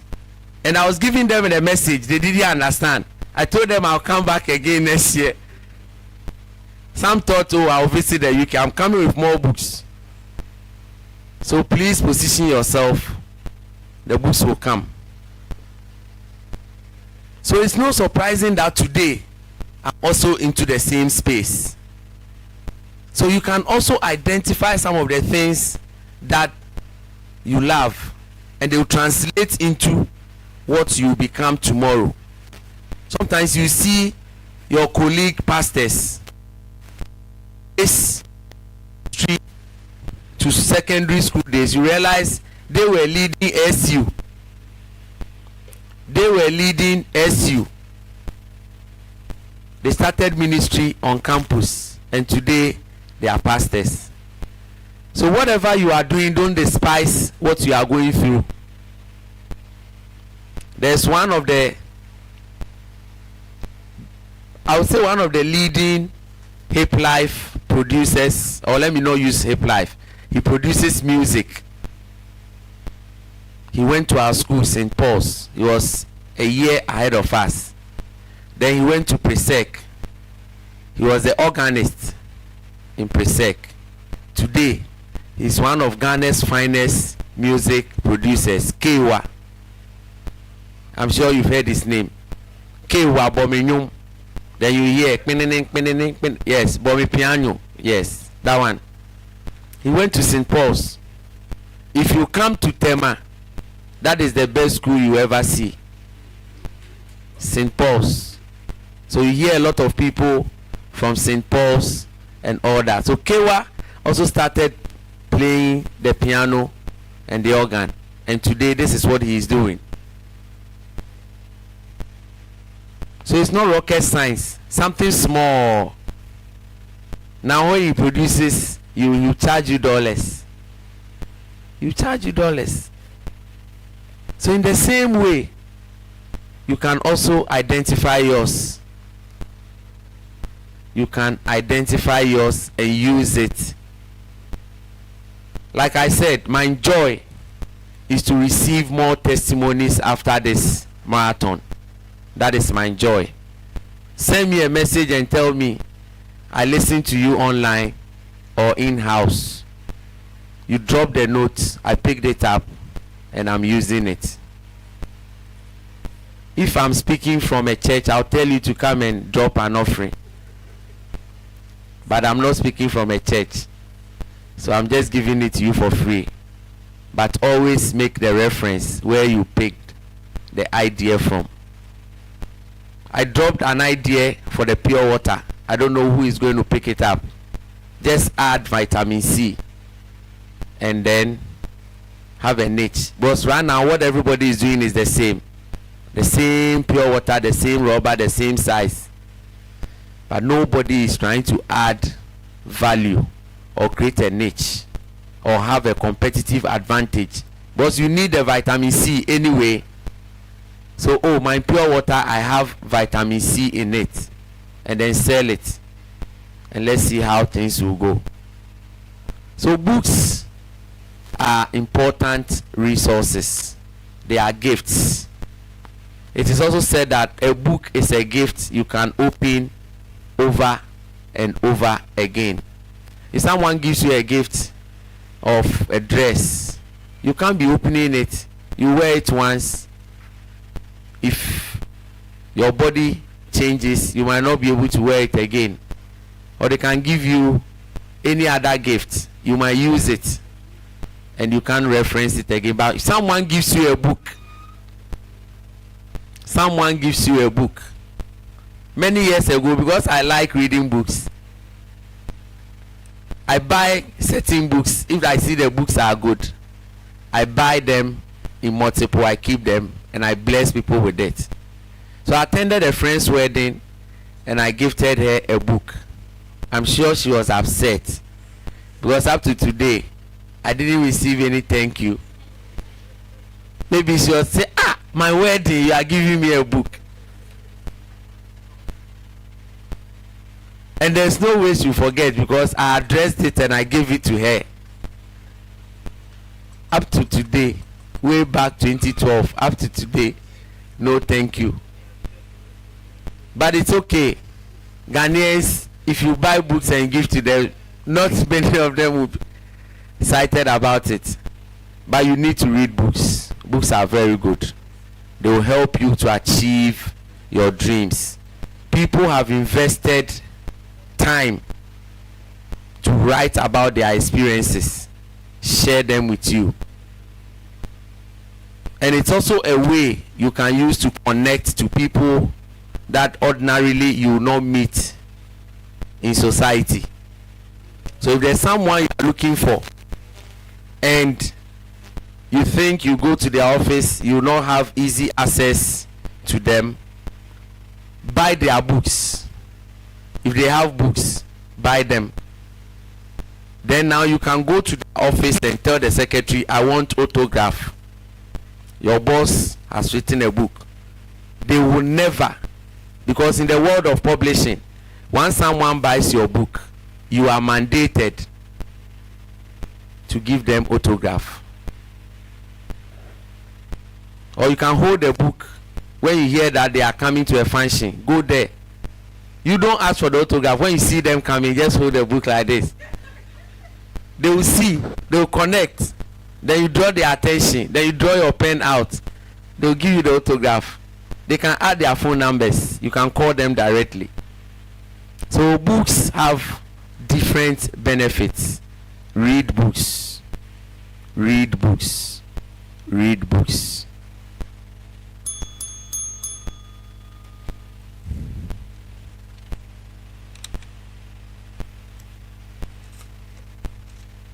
Always have a positive mindset when you go through challenges. Always have a positive mindset when you go through challenges.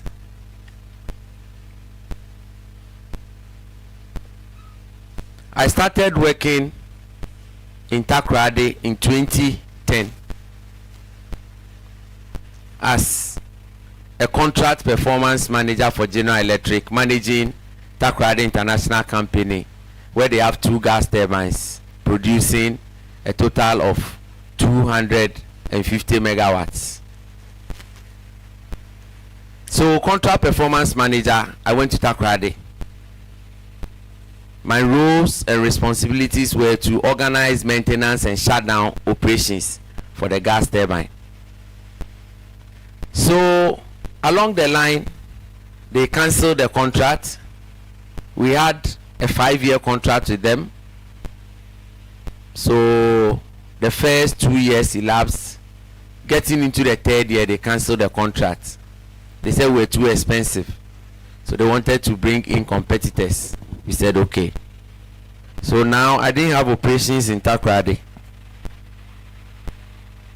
So they were bringing me back to Accra to go to Chad, go and manage operations in Chad. And then now they added South Africa.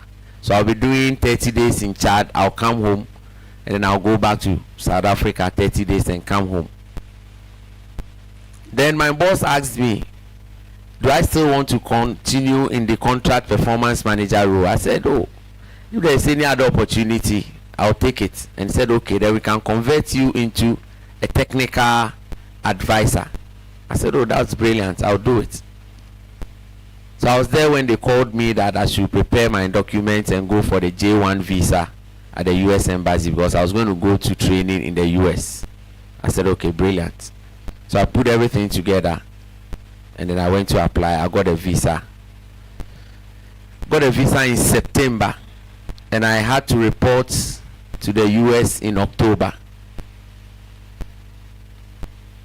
So I asked around and they said, where you are going is the coldest place in New York, upstate New York, the coldest. Hey, coldest. My first time in the US, I went to Atlanta. Atlanta is warm. You get Ghana temperature and all that. Then this one, my second time, I'm going to the coldest place. Anyway, I had not seen snow before. So I said, oh, okay, if I'll see snow, then I'm fine. He said, okay, you see snow. The way the guy said you see snow, I knew it was with a strong intention. You will see snow. He said, okay. So I entered and I went to Albany, Schenectady. So I said, when will the snow come? He said, we'll be having snow sometime in November. So just be patient. Snow will come. You will see snow. I said, okay. But the place was very cold. Very, very cold. So we started our lectures. And the first thing they did, they said, Africans, when you come, you struggle with the snow. So they will start giving us orientation. How to drive in the snow. So they took us to the conference room. They put the projector on.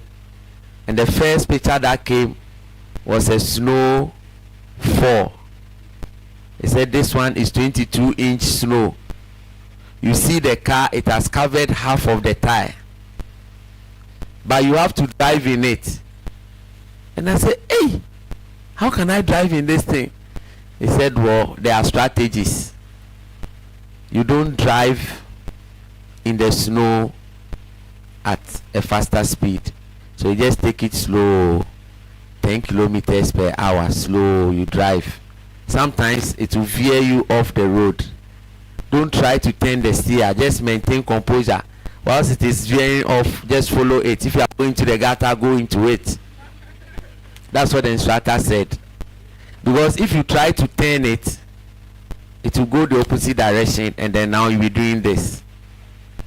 Essentially what he's saying is, if you don't speed and you maintain that constant speed, it will take you through. I said, okay. So we learned quite a number of things.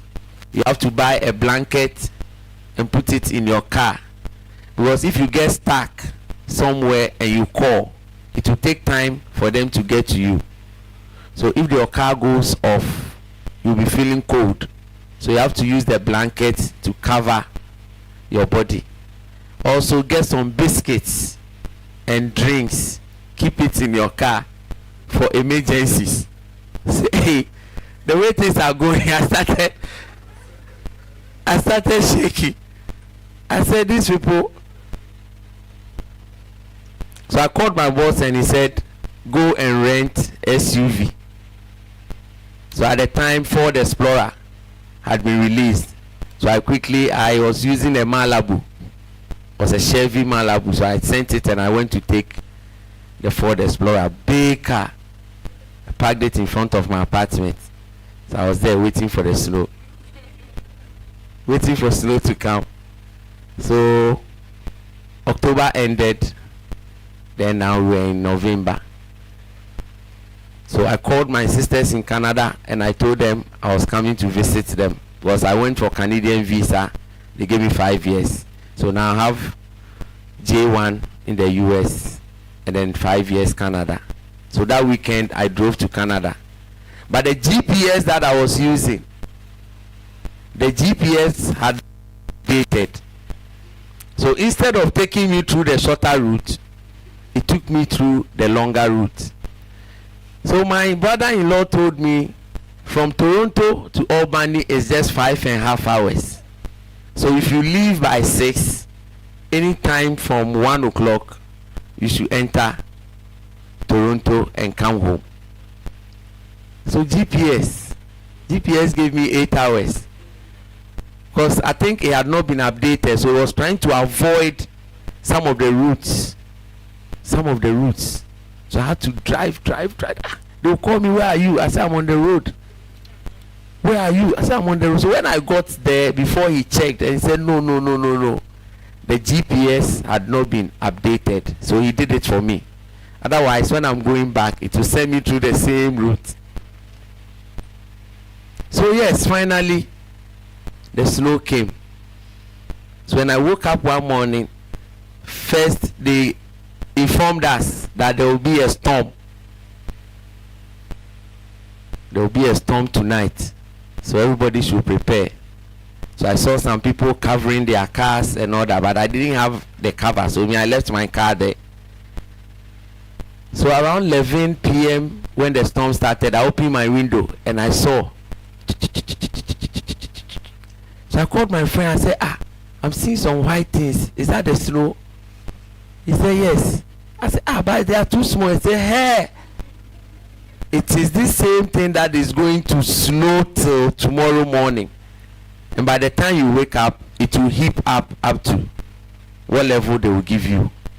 So I watched it up to a point. I saw the white stuff forming, and I said, oh, okay. So I went to sleep. When I woke up in the morning, the thing had covered the car, every place.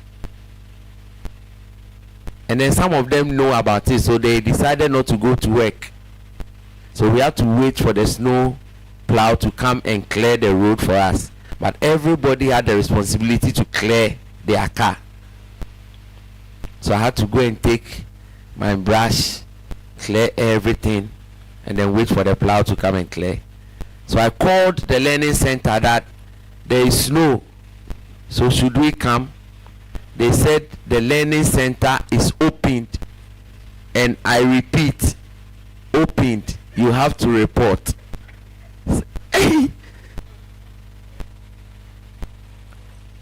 So I waited around 8:30. They cleared the place, and I started the car, and I was driving. I got to a place, I got stuck. I said, hey.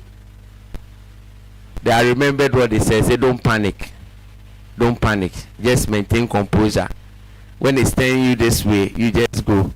When it sends you this way, just do. So I started following that, and I was successful. I ended up at the center. So with time, I started mastering how to drive in the snow.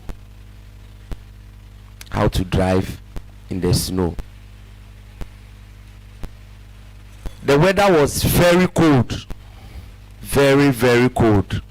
So you had to wear 5 sets of clothes. You wear your singlet, you wear your t-shirt, you wear a shirt, you wear a sweater, then you wear your winter jacket. 5.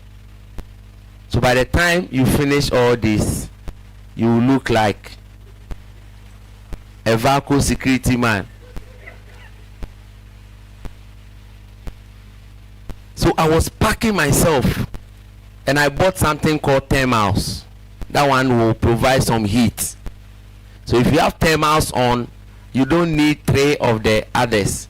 All you need is a singlet, a thermal, and then the jacket. But for me, I was putting the thermal on, I was putting the sweater on, I was putting the jacket. So I developed something they call winter dermatitis. So when I went to the hospital, the doctor said, am I from Africa? I said, yes. How many times do you bath in a day? And I said, twice. He said, no.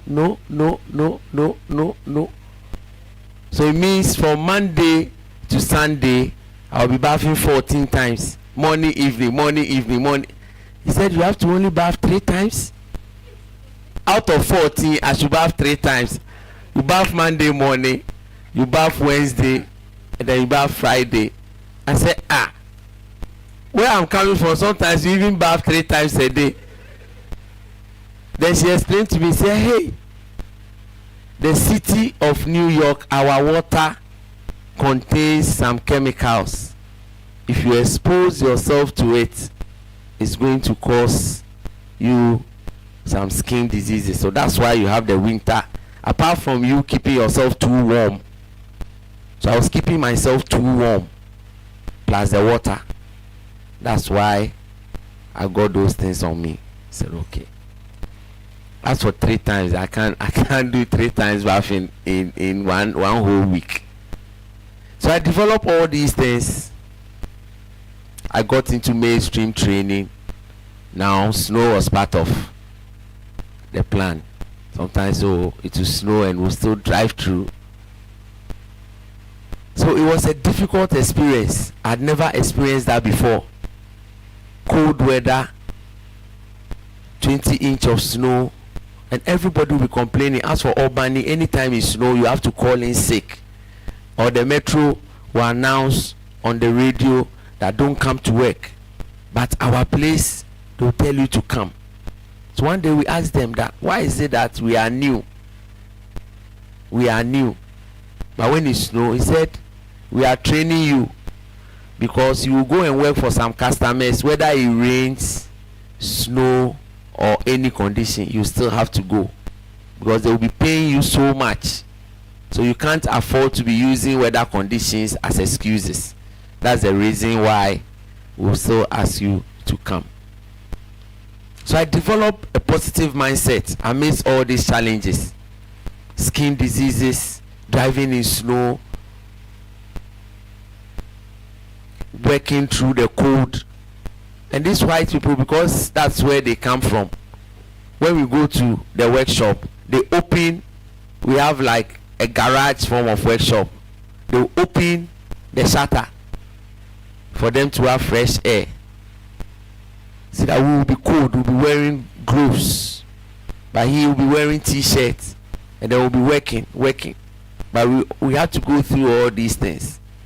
So I developed a positive mindset. I said, no, this thing will not affect me. It was for me to come all the way from Ghana, come and do this course for 8 months. If I don't pass, it will be a big disgrace. Big disgrace. So I started gaining momentum. I'll still pass through. I'll still learn. Very difficult training. So amidst all difficulties, it was fun anyway. It was very fun, because weekends, no lectures. Wherever you want to go, you want to drive, I'll be driving to my sister in Maryland. That's also like 5 hours from Albany. Then if you go the opposite direction, 5.5 to Toronto. So almost every 2 weeks I was traveling. So I was having fun. But I sailed through. I developed a positive mindset. I'm like, no, I will not allow these conditions to affect me. Because to be honest, the place is very cold. Albany is very cold. If you know anyone in New York, just ask them that they should tell you what happens in Albany. Very, very cold. Albany is very cold. So in life, when you are faced with challenges, first develop a positive mindset. Positive mindset. Because if you don't do that, you will fail before you even start. The conditions will scare you. It will scare you. And sometimes when I say this, people laugh, but it wasn't a joke. Albany cold wasn't a joke. So develop a positive mindset, so that the mind will be conditioned that, look, despite the challenges, you still have to perform and pass exams and come back home. A lot of people give up on their dreams and expectations because of some of these things. Your first experience, it will haunt you forever. A lot of people give up on their dreams, especially when you start a business and all of a sudden things are not going well. You'll be thinking, hey, but they said we should start business. Is that the kind of things you face? You open a business and a whole month you don't have clients, but you have workers you have to pay. But you develop a positive mindset that it is just a phase. It is just the beginning. So I shared with them yesterday, when the crisis came, Leonard was here. I couldn't do anything. It is possible. It is possible. That's all that I was saying. That's all that I was saying. It is possible. It is possible. It is possible. When I say it, then they also respond, it is possible. When I say it is possible. Oh, I have suffered. Oh, I've suffered. But it's possible. I won't give up. Then doctor will be at the back. Should we stop? I said no. How can we stop? Christopher will come here on Saturday. How can we stop? Justina will come. How can we stop?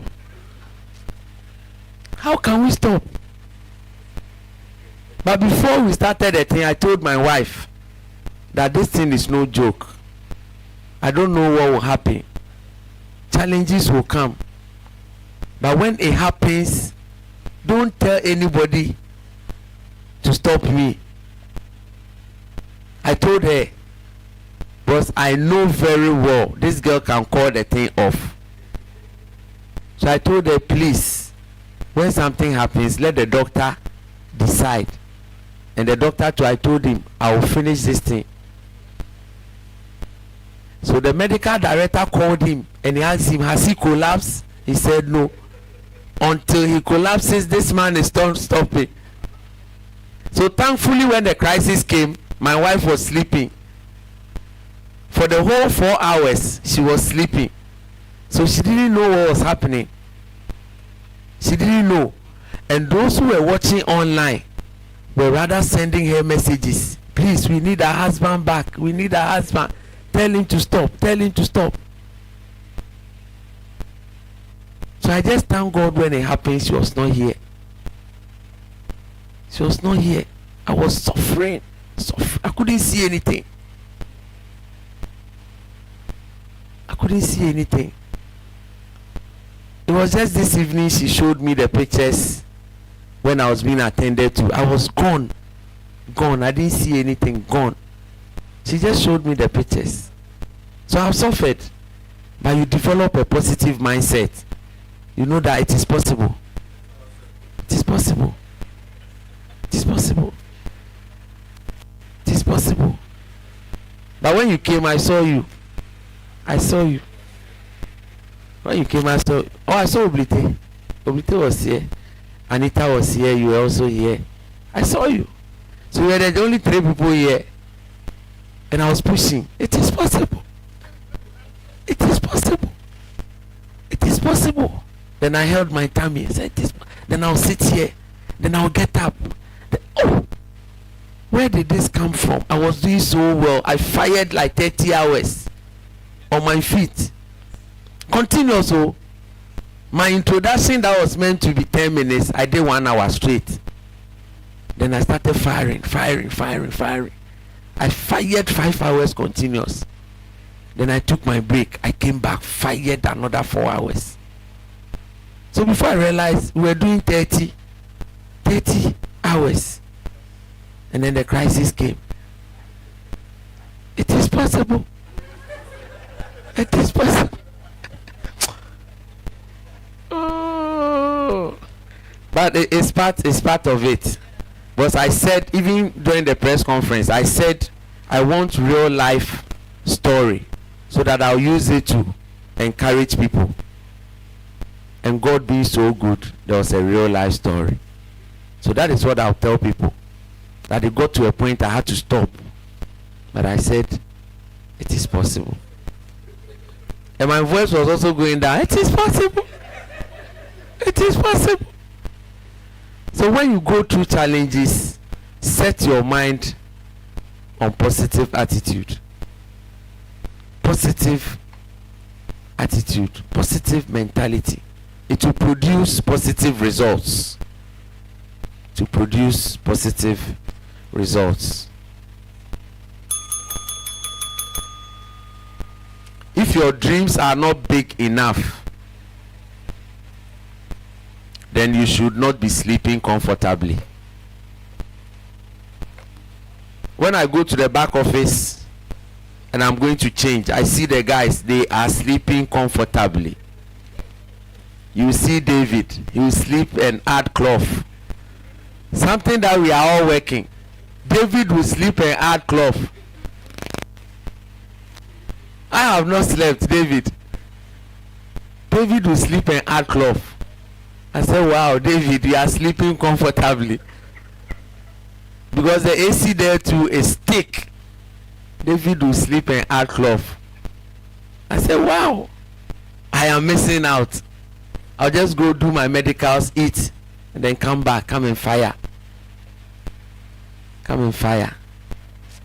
So if your dreams are not big enough, you will be sleeping comfortably. When you have big dreams, you will not be able to sleep. It will haunt you. Your dreams will haunt you. Wherever you go, your dreams will be haunting you. But it will be pushing you you need to achieve this thing, you need to start, you need to get the money, you need to go and see the people, you need to buy the plot, you need to start the building. It will be hunting you. So if your dreams are not big, and it is said that if people don't laugh at your dreams, then they are not big enough. In the same way, when I told people I was going to speak for 100 hours, some people were mocking me. Oh, you motivation speakers, when you wake up, you just tell us anything. I met Sakwe's friend at Beyonce's wedding, and the guy was telling me, I will not spare a night of sleep. I will not.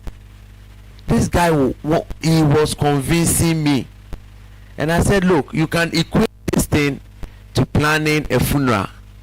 If you've ever had funeral, maybe your parents or something, because from Friday night you will not be able to sleep. Saturday throughout the funeral, everything, until Sunday evening. So you can equate it. It will be maybe Friday night you sleep, Saturday night you sleep, maybe Sunday you get some small sleep. He said, when my mother died, I slept.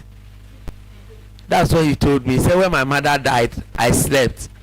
So I just ended the argument. I know I was not going to win, because I was telling him, oh, and my health experts have given us a strategy that we should start at midnight.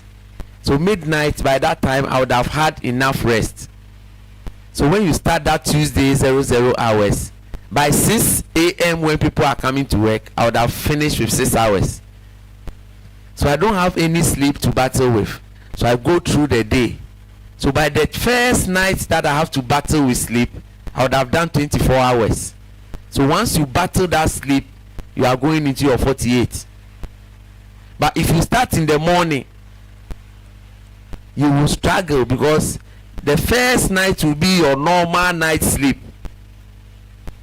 So why would you want to struggle to cross your first night sleep before you get your 24 hours? So there are strategies, and we learned all these things. We spoke to people, we read books. But this guy said, no, me, when my mother died, I slept.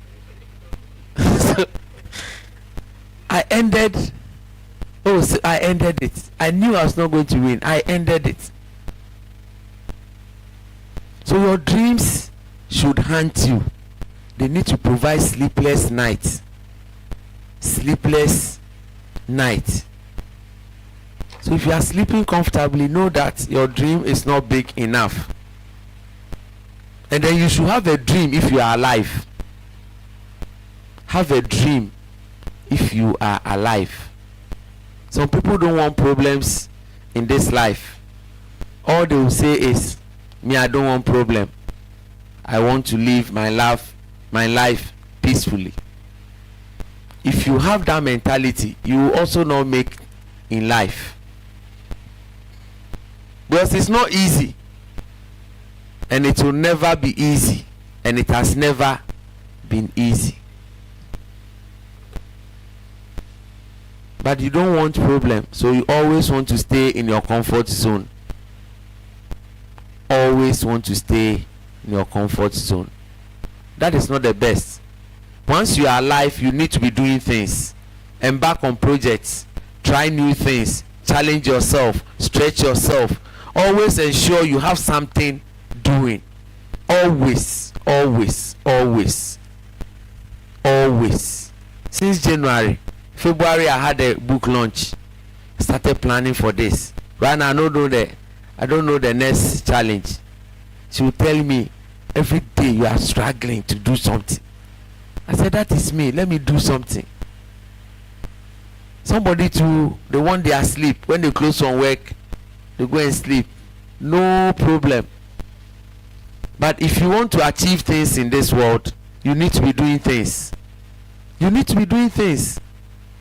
If you want to achieve serious things, you need to do serious things. So don't ever sit idle At every point in life, you should have a project. You should have something that you are working on. Something must be going on.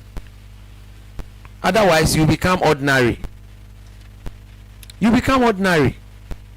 You don't want to do anything. Every time you are just there. You should have dreams. Focus on the dreams and push through. And push through. So if your dreams are not big enough, you'll be sleeping. So maybe from tonight, start having some dangerous dreams. List them. Put them into action. Start planning for them. And start living your life. We are going to Sierra Leone. We are going to Liberia. So start having some serious dreams so that you will not be sleeping. It is possible. It is possible. So dreams are free. Dreams, they are free. So why do you want to dream a small dream if dreams are free? Why do you want to dream a small dream?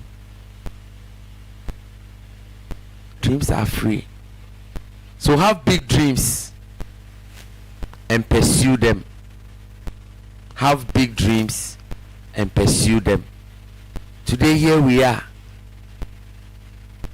Here we are. We'll put our evidence and things through and send to them. Let them mark and come back with results. Let's see our position. But with or without that, we'll still push through. The agenda is big. To go into the regions, to go into African continent, empower 1 million youth out there. Tell them about the dream. Tell them about it is possible. So that they can also achieve something. That is my passion. They can also achieve something. That is the vision. We'll still pull through. So always have something in mind. Always be doing something. Have that positive mindset. Dream big. Dream big.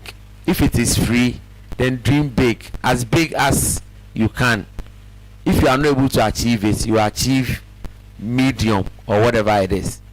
But if you dream small, you are not going to achieve any big dream. You are not going to achieve any big dream. A story is told of a guy who went to Cantamanto. He went there to buy shoe. And this boy, his shoe size is 41. Size 41. So when he went there, he saw one shoe. He asked the price. He said, this one is 100 Ghana. What is the size? He said, that one is size 44. He said, no, but me, I wear size 41. Then the guy showed him another one which looked the same. And he said, okay, bring that one to let me check. So when he checked, it was okay, size 41. Then he said, how much is that one too? He said, they are all the same price. That one too is 100. He said, how can 41 and 44 be 100? Then give me the size 44. Give me the size 44. But he didn't understand why he had to pay 100 Ghana and take size 41. So if the dream is the same, take the big one. Dreams are free, so why do you dream a small dream? So I'm sure that boy was using that principle. If the shoe is 100 Ghana, why do you want to sell the size 41? Let me buy the 44. He's paying 100 Ghana, so you need to get the big one. So let's push through our dreams. Hey, where's doctor? I'm looking for signal. I can't find him. How many hours have I done? Just one.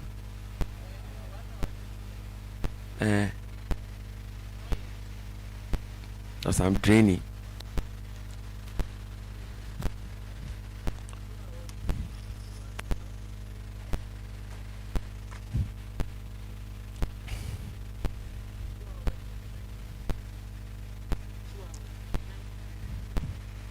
93:53. So 40 minutes more. Okay, so let me kill 40. Yeah, 40.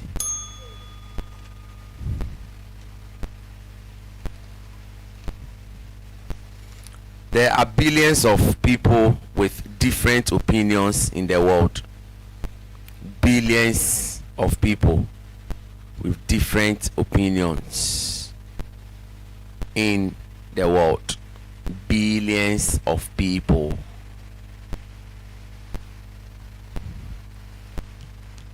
Billions of people with billion opinions in the world.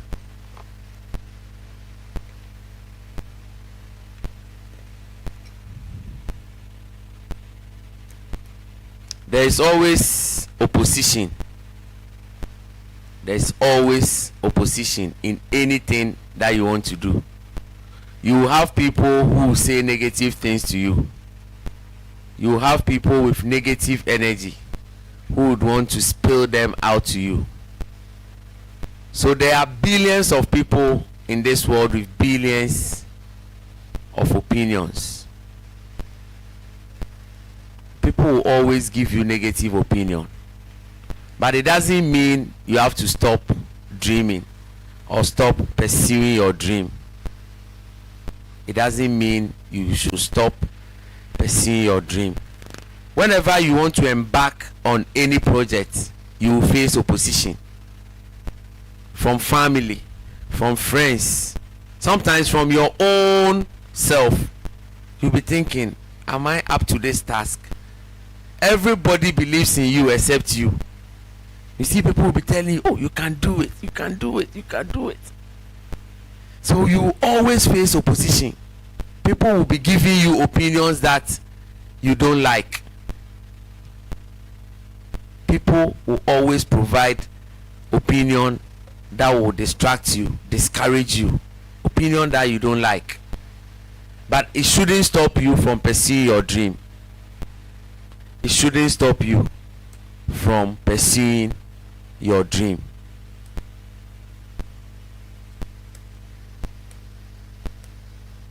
Some people are just negative energy people. They will never encourage you. At least you tell me, well, it's possible, but maybe let's do it this way or that way. But they will not provide any option. They will only tell you it is not possible. People have failed and you want to try. People have failed and you want to try. Don't go there. Don't go there. But don't be discouraged by what others say. Don't be discouraged by what others say. If you buy a product online, like from Amazons and the eBays and things like that, they have something they call review. There's a product review. A lot of the product reviews will come in stars. So there's a 5-star, 3-star, 4-star, 1-star, 2-star, and then the comments will come under it. You see a product that is doing very well, 80% of the people are giving it 5-star. Then you get one person in there who will say this thing is 1-star, product is not good. It's a negative comment. Fine, maybe the product that he received wasn't good. Maybe the manufacturing defect, product wasn't good, and then they received it. But that shouldn't stop the product from selling. Because 80% saying the product is good and just one person saying product is not good shouldn't stop the product from selling. So in the same way, 1 or 2 persons will tell you you are not good enough or your business plan is not good enough. There are almost like 6 billion people in the world. So if just 1, 2 or 3 give negative comments, it shouldn't stop you. It shouldn't stop you. And you always have to go to those who will give you positive energy. If you try it once and the person didn't encourage you, don't go to them again. Don't go to them again. And you always have to also be deliberate on who you discuss your dreams with. Who you discuss your dreams with. Some are also envious. So for them to discourage you, it will be their passion. They don't want you to come and bypass them in life. So in a way, intelligently, they'll tell you, oh, I don't think this is a good business for you, especially. For you, especially. They will discourage you, kill your dream, and make you feel less of yourself. They will add that one to it. So we always need to be deliberate when we are discussing our dreams. Sometimes it's what people tell us that encourages us. That encourages us.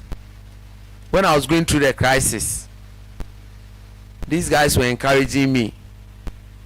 When I'm about to sit down, they will start clapping. It's possible, it's possible. Then I'll come and walk. Imagine they were also just there looking at me. I would have given up. I would have given up. When I started rehearsing, I was rehearsing with just about 2 or 3 people from the church. So I'll go to the church and I'll assemble them.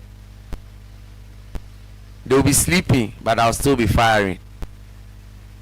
They will be sleeping, but I'll still be firing. And I said to myself, maybe this is how it's going to be like. And I knew during the day that would be fine, but in the night, hardly would you get people to come here in the night. So my pastor gave me opportunity to speak to the church. I told them, I need people at night. Because when you get people, you will be motivated. You will fire. So that's what I said. I said, I need people at night. People should come and support me. During the day, it's okay. There are people around from the offices. They will pass by. I'll get 1 or 2 people and I'm okay. The team will be here. The media team, the backroom staff, timekeepers, everybody, at least that will be okay. But the night. So I knew it was going to be like that, but I still use that as my reference. That if I have 3 people, 4 people, I need to fire. When Leonard came here in the morning, you guys came around 6 or 6:30. 6, 7ish.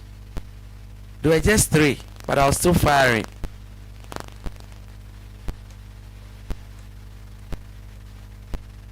I was still firing. Because I had audience online. So if I say I'm not firing because people are not here, these people will know that he doesn't have audience or he's struggling.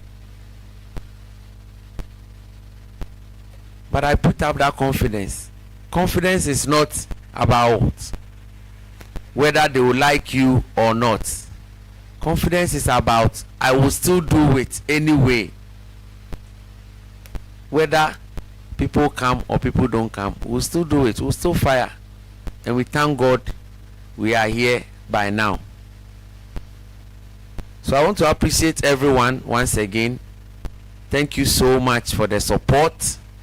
I appreciate it. Those online, those in-house, my media team, my friends, backroom staff, timekeepers, those who cook from home, those who come to sacrifice, she guards. Thank you so much. My church members, they've come for the midnight ones. David and the wife, they are here. Thank you. My mates from St. Paul's, Slibatoto, the architect. The architect. And then my very good friend, Mr. Bill. Mr. Bill. Thank you so much. And then Mama Coco, the only fair lady in the house. Mama Coco. And then the media team, Bismarck and his team, timekeepers, and every single person who has made this event a success. I really do appreciate all the efforts and then the time you have put in. I still have about 7 more hours to do because my target was to do 100 hours. So I'm still committed. I'll push through. It's possible. It's very possible. I'll push through. It is possible. So understand that occasional negativity is a part of life. Control your emotions when they happen. Control your emotions when they happen. Occasional negativity. Occasional. So sometimes you go through some phases in life. Occasional negativity. Occasional. Not every time. Occasional. You go through them. Occasional negativity. You go through them. You go through them. But control your emotions when they come. Control your emotions when they come. It's just like having a bad day at work. It's just one of those days. Just one of those days. So you control yourself and then you move on. Control yourself and you move on.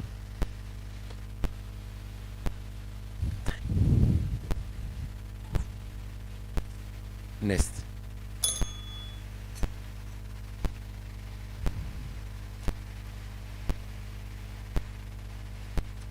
The price of progress is pain.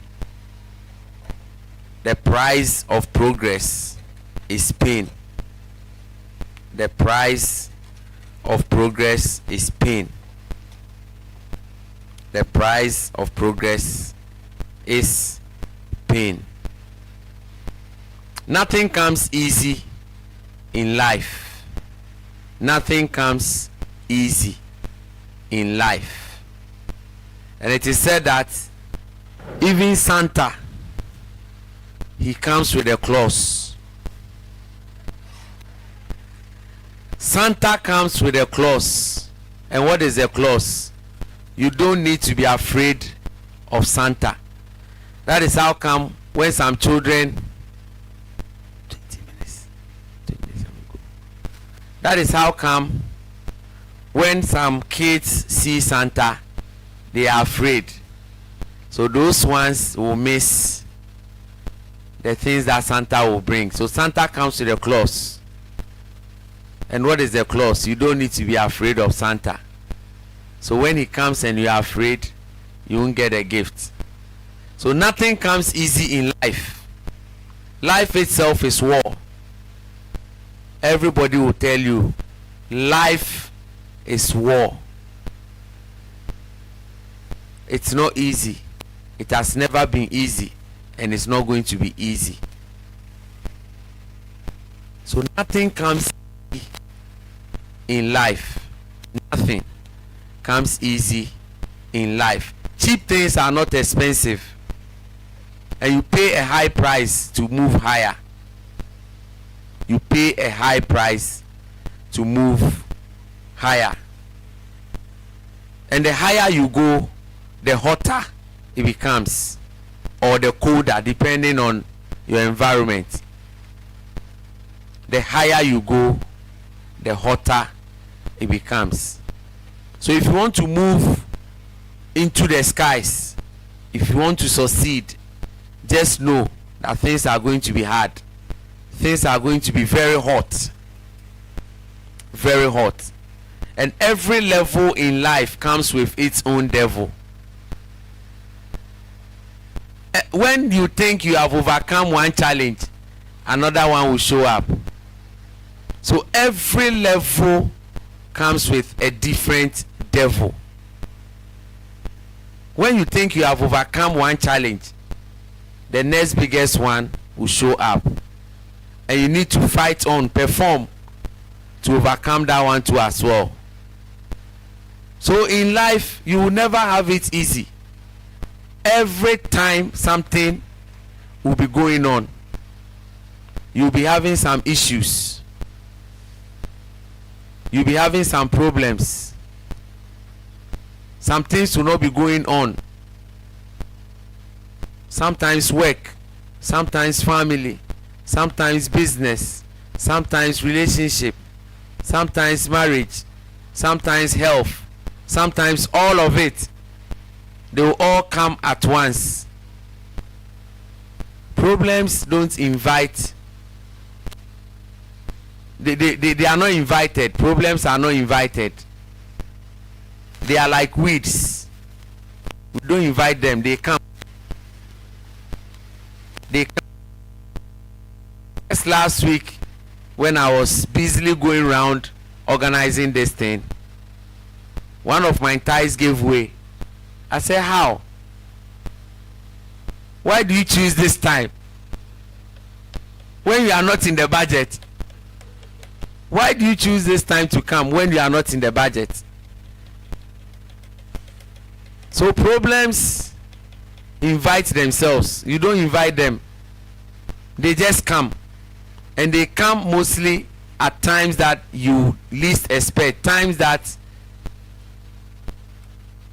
you are not prepared. They could come and change your finances. Things that are not in the plan, come and change them. But life must still go on. Life must still go on. So the price of progress is pain. You have to go through pain to pay for progress.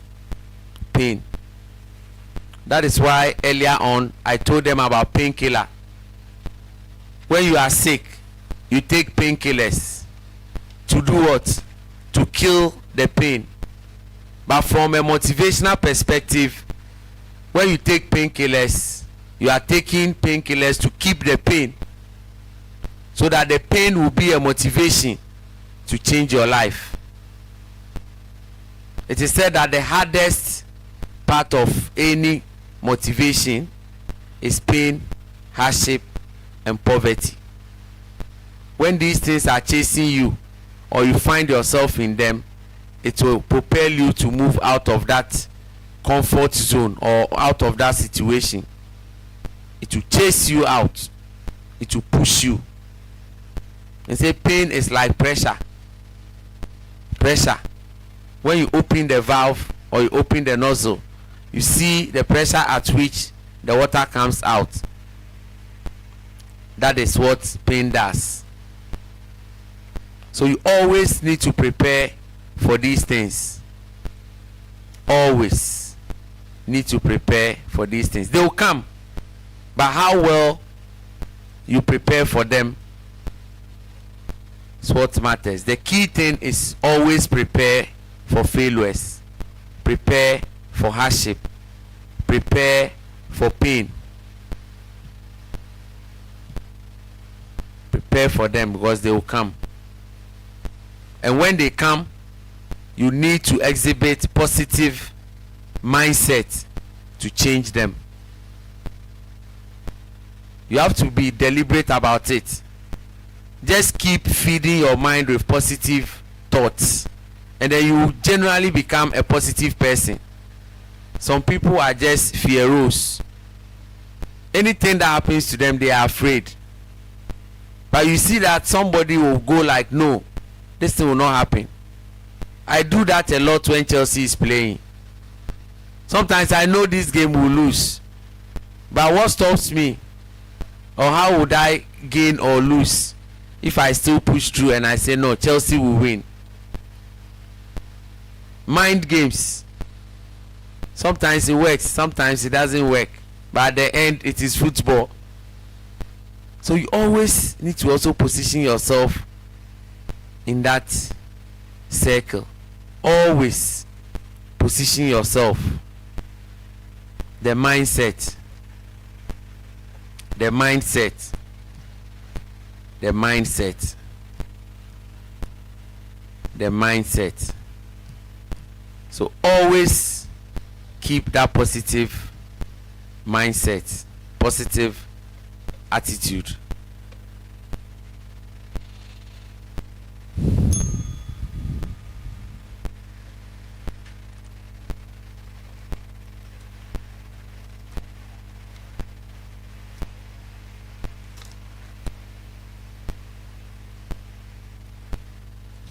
The mustard seed effect. The mustard seed effect. The mustard seed effect. Mustard seed effect. The mustard seed effect. How many of you have seen the mustard seed before? We always hear mustard seed, mustard seed. How many of you have seen it physically before? What's the size? Very small. Tiny. Like half the size of the grain of rice. Very small. Mustard seed effect. So when you say you have to have faith like the mustard seed, and the mustard seed is that small, it means you don't need anything big. Just have a little faith. Just have a little faith and you push through. So the request and the requirement is not anything big. It should have said you should have faith like the seed of a mango. At least you can measure that. But this one, he said the mustard seed effect. Mustard seed effect. So something small. Something small. And for me, I think the key note here is faith, not even the size. So once you're able to push that faith, regardless of the size, so he just said as a mustard seed. So small faith, but the key thing is the faith itself. So if you don't exhibit the faith, it means you are not even closer to the mustard seed for it to qualify as a faith for you. So always have the mustard seed effect. Whatever you want to do, you think about just having that small faith. Small faith. And that is even difficult for some people. That is even difficult for some people.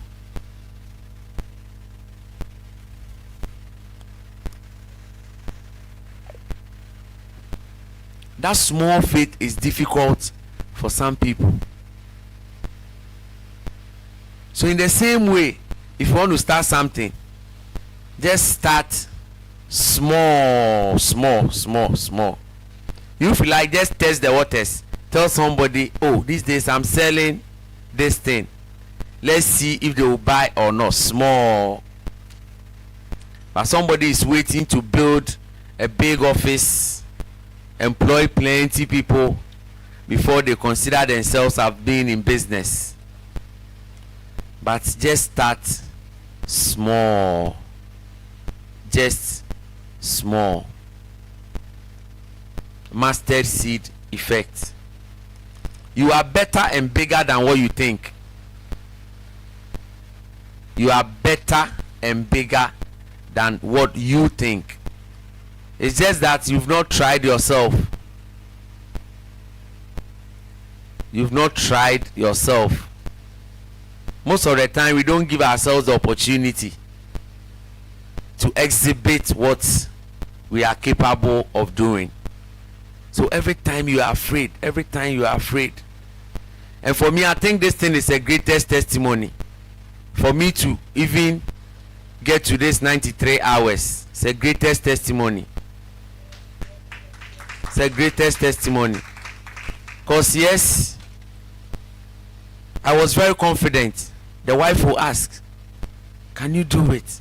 And you know how women, when they are asking questions with some eye, can you do it? The eye will ask the question and you have to answer. Can you do it? Then I say, well, me, I'm here to support. Then I said, the way you ask the question, I know you will come and support. But the way you ask the question, me, I'm confident I'll do it. Then she will ask again, how do you feel? How do you feel about it? We have 3 days. How do you feel? And I said, the banners are there. So how again should you want me to feel? Banners have come and you're asking me how I feel. I'm feeling super. I'm feeling super. But I'm sure I'll give her the credit because she has done the marathon even more than me. So she also broke down. That's why she went to sleep and didn't notice what happened.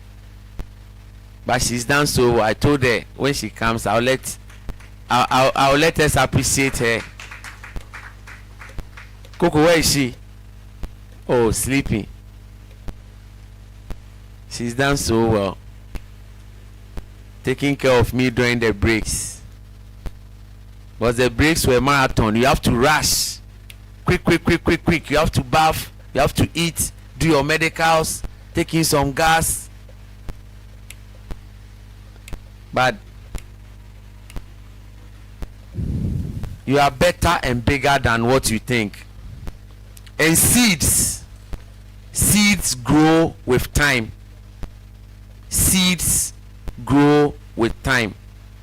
We are talking about the mustard seed, that little thing, but they grow. And the interesting thing about seed is that if you study seeds, you realize that it's just one seed that is planted, but it germinates into a tree that has fruits, and then the cycle continues. The fruits will also bear seeds, and then you plant them again. So you just need just that little seed, mustard seed.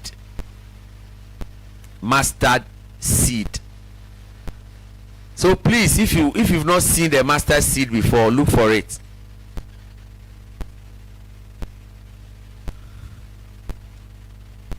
If you go to the ladies who sell the cereals, ask them for the mustard seed. Ask them for the mustard seed. Are you ready for your applause? Your maid of honor brought you. So the wife is around. Please appreciate her for me. In fact, we should have looked for a marathon for you. Longest supporting marathon. I'll check if there is something like that. Maybe we'll apply one for you. She's done so well, running around, ensuring that I was eating, and sometimes exhibiting fear. Are you sure? How do you feel? Tell me, how do you feel? I said, I feel super. Are you sure? Tell me. I feel super. But we thank God we are here. So you need that little seed, and that little seed will germinate into other seeds.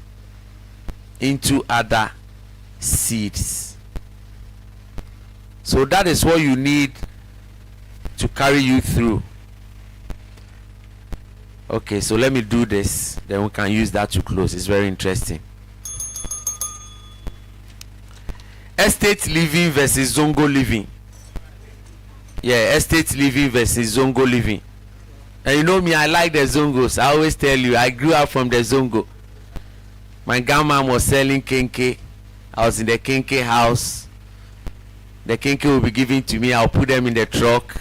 You see those truck with 4 tires with the metal handle. Then I'll just chalk around the side. Then use one leg. Then you push it. You take the kenke to the market center. Come to 2 BBC. When you go there and you ask of the kinky house, they will take you to our house. So I was selling kinky. I'll take the kinky to the station from 5 o'clock to 6. Then my auntie will come and change me and I'll go home. A lot of people didn't see it because sometimes I'll swerve them. You see compound overseer selling kinky. I'll swerve them. I'll swerve them. So yes, estate living versus zongo living. These are two different situations, scenarios. In the zongos, everybody is a neighbor. If your parents are not around, you can be left with the next house, or they can just go and leave you anywhere. They will take care of you. They will take care of you. They will give you food. Sometimes they will even bath for you before your parents will come. But if you come to the estate now, you won't get anybody to take care of your children. Your children don't even go to the neighbors. You stay in your house and you play. But zongo, we all meet at the school park, we all play, or in front of one person's house. Then we all play together.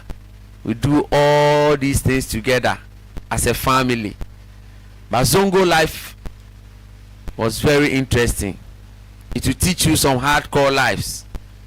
Every day fight. You have to fight with somebody. And there you can't go and call your parents. You have to stay inside and fight. If they beat you, you finish, you cry. The next time you make sure you beat the other person so that it will balance. So zongo life will teach you different things. So during my introduction, I mentioned it, that sometimes I think the zongo life has helped me. But some of the things I do, if you've never been to zongo, you can't do it. So it's good. Abu is good. So please, let's appreciate Abu for me. Abu is my in-law. Abu has also been coming with his squad. They always keep me busy in the midnight hours. And they have some wonderful and powerful arguments. Yes. I appreciate you all. Thank you. So this thing is really killing people in the estates. Now estates, if you need something, you can't send anybody. You have to go and do it yourself. But in the zongo, you can call anybody's child. Hey, you come. And if you don't go and they report to your father, you will suffer pepper. So estate is changing the way things are being organized in society. In the zongos, they organize communal labor. Everybody needed to come out and clean their environment. But in the estates, no. In the estates, no. If the trash van or the truck doesn't come, the bins will be outside. Nobody cares.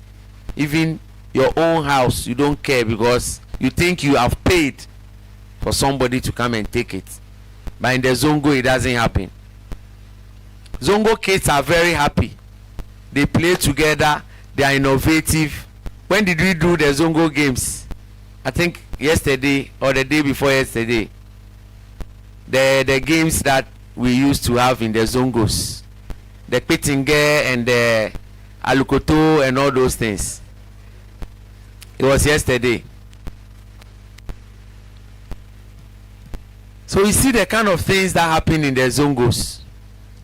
You can eat from anyone's house.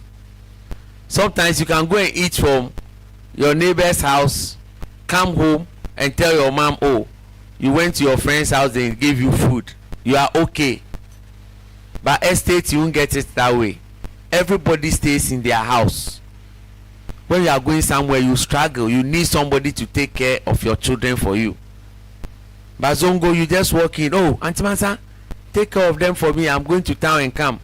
She will take them. But she knows that one day she can also bring hers to you. things were very easy. Shops were just close by. You don't have to walk. People open blue kiosks in areas. And when there is a program, you have to go and watch the program from somebody's house. And they understood this.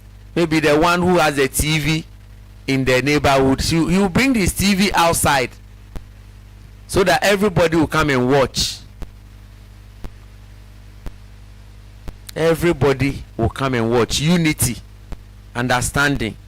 But I think Zongo estate, somebody will bring his TV out. Even if they don't have DSTV, they cannot come and knock at your door and say, oh, can I come and watch TV in your house? No. So you see how estate is depriving us of certain things. And the TV too, sometimes if you are a regular participant and you are not there, they will send, go and call Mr. Niaje. They are coming to start the program. Go and call him. Oh, they will send, go and call him. You see, they had their own toys that they were playing with. But here, they will stay on their Nintendo and stay on their PS. You won't see them. The kids are in their rooms. They won't come out unless they are hungry. And these kids are older. Now 13, 14. You can't send them. Because you think when you send them, they will not be able to go.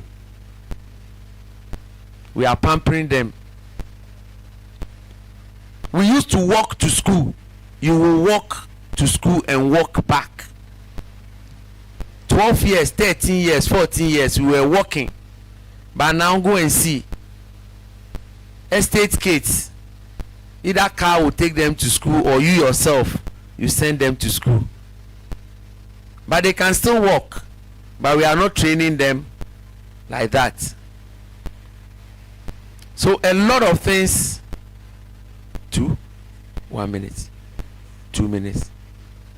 A lot of things happening in the estate, depriving the kids. They don't even know each other. They'll be in the same, unless they are in the same school. But in the Zongo, you could know somebody from a distance. If you enter Zongo and you say, oh, you are looking for Adam's father, they will show you where they live from a distance, or somebody will even walk you to the place. But estates, I'm included. If you enter my estate and you mention some house number, I'll tell you, I don't keep these house numbers. So I'm looking for AD something, unless I know a friend on that lane. But if not, I don't keep those numbers. Go to the estate and go and look for it yourself. So things have changed. Those times you can go and do homework in somebody's house. Maybe there's a senior there, or you have a mate there, or a friend. You can go there. You get help. You get support. But estate living is different. Different. So times have changed, and these things are affecting us. Now we are not united as before. We are not united. You can have a neighbor. The neighbor will have a funeral. But because you don't really know them, you are just neighbors in the estate, you won't go. But in the Zongo, when something happens, the whole neighborhood, they will come and support. They will come and support.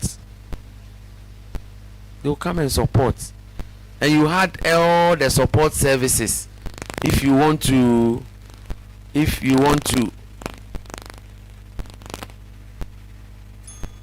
you need help with anything, you can call any of the kids around, come and support. Or you can even go and tell their parents that I need your kids to come and do this for me, to come and do this for me. So Zongo living is a whole new breed. It's a whole new flex. Okay, so I'm being signaled that I've done 2 hours continuous after the celebration. So I'll take a break and come back, and then we'll continue. I'm still committed. I'll do the 100 hours. It's possible. It is possible.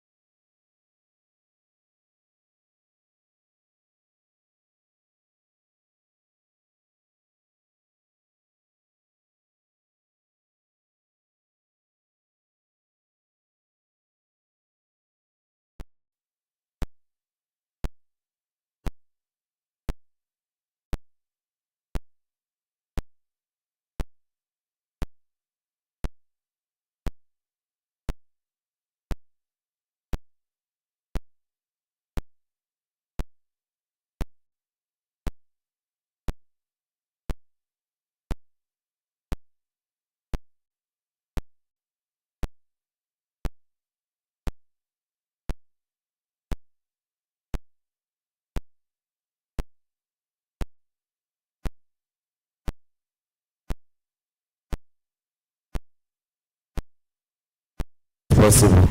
It is possible. You love pleasures more than your dream. You love pleasures more than your dream. You love pleasures more than your dream. What are pleasures? What are pleasures? You love pleasures more than your dream. So the pleasures of life, you love sleep. Sleep. You love alcohol. Where are my alcohol boys? You love food. Food. You love food too much. You love women. You love women. You love sugar daddies. You love drugs. You love drugs. And then you love gadgets. Gadgets. But you don't love your dream. The dream. You don't love your dream. Love your dream more than any of these things. Love your dream more than any of these things that I've mentioned. Because when you love your dream, you will be able to get all that you want to come back and love these things that I've mentioned. But you love all these things and you neglect the dream. These things are going to drain you. It will drain you. And eventually, you will not be able to focus and achieve the dream. Look at it. If you deny a footballer,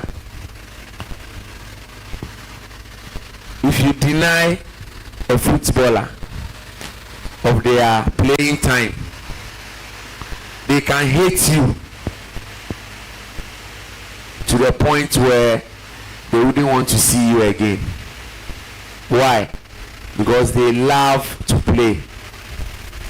Sometimes you see we, the non-footballers, will go like, if I'm a footballer, I wouldn't want to be fielded. I'll be at the reserve session and still take your money. Because you hear things like, whether you play or you don't play, they will still get your pay. They'll pay you £80,000. So why then do you want to rush and go and play?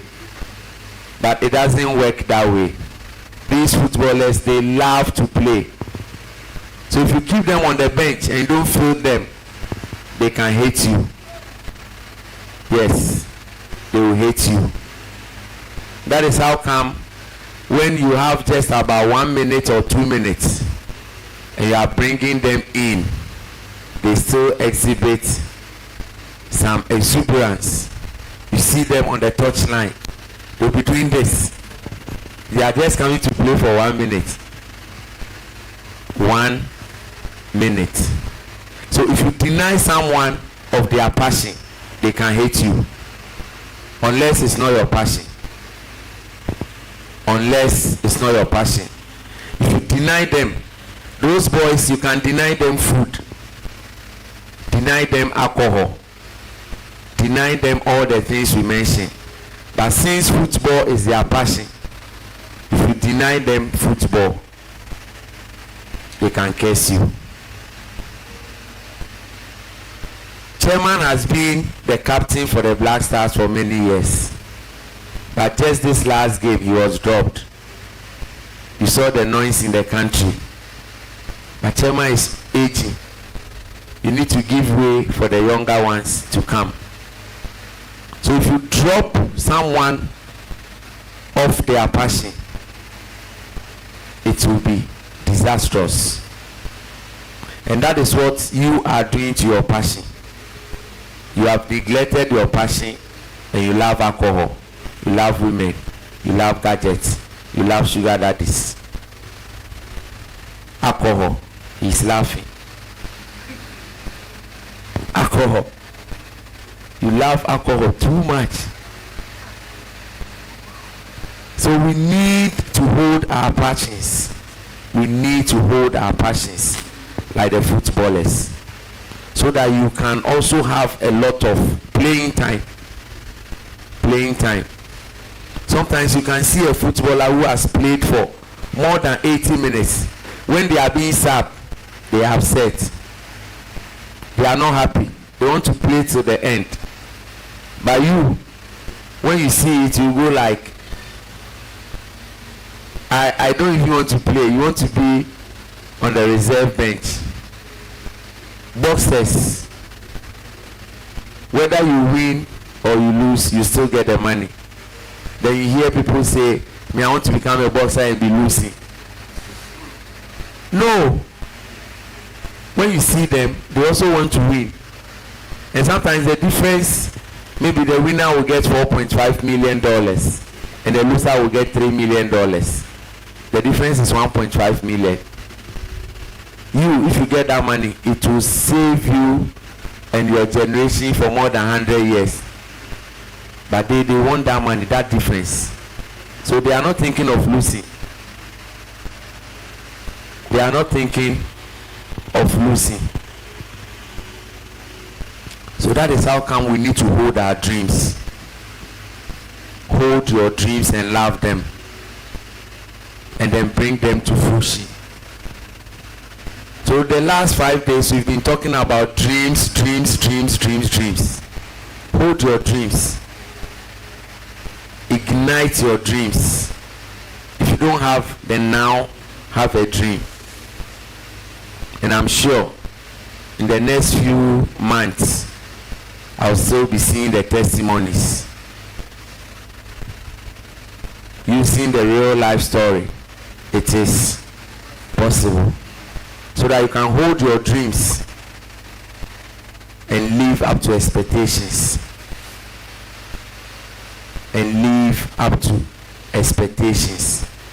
So the dream is possible. It is possible. In the same way, somebody will say, I also want to do this. Go for it. Challenge yourself. And that is what I did. And I'll keep saying it. You challenge yourself, but it doesn't mean challenges won't come. But how well you challenge yourself to challenge, the challenge that will come will be the game changer. And that is what happened here. When the going got tough, say it is possible. It is possible. And then we overcame. Today we are doing 94. 32, we had a challenge. And we've added 62. It is possible if you believe. If only you believe. And don't just believe and not act. Act on that dream. Act on that dream. And I know some of you are still being motivated. You are being inspired. Don't just be posting the thing on social media. Act on it. Live beyond your fears. Live beyond your fears. The other side of fear, you will find success. The other side of fear, you will find victory.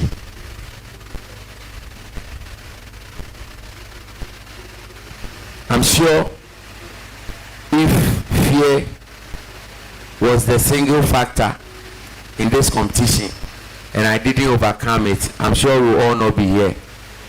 But it's not easy. I won't tell you it was easy. I will not tell you. But one thing that I strongly believe has also kept me was a training session. Spaghetti Monster, that's my health coach. He told me, if you are able to do 10,000 steps every morning, 1 hour 30 minutes, you do 10,000 steps, you can do it. You can do it. By now, I should be getting swollen feet, but my feet are perfect. My feet are perfect. My medical team, they are still surprised. I said, I have been running and jogging, doing the 10,000 steps in the morning. So maybe that is the secret. That is the secret. So in anything that you want to achieve, anything that you want to do, put in the effort, put in the planning. As they say, there is nothing like a planning that will go waste. And honestly, I know Spaghetti Monster is watching. Honestly, I said to myself, if I'm not able to endure to do this thing, I'll tell him, bro, you lied to me. You lied to me. You lied to me. What happened here was not endurance. What brought the crisis was not endurance. So that I'm not going to blame him. But to sustain up to this time, that is the real endurance. So put in planning, preparation. Go through the pains. Go through the pains. Go through the pains. It is possible. I'm not any different species. I'm just like you. I'm just like you. So if you can also push yourself beyond the limits, you will also achieve your dreams. It is not enough to sit under motivation and go back and remain the same. And remain the same. I want you to push yourself.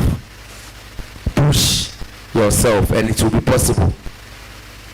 It can be a small dream, but you start it and then move it to the next level. Start it and move it to the next level. So some of the things you love, cut them. Cut them. Cut them. Too much sleep. Too much sleep. Now I believe you can actually hold sleep. You can hold sleep. Yesterday some of you were sleeping. Abu, you were sleeping. But it's still possible. So you can hold sleep. When I went back there, they said I should have a power nap.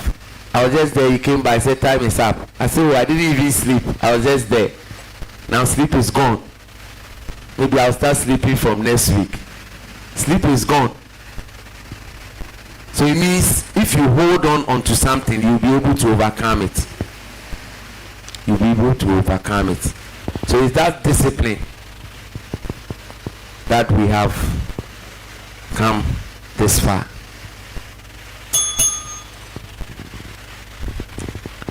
The doorway and the window. The doorway. The doorway and the window. Anytime you hear things like a door of opportunity has been shut, it means there was an opportunity and the person has lost it. But this is it, the door of opportunity. Every room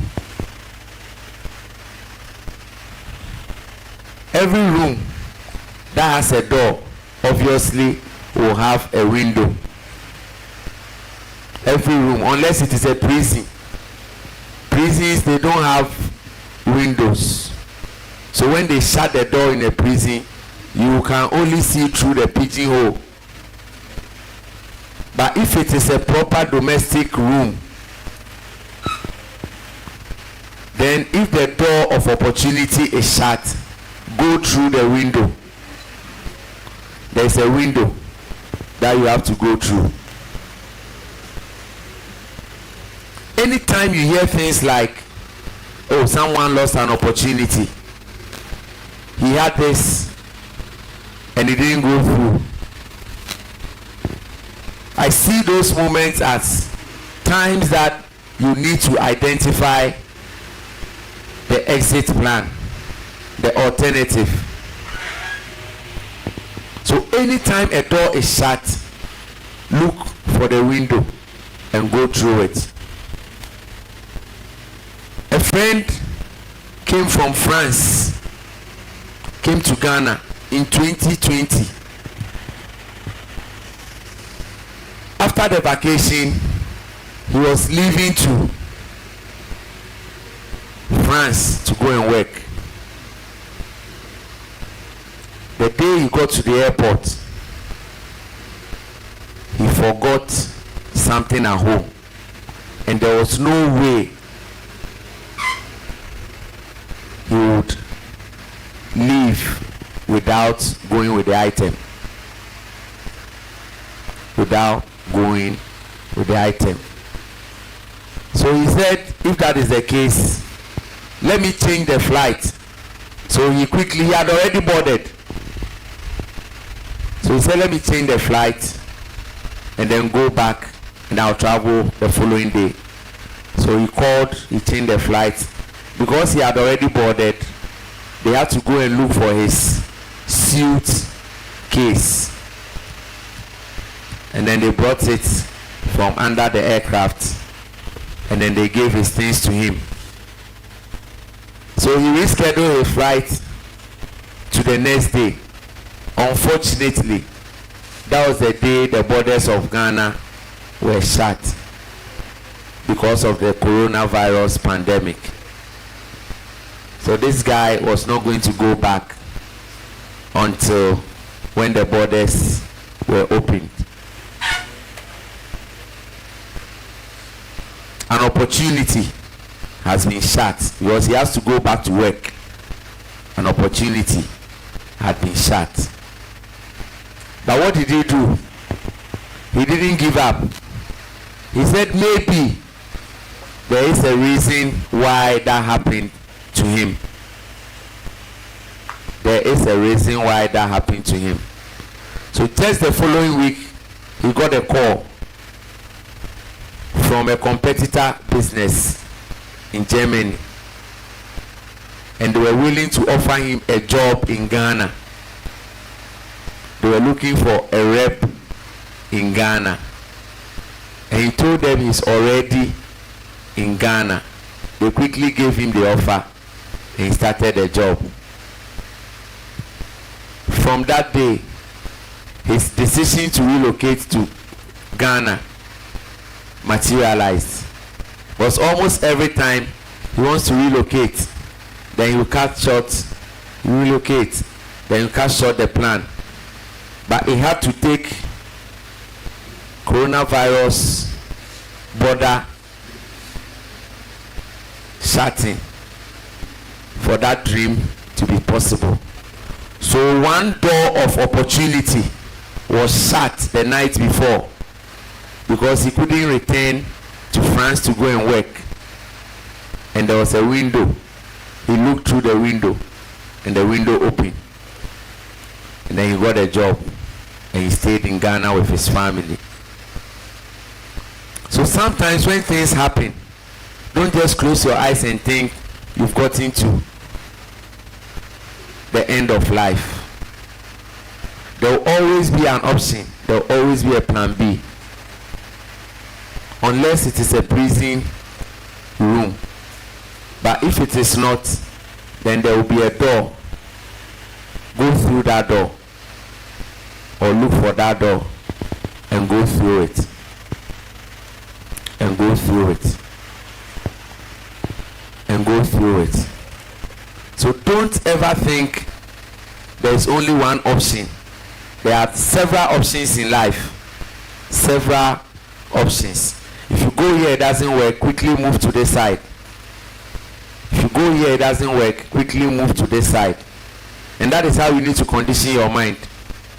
Condition your mind that you are never going to get stuck. Never. The last time I made an observation, I said, if you are running, you want to go out, and you are running, and you get to the wall, and you can't go through the wall, climb and go above it. If you cannot go above it, then run back and use the opposite direction. Or better still, stay there and then hit through the wall, break through the wall, and then go through it. So life will always present us with options. It is our duty to look for those options and then grab them. But when one thing happens and you think all hope is lost, then you've given up on yourself. So whatever you are looking for, if you've not gotten it, don't stop. You don't stop. You keep pushing. And it will be possible. So I want this thing to run through your mind that it is possible. It is possible. Very, very, very possible. Vehicle interior maintenance and cleaning. Vehicle interior maintenance and cleaning. So let's do some car maintenance. We'll be doing some other EHS health and safety courses tonight. So vehicle, car, automobiles, trucks, any moving mechanical device, interior maintenance. So you see your car has some vents where the air conditioning comes through. So in the dashboard you need to maintain it. So if you look at the dashboard has those AC vents. Have you been cleaning them? Or you only clean them when you take your car to the washing bay? Those of you who don't have cars, it is fine. Just absorb it and know that your car is coming very soon. Hey, now the place is the church. People are shouting amen. Okay. May it be, but go and work hard. Don't just let it remain at the amen stage. So absorb it. Anytime you get your car, you can implement them. So just take a little foam. When you take a foam, just cut it into a rectangle shape. And now cut it diagonally into half. If you cut it diagonally into half, assuming this is the foam, if you cut it diagonally, you should get something like this.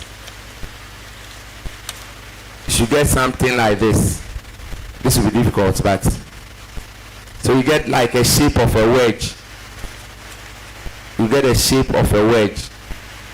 Yes. So you get something like this. The shape of a wedge. And then attach it to a little stick. If you attach it to a little stick, you use that one to be cleaning the vents. It can go through the vents and then clean all the dust settlements. So get the soapy water and then can drop a little perfume, or if you have essential oil, drop it and then use it to clean the vents. It can go into the internal portions of the vents so that you clean them. You use air conditioning. If these things are not clean, you are inhaling the dust from the internal portions of the vent. So you check the upholstery. If you have a very good car, you will have some of the vents inside the upholstery. Or if you have like a family van, because some of the seats will be at the rear, you will have the upholstery there. Use the same thing to clean them. Then you have the cup holders. The cup holders are those round things you can put your drinks in. You have some at the side of the doors, and then maybe in front you have some close to where you have the gear lever or the handbrake, and then maybe the back, depending on the car you use, the back of the car should have some cup holders. So these cup holders, sometimes people eat and they drop things inside. Somebody will eat biscuits and they'll put it there. You have some of the particles in there. You have to clean all those things. So the other half of the wedge, you can do the same thing. Put it in soapy water and use it to clean, or get a rag and clean. And all these things are things you need to do on a weekly basis. Because when you have kids, they'll eat, they'll put it there. If you don't clean, it will start forming algae or molds. And you are living in your car and you have molds in there. The air will be contaminated. So these are some maintenance practices that you need to do to keep your car very safe. Then the carpets, the driver's side, co-driver's side, the back, you have carpets in there. Some people have the original car carpets, the bucket type. Some also buy aftermarket carpets, the rubber type. Because you are walking and coming into your car back and forth, there will be sand particles that will come into it. So you always need to dust them off. Ideally, every morning, take those carpets and then clean it. If you have a brush, use a brush to also just brush it and then get off all those particles. Because you walk, you get into the car, some debris will go on the carpet, so you need to get rid of them. You need to get rid of them, the front and the back. If the whole week you have not picked anyone, then you target only the driver's side, because you'll be the only one who has used the vehicle. Sometimes you check the carpet and there's so much sand, and you are still driving and you have the sand in the car. You put your air conditioning on, the fan will pick some of the debris, so you have recirculation. You'll be inhaling dust in your own car. And then the seat covers, when you have debris on the seat, when you sit on them, they get clogged at the borders or at the intersections where the vertical and the horizontal seat covers meet. So you always have to put your hand there and then get rid of these things. These are some of the ways we can do to clean our vehicles. Simple strategies. Always clean your vehicles so that you don't get sick. Sometimes you just get sick and then you attribute it to malaria. No, the dirt from your car. So do these things yourself, because washing bay will not do these ones. They will just use a rag to clean the dashboard. But if you want to get rid of the dust inside the AC vents, do them and save your vehicle. Push, P-U-S-H, push.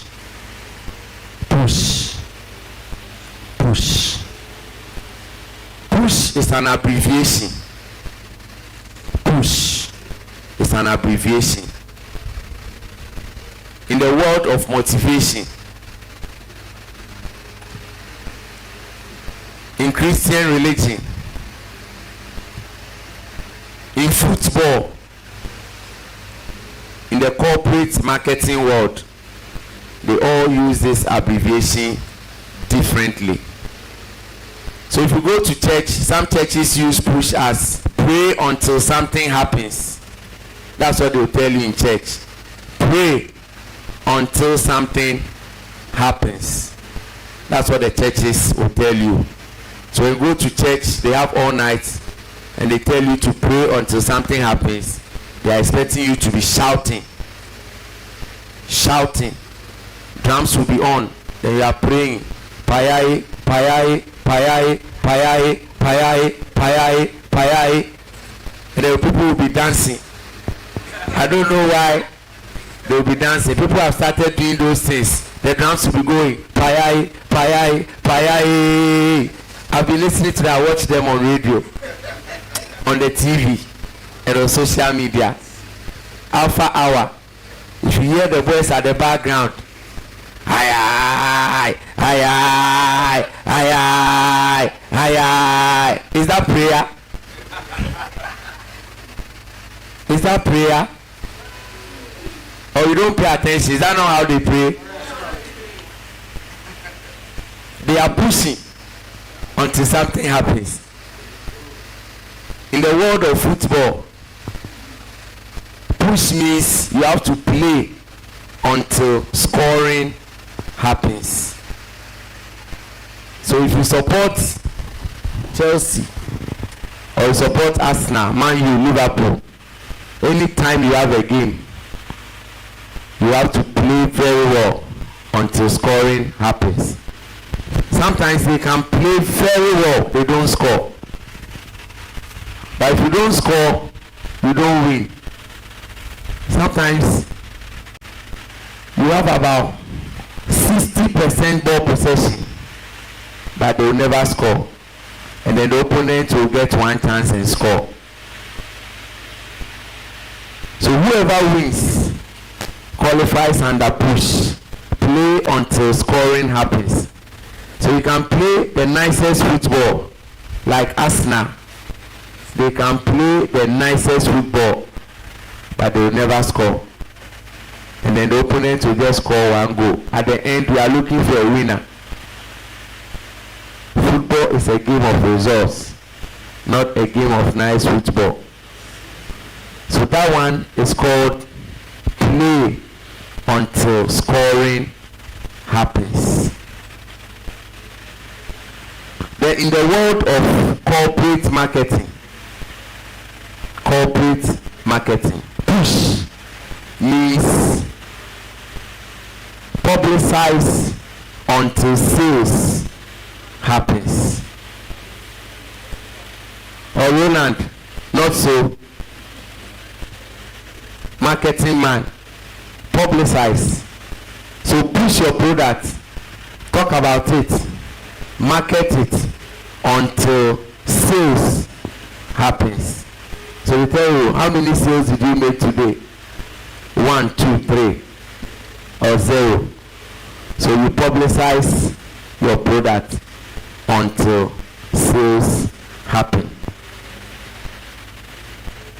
And for me, the chief encouragement officer, what is push? What is push? My push is persist until success happens. So in the world of motivation and for my own abbreviation, persist until success happens. So persistence is the name of the game. You always have to keep persisting until you succeed. So if you don't succeed, you don't stop. You just keep going. You just keep going. Persist. Don't stop. If you've not gotten it, you don't stop. So all you need in life is to succeed. You can play the nicest game like Arsenal, but if you don't score, you will not succeed.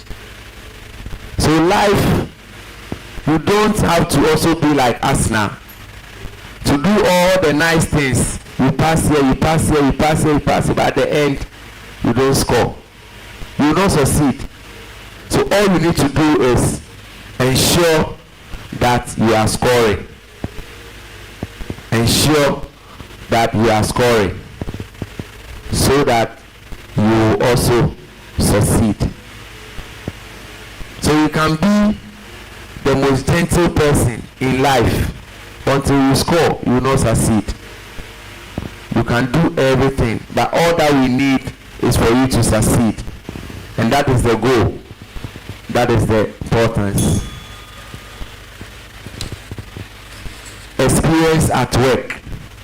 Experience at work. How many years of experience do you have? how many years of experience do you have? Sometimes you hear people talk about, oh, I have about 15 years of experience. I have about 30 years of experience, 12 years of experience. But in natural sense, that is not the number of experience that they have. They have just 1 year experience repeated over 10 years. 1 year of experience doing something repeated over 10 years, but they will tell you they have 10 years of experience. Anyone who is experienced is someone who has occupied different positions. So you've been in finance, you've been in treasury, you've been in HR, you've been in marketing, you've been in logistics, different departments. That is when you can say you have 5 or 10 years experience. But when you are in that cage, you are a teller for 10 years, you can't say you have 10 years experience. You have 1 year repeated over 10 years. Because you've been doing the same work, you've been doing the same job, the same thing over and over again. So why then do you say you have 10 years experience? The right thing to say is you have 1 year experience as a teller repeated over 10 years. So if you want to gain more experience and move, you always have to be changing roles. You have to be changing roles.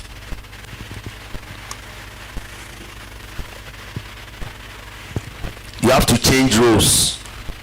So look at your industry and see the various departments and opportunities and make a deliberate effort to be changing roles. And don't sit in one department for more than 2 years. That's the best practice. Always keep changing. When there's an opportunity somewhere, apply for it and move. Worst case scenario, you will not get it. Within the period, another opportunity will come. So always stretch yourself to be doing different things. We call it the zigzag approach. Zigzag approach. Today you are here, tomorrow you are here, today you are here, tomorrow you are here. That is the only way you can climb the corporate ladder. But if you don't do that, you will be at one particular position and you will never grow. Others will come, they will tell you this guy has experience in 4 different departments, and they will choose them over you. They will choose them over you. If you are in teaching, make sure you can teach different subjects, different classes. You can even act as headmistress or assistant head. Anytime they are going on vacation, volunteer yourself to go and do that job and put it on your CV. One day that job will become vacant, and then they will ask who can perform. You've done it before. When she went on vacation, you acted. It's on your CV. So you know what goes on in that office. You know the roles and responsibilities in that office. In that office. So in the same way, if you are doing business, if you're a business person, don't do one set of business for a long time. At least know what goes on in shipping, export, import, clearing. You don't need to go to the port to go and do it. You can speak to the clearing agents. Let them explain certain things to you. Then you have knowledge in that area. There are other things you also want knowledge in. Let them help you. So you you can build your knowledge base to a different level. That is how you can also say you've been a business person for 10 years. You have 10 years experience in business. But if you tell me you have 10 years experience in business and you don't know how to export a product, meanwhile you are telling me you do business, so how do you export or how do you import your products? So these are some of the things you need to do to gain competence in your industry. So try and move into different roles. Anytime you see that there's an appointment of a chief executive somewhere, read about their profile. You see that they move from here, maybe they were director, then they came to HR director, something director from this company, and then they got to that position.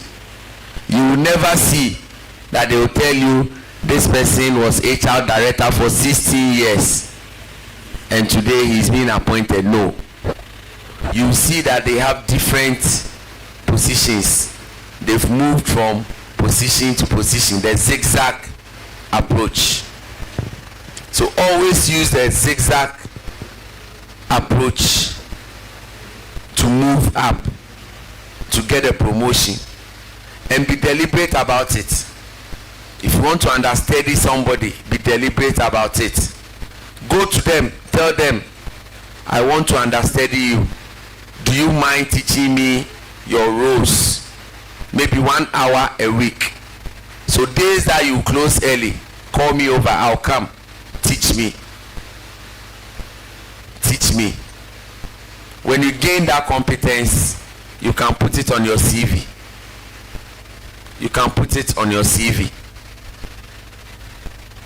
In the medical field, you are a nurse, you are working with a medical director. You go for the ward rounds. Whilst you are doing all those things, you are learning.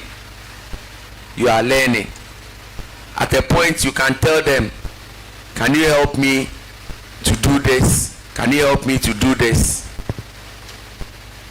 When you go back and you are improving or upgrading yourself, it will become easy because you've been doing it. Somebody helped you. Somebody taught you on the job. So you have to be deliberate.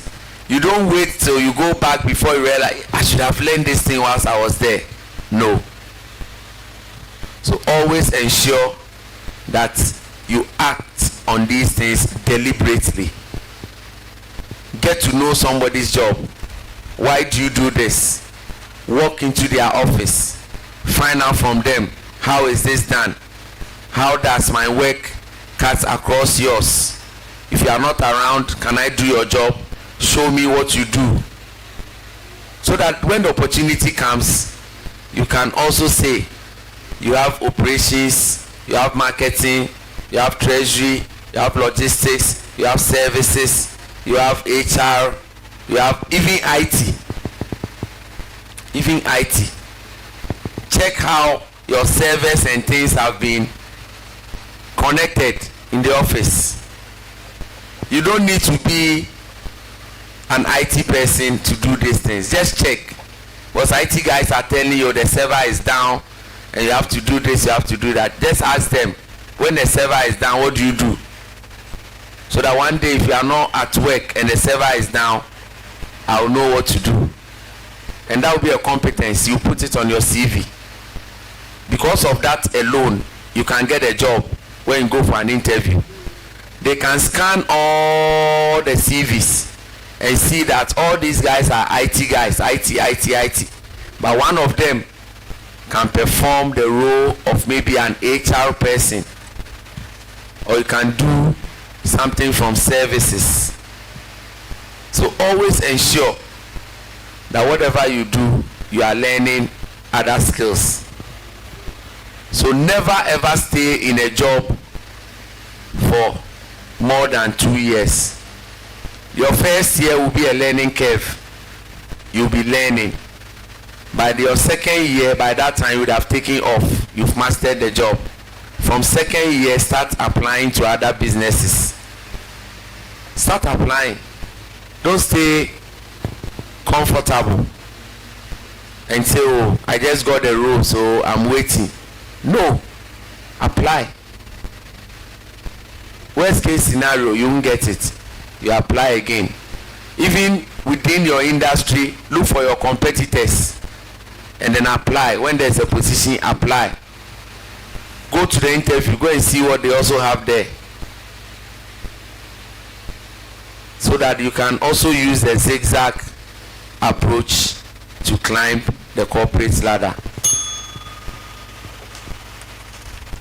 Student strength versus lecturer's marks. Student strength versus lecturer's marks. Sometimes you finish exams and the marks or the papers come back. When you don't pass, you blame the lecturers. You say, oh, the lecturer gave me 50 or lecturer gave me 60. But when you pass and you get your 70, that one you go like, oh, I got 70. So when you don't pass, you blame the lecturer. But when it goes well, it is your strength. Why is that so? Why is that so? Lecturers don't know your index numbers. In exams, we use index numbers. Even at the SS level, they use index numbers. So you can never say a lecturer will target you and give you low marks. So when you don't perform, don't blame the lecturer. Blame yourself. Because if you perform and you take the credit, if you don't perform, you also take the credit. Take it. Because you wrote the exams. Don't go and blame the lecturer. Don't go and blame the lecturer. And most often, these things happen because you went to study some things and all the things you studied didn't appear. Or sometimes lecturers will tell you, focus on this area. Focus on this area. And then you do that and Apple will swerve. Then you go like, hey, the lecturer told us to focus on this area, so you also put all your focus in that area. And those areas did not come. But what prevents you from learning everything? What prevents you from learning everything? So that if the things you are expecting doesn't come, the others you expected will come, and then you will be able to write the exams well. And this is how we all live our lives. This is how we all live our lives. In life, you don't know what will happen or what will not happen. So you always prepare for anything. In life, you prepare for anything and everything. Don't just target your life in one area. Otherwise, you'll still be blaming your lecturers. Something happened in life, you go like, the lecturer gave me low marks. So you have to prepare everything and all things in life. You prepare for everything. Otherwise, you still be cursing your lecturers even when you have finished school and life is dealing with you. So in life, we prepare for everything. Worst case scenario, best case scenario, medium term scenario, anything. If this one doesn't happen, what next? If this doesn't happen, what next? So you have to prepare for everything. Prepare for everything. Don't just stay and say you are just waiting for the visa. What about if the visa doesn't come? You prepare for what you have to do in Ghana. So don't put all your eggs into one basket. Don't put all your eggs into one basket. Prepare for life, because life will definitely happen. So prepare for life, and prepare for life in all things. In all things, prepare for life. Otherwise, you will prepare for life in just some few areas, and then you'll be lagging in other areas. Yesterday we did the full health check.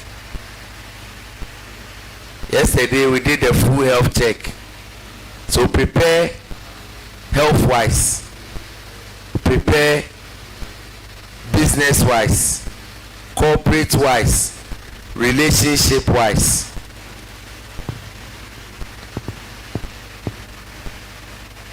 So that life does not take you by surprise. Whilst you are making more money, you are also looking after your health. You are looking after your family. You are looking after your business. So you don't prepare in one area. Because yesterday we mentioned the full health check. Then all of a sudden your focus moves to that direction, and then you neglect the other areas. Those are the things we are talking about. So prepare in all areas. In all things that you do, prepare in all areas. Listen to your critics and improve. Listen to your critics and improve. Listen to your critics and improve. Critics are people who typically criticizes your job. They provide proper critique of your operations, your activities, your work, your performance. In other words, you can also call opposition. So opposition will always criticize government performance. You hear them, oh, they are not doing well. All these things are from opposition. So in life, you also need to have critics.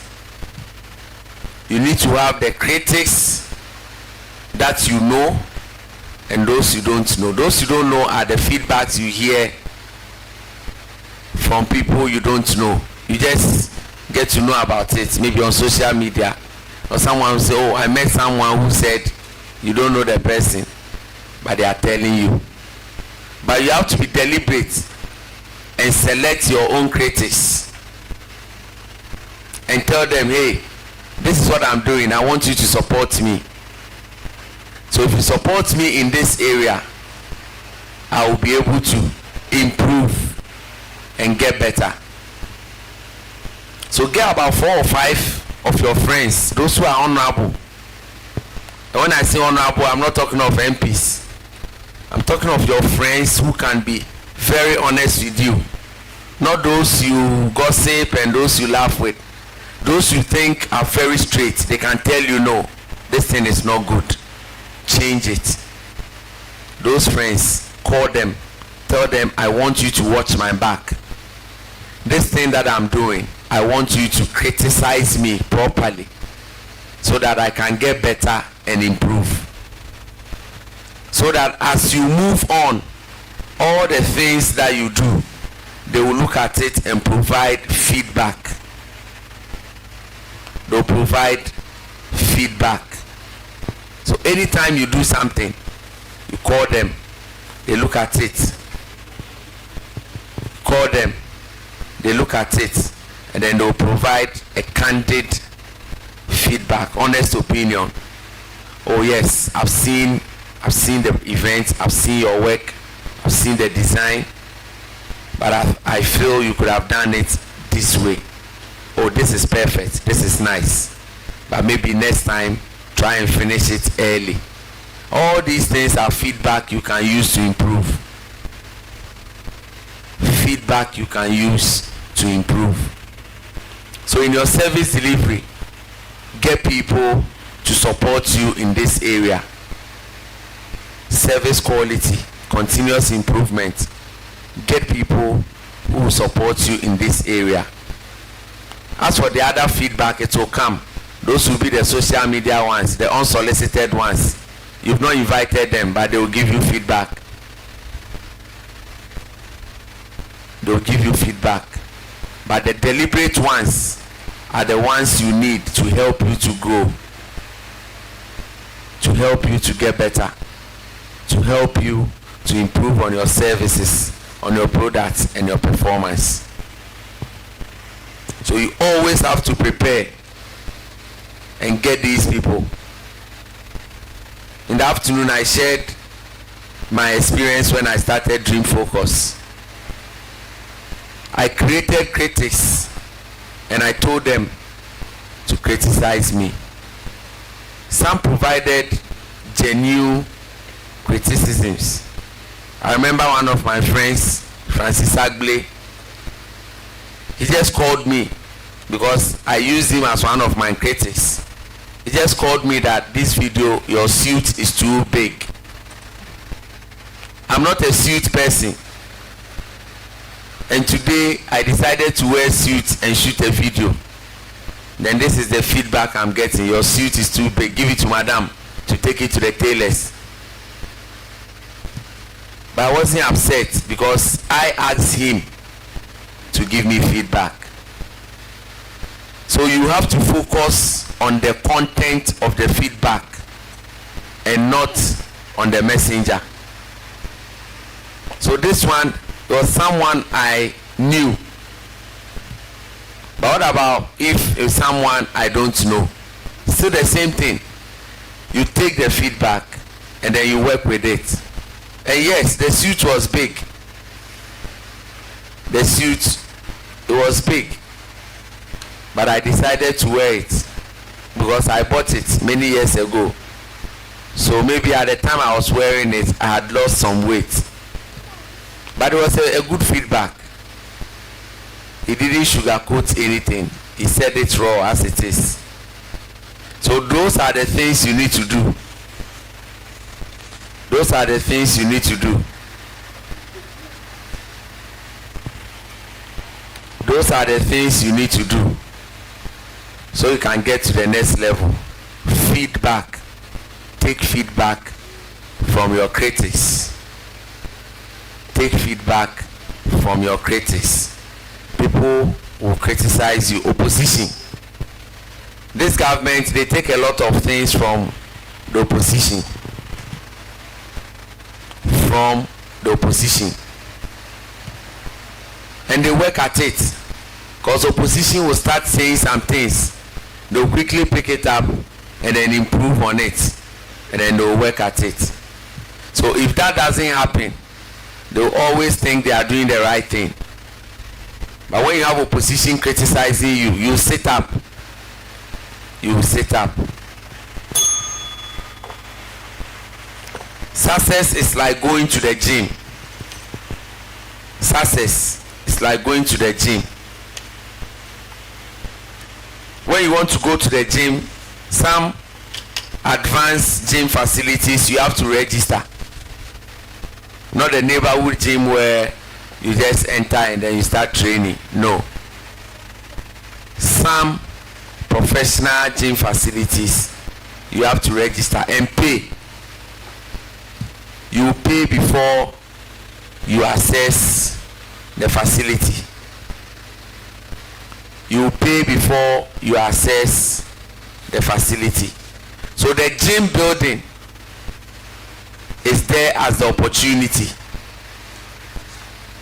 The gym building is there as the opportunity. and you have the subscription, you go and subscribe. So if you subscribe and you don't go to the gym, what are you doing to yourself? You are abusing your funds because you've already paid. And when you pay for the gym, you need to go and access it. When you pay for the gym, you need to go and access it. So you have to go to the gym, access it, and continue. If you go once and you don't go again, then it means fear and consistency. You started the gym and you are not going again. Your first 2 training sessions have started hurting your muscles, so you don't want to go again. That becomes fear and consistency. And when you pay and you don't go at all, you pay and you don't go at all, that means you are just scared of the experience. You have wasted money. So the gym building is there as the opportunity. We all drive past it. We all drive past the gym building. I pass by, you pass by, they pass by it. It's opportunity. But you grabbed the opportunity and you went ahead to pay. So after payment, you need to start training session. When you start the first 2-3 days and your body starts hurting, you need to continue to go there. You need to continue.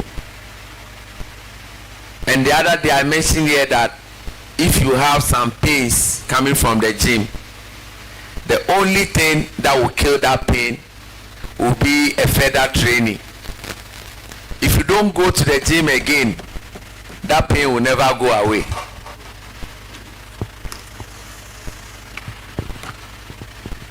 That pain will never go away. So you need to do it again. Kill the pain. When you kill the pain, then now you start cruising. From the following week, you start going to the game. That is where the muscles will start showing up. That is where the muscles will start showing up. So, going to the gym is very important. And I'm equating that to success. Equating that to success. So always take advantage of an opportunity. You've paid for it, go and train. You've paid for it. When the pains come in the muscles, continue and kill the pain. So you can use that experience to build on subsequent ones. But if the pains come and you stop and you are not able to kill the pain again, sometimes you even get sick. I don't know if you've experienced that before. You try the gym, the pains started coming, and then you stop. You didn't go again. You will get sick. You will get sick. So it is important to always continue and don't stop at it. Stay there and finish it. Footballers after their active career. Footballers after their active career. When they are actively playing, they do so well. Why? Because they still have their managers managing them. They still have their managers managing them. But what happens? Immediately they come off or they come on retirement. At that point they don't have managers again. they are on their own. What happens to them if a footballer doesn't have a manager again? What happens to them? You hear all sort of scandals. All sort of scandals. You hear things like they've raped somebody, they've invaded tax, they've done this, they've done that. But when they had managers, few of them got into those news items. So management is very important. Management, when your life is being managed, is very important. Footballers have managers, and that is management. So management is very important in football, and even outside football. So you, for instance, you need a manager to manage your life. Otherwise, after your active football career, you start having issues. Some even start getting into debt. They become poor. Then you be asking yourself, is it not the same guy who was playing at the highest level and making money? But now what has changed? He doesn't have a manager.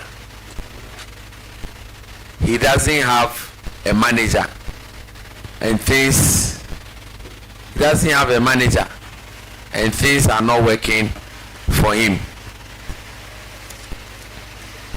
So allow yourself to be managed by systems. Allow yourself to be managed by systems. So you might not have a manager managing your life physically, but you have a manager managing your life in terms of systems, in terms of rules, in terms of regulations. Those are the things you need in your life. So you might not have a physical manager like a human being, but allow yourself to be managed by systems, rules and regulations. Allow yourself to be managed by that. To be managed by that.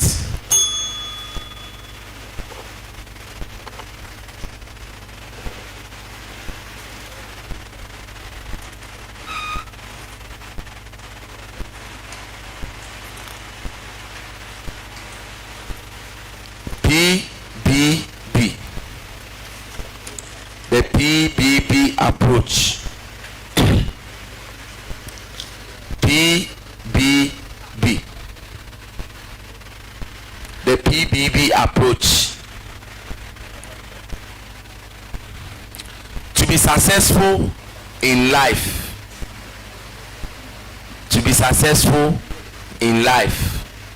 You need to have the PBB approach.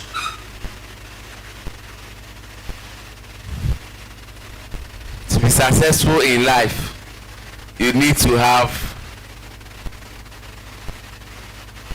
the BPP approach. BPP approach. The first B, books. The books you read. First B, the books you read. The books you read, to a large extent, determine who you can become. The books you read. Books are important resources. Read them. Find a book and read. Find out the content, how it can help you, and read them. The second P is the places you go? Where are the places you always find yourself? The places you go. So go to the right places. Don't always go to places where you will not find value. Go to the right place where you meet people who will align to your dream, people who can help you, people that can provide value, people that you think can impact your life. So the places you go, to a large extent, will help you to become who you want to become. So the last P, the people you meet. Who are the people you are meeting? Who are the people you want to meet? So you have to go to the right places to meet the right people. The caliber of people you meet in life will determine your wealth.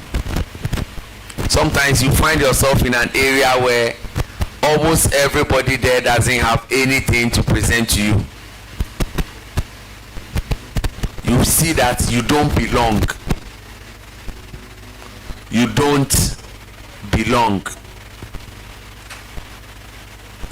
You don't belong. But you need to go to the right places, and you can be deliberate about it.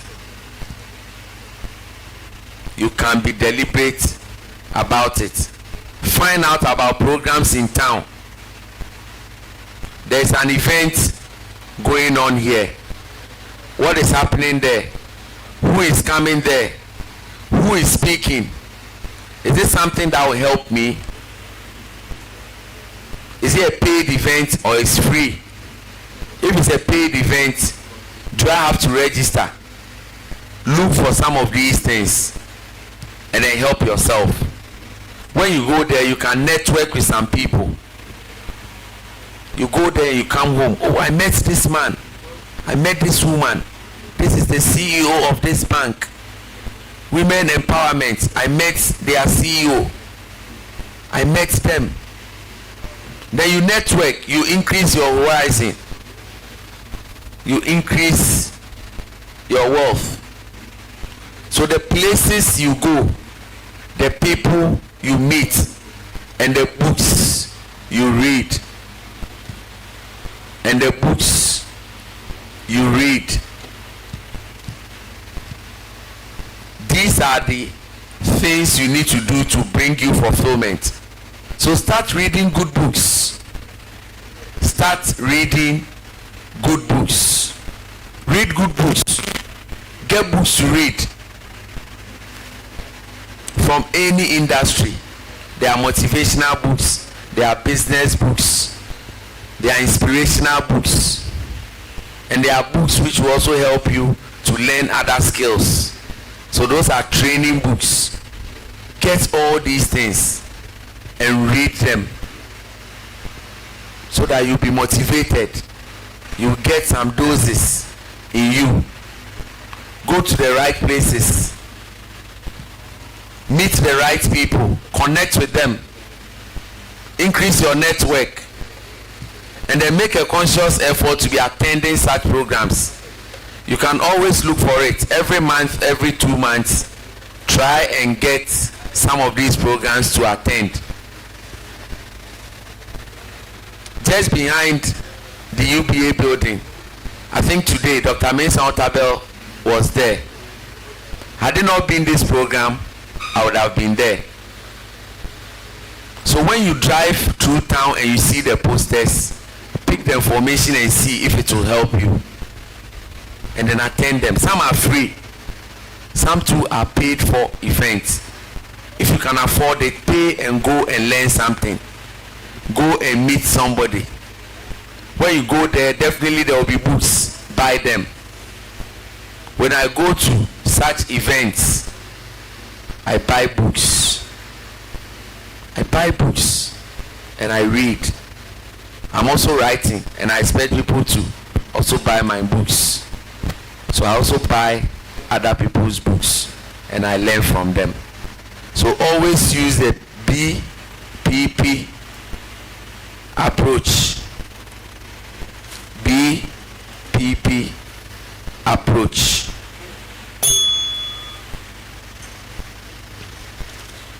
BPP approach.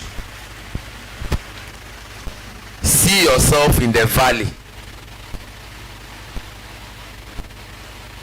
See yourself in the valley.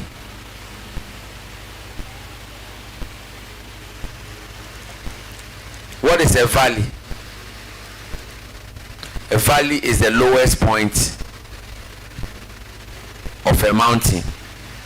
So when you see two mountains, in between them, the lowest point will be the valley.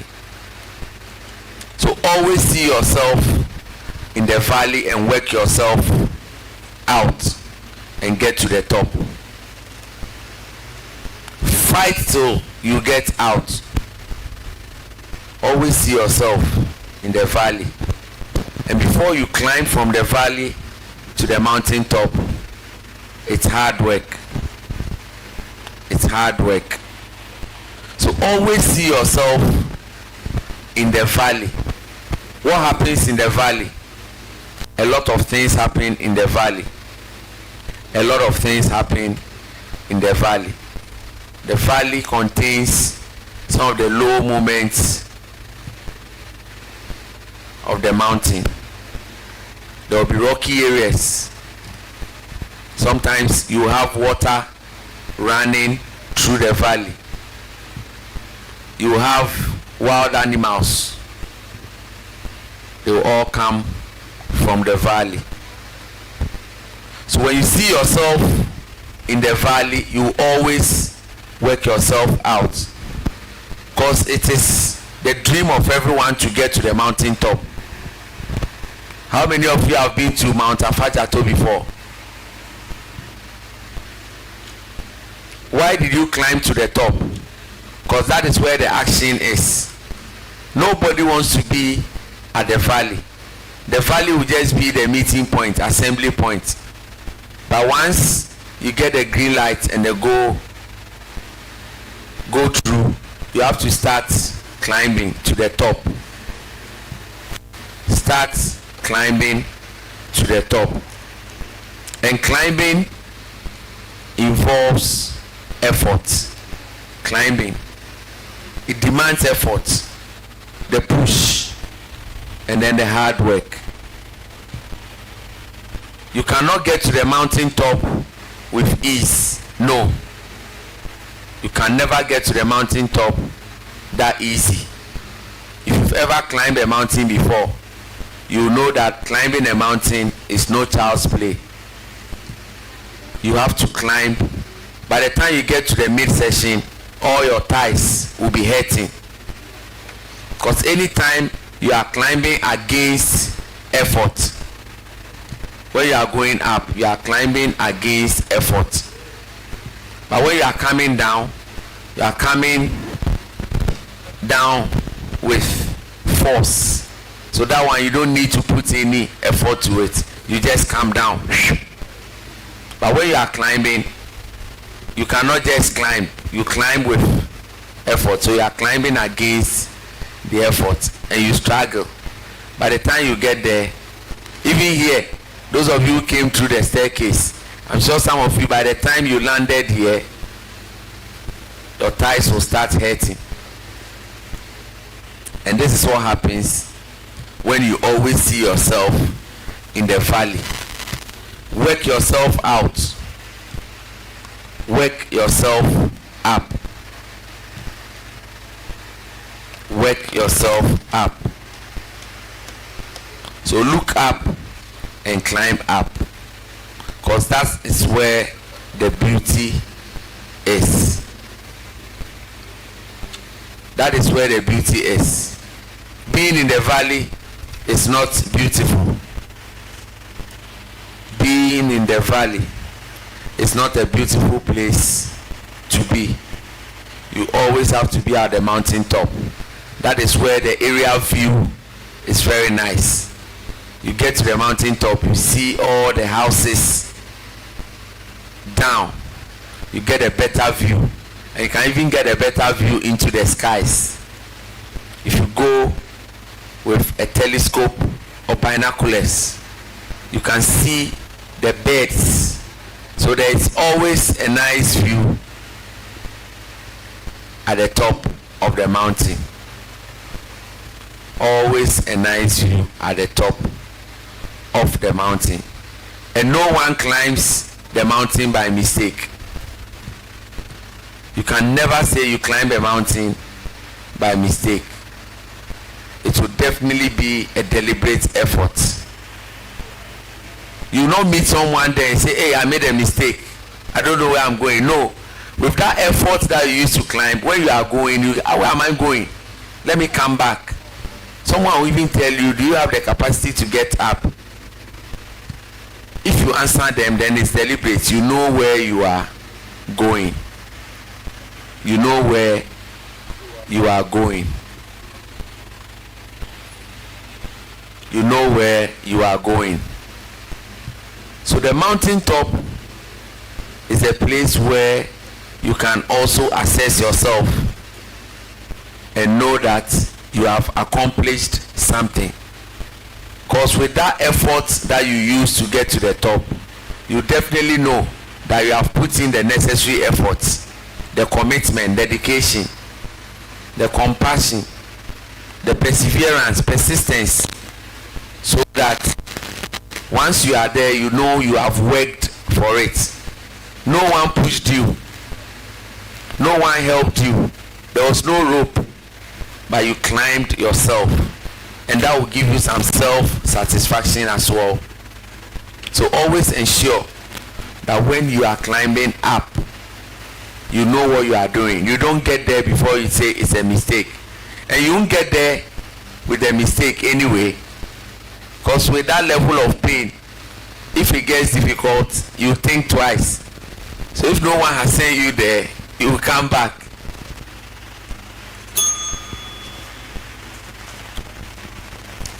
Let's look at some corporate governance. Corporate governance. Corporate governance. So I did organizational leadership and governance at the University of Ghana Business School. And one of my favorite courses was corporate governance. Corporate governance. We hear a lot about boards, board of directors, shareholders, CEOs, things like that. That is the corporate governance structure of every company or government. The corporate governance structure. We had quite a number of courses there. We did business strategy. We did OBM, organizational behavior and management. Then we did MIS, management information systems. But for me, my favorite courses, this one, CSR, corporate social responsibility, and then this corporate governance, because these were practical. You could actually relate to what was being taught, can relate it to industry. So when we say board of directors, what is the role of the board? The board's role is to think strategically for a business.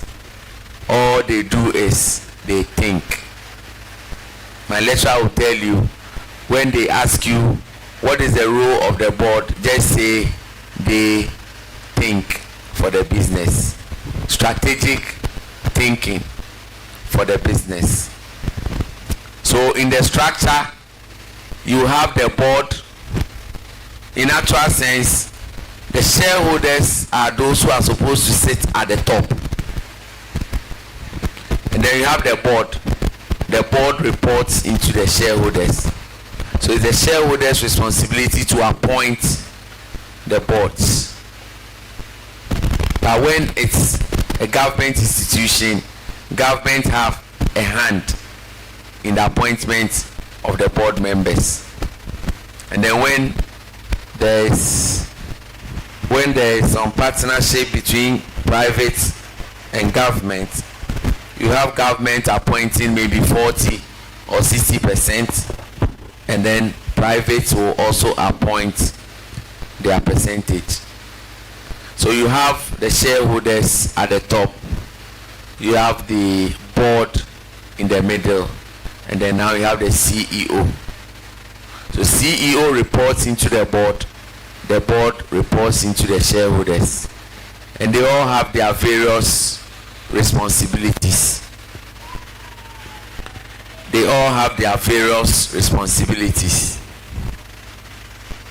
So the CEO is responsible for the implementation of the strategic decisions that has been taken by the board. And then the shareholders appoint the board. If government has a hand in shareholders plus government, they appoint the board. And then the board will also take the strategic decisions and then roll it to the CEO. Now CEO will also now have to go and work with his MD, and then it will trickle down. MD will also now have to go to his managers and then the staff. So this is the structure of corporate governance. Structure of corporate governance. Then we also have the CSR, corporate social responsibility. It is the plan of every company to support society, because it is assumed that every company's operation has an effect on the environment. Every company's operation has an effect on the environment. So she got, what will be your effect of your operations on the environment? Does your operations have any effect on the environment? Really? So we will have detailed discussion about that. So you will have every company's operation will have an effect on the earth. So it is expected that companies that have such effects on the earth will do CSR. They will also reward the environment, or they will reward the people living on the environment. So you take companies like British Airways. British Airways have flights all over in the air. The pollution coming from these flights to a large extent contributes to the depletion of the ozone layer, and the ozone layer is depleting, and currently we are all getting very hot. So in the afternoons when the weather becomes very hot, then your problem is coming from the depletion of the ozone layer. And if that is what is happening, who is causing the ozone layer to be depleted? The activities of British Airways, because the fumes they release through their aircraft in the skies contributes to the depletion. So we can say that during the afternoons when the weather is very hot, we can blame the airlines for for that. That is why they would also want to come back and do a project or support that business within a community, support them by providing them with those small things they want to give. Sometimes they want to construct a borehole or a classroom block or something like that. That is their corporate social responsibility. Or they want to give food items to prisons, something like that. So this is the structure.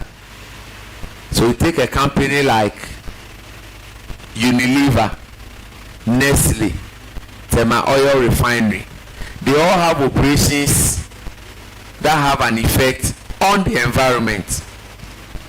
So it is expected that they will also do CSR, corporate social responsibility, to support the earth.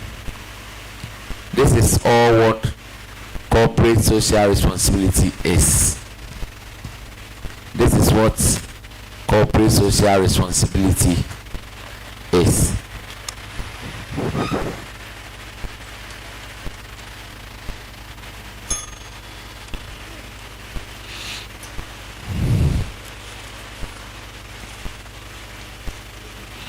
Trying to get a topic that will ginger all of us.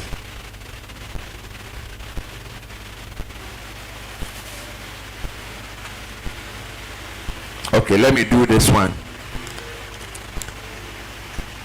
How to deal with in-laws, part 2.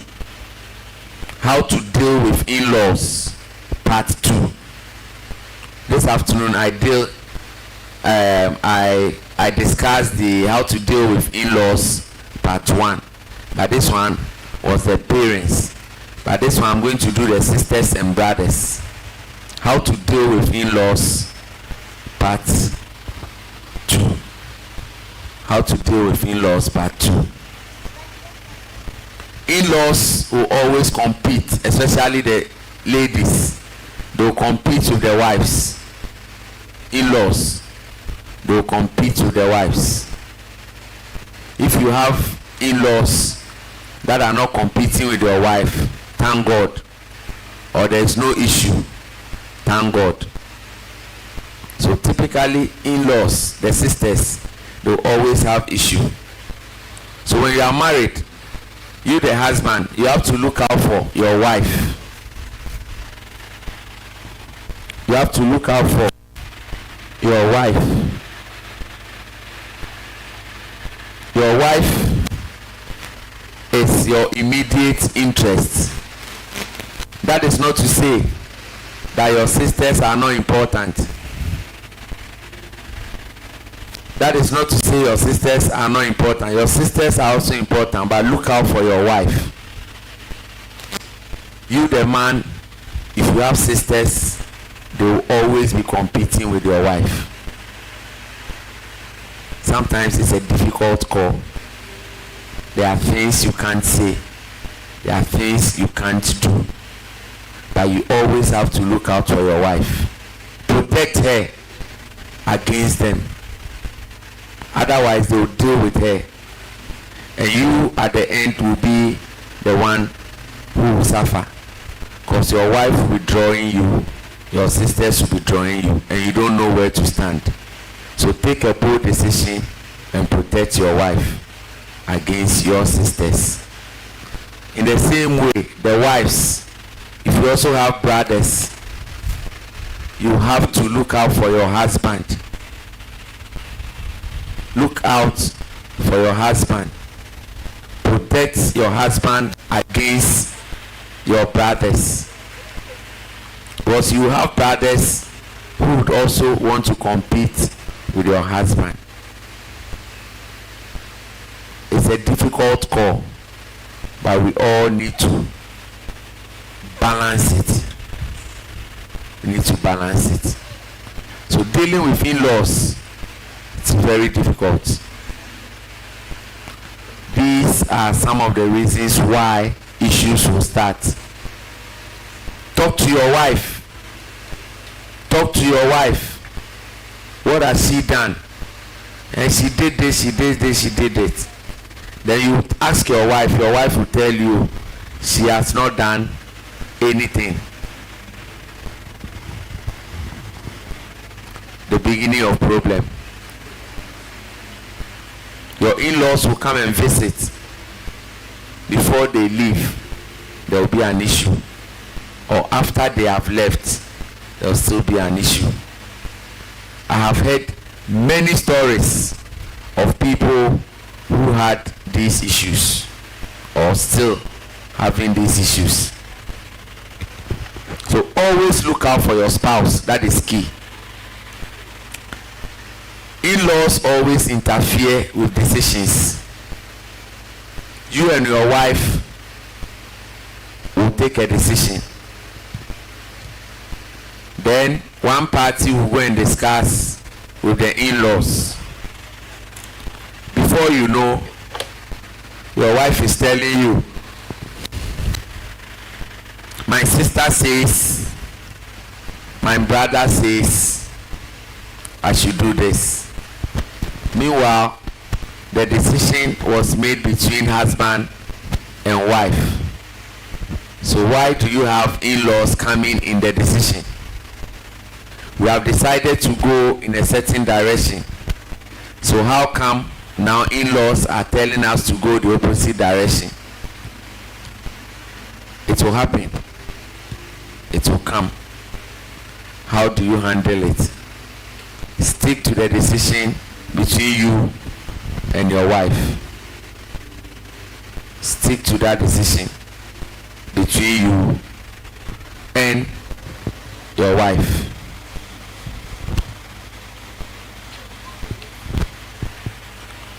Let's look at finding faults.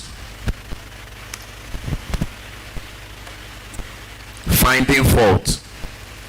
Your in-laws will find fault with your wife. They will always find fault with your wife. And these things are happening. Sometimes it's just default. There is no issue. Nothing has happened. But they will find problem with your wife. And how do you deal with this? The only time they will find problem is when they come into your space. When they come into your space. So always shield your wife against these things. When they start finding faults with one particular partner, it could be the guys or the ladies. So if your brothers are always finding faults with your husband, protect your husband. If your brothers are always finding faults with your wife, protect your wife. Protect your wife.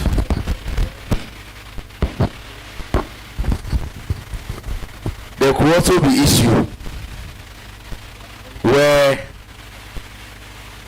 they will find faults. One party will come. Okay, we need some money. Husband and wife.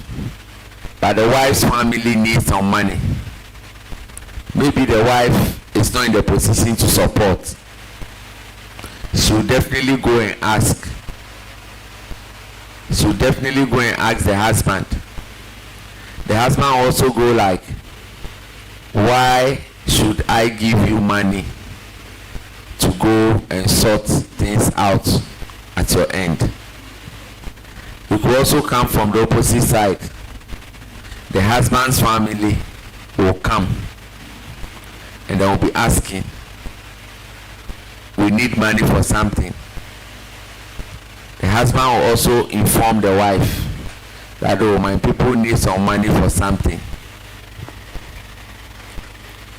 The wife might not be interested in that, so she will also go like, why do you have to give them money?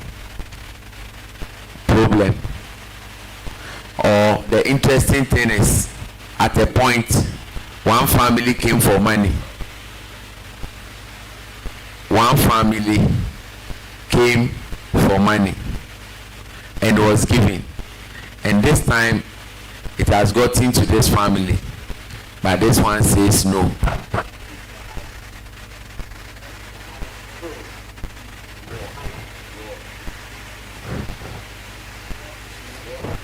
Marriage is a difficult institution. Marriage, it is a difficult institution. Marriage is a difficult institution which needs to be carefully studied so you can have good decisions and enjoy your marriage. And enjoy your marriage. What time? About what time am I going on break? 17. Okay. So that you can enjoy your marriage. In essence, marriage is not supposed to be a place where we fight, but we're supposed to enjoy the marriage. But these days, what do we see? These days, what do we see? A lot of marriages collapsing, issues.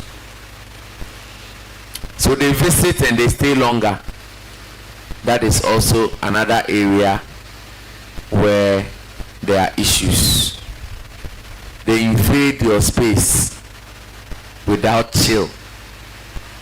You can have some in-laws when they visit you, they don't care. They don't care. They use your resources without consideration. And some also refuse to apologize.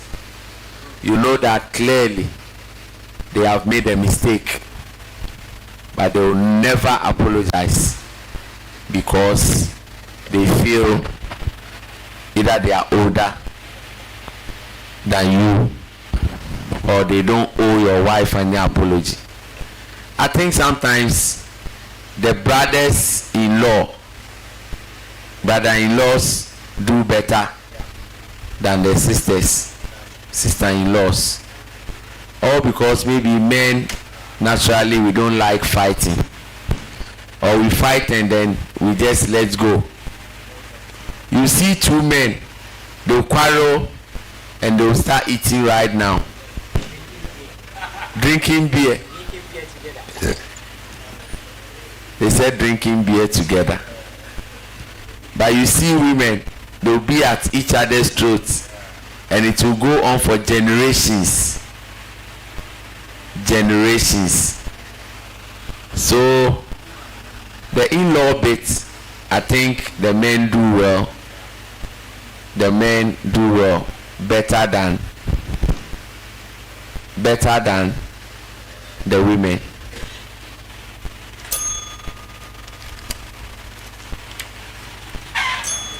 Let's see.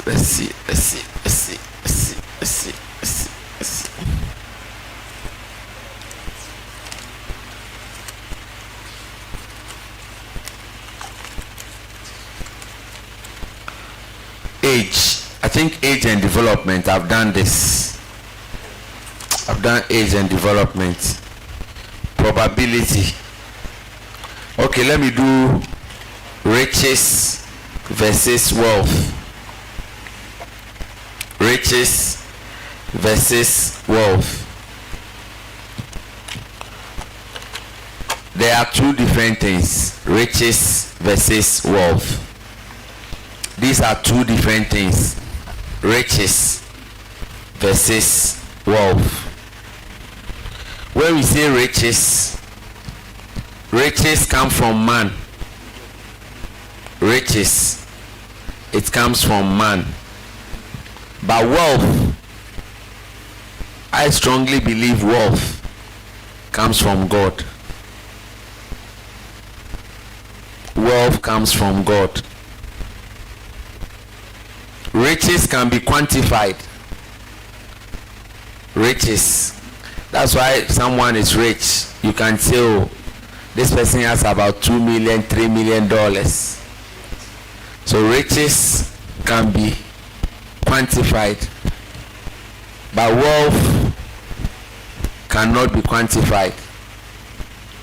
All those wealthy people in the Bible, they will tell you they had a lot of cattle, a lot of this, gold, and all those things. But if you are rich, we can quantify your riches. We can quantify your riches. What do you do to become rich? Or what do you do to become wealthy? What do you do to become wealthy? So in terms of riches, you would have some things that you do to become rich. This could be self-imposed businesses, investments, deliberately hiring people to work for them. Riches. Deliberately hiring people to work for them. But wealth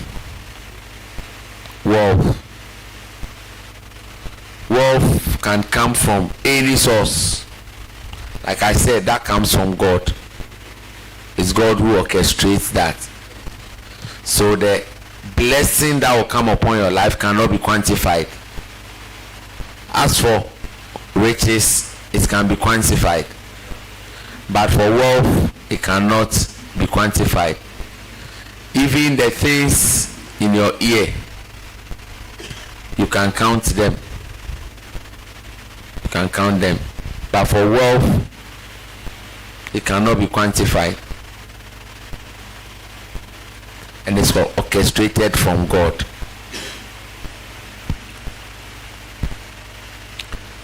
Riches can leave you. Riches, they can leave you. But sometimes wealth is a generational blessing. Wealth is a generational blessing. So you are there to enjoy some. Somebody will also come after you to enjoy some. Someone will also come after you to enjoy some. So always know that whatever you do, you can become rich or you can become wealthy. The characteristics of rich people: some of them save. Characteristics of wealthy people: some of them don't save. The soil is fertile for them wherever they are. Soil is fertile for them, and they plant, they rear animals. So it's a big chunk of land that was given to them. Wealth, generational blessing. So Salasi, wealth is orchestrated from God, and riches is orchestrated by man. So it's man who makes man rich. But most times for wealth comes from above. Wealth comes from above. So let's know the differences between these two.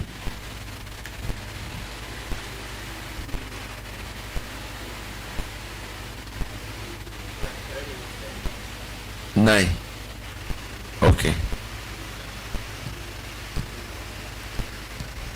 Riches versus wealth. So yes, one is orchestrated from God divinely, and the other is man. So you need to always know the difference. And this one, he says, I will bless you and add no sorrow to it. If you are wealthy, you will not taste sorrow. But when you are rich, I strongly believe sometimes you taste sorrow. Rich. Because rich is from man. So it means you always be interacting with man before you can get money. But the other one is divinely orchestrated. So which one will the heat go on? Which one?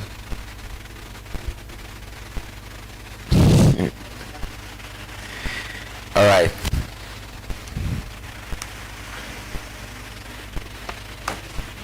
Should I introduce a new topic?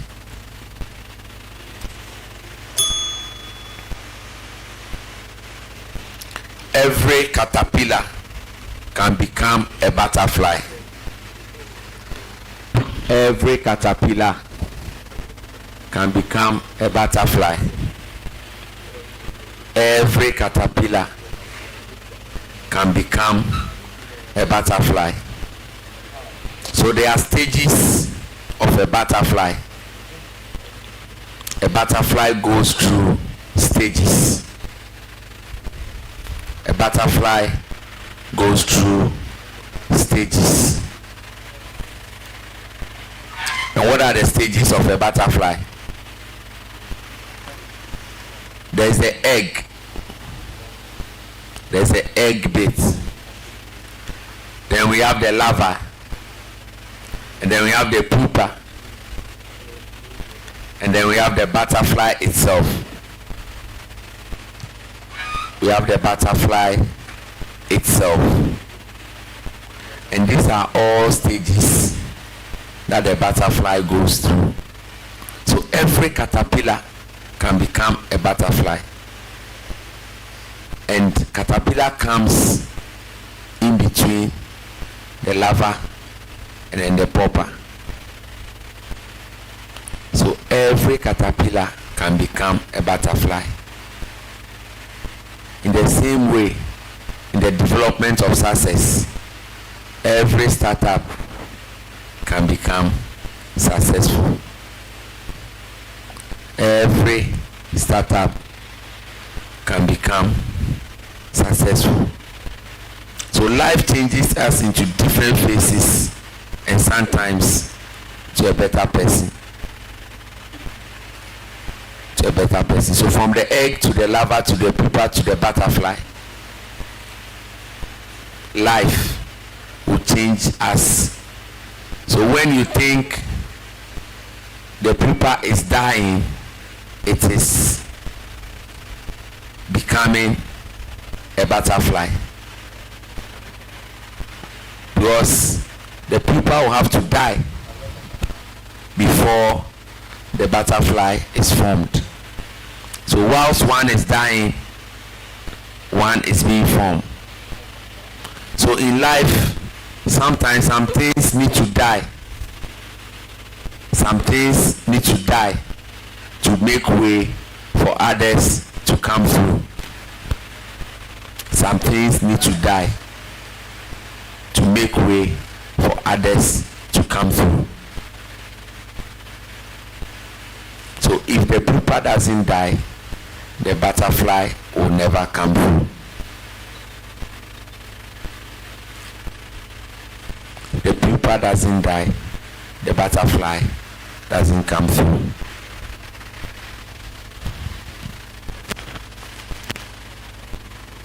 In the same way,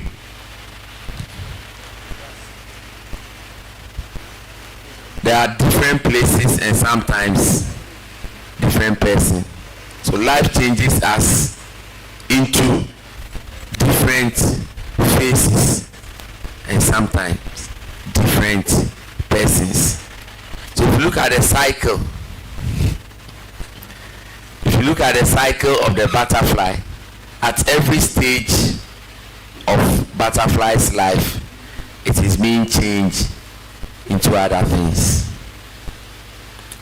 being changed into other things. And that is how we also live our lives. So from the egg to the larva to the pupa and then to the butterfly itself. So it is changing us into different places and different phases. So you can liken the things that happen in your life to the stages of the butterfly, to the stages of the butterfly, stages of the butterfly. And then let me do this one. You always have to know that the butterfly has a maximum lifespan of 28 days. Just 28 days. The butterfly. But they still enjoy life. And for them, they know that they are on earth for just some few days. 28 days. But they still enjoy life. They still enjoy life. They don't waste time. They don't waste time. They know that from the time they form, from the time they are formed into butterfly, within 28 days they will die. So they enjoy themselves. That's why they fly from place to place. Sometimes you'll be kicking them, they won't go. They won't go. They feel free. They enjoy life. They enjoy life.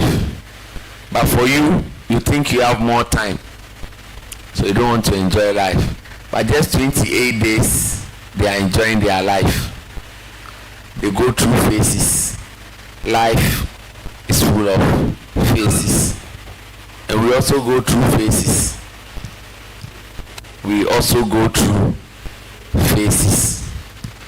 So no matter what you do, you will go through some struggles. But some of the struggles will turn into a butterfly.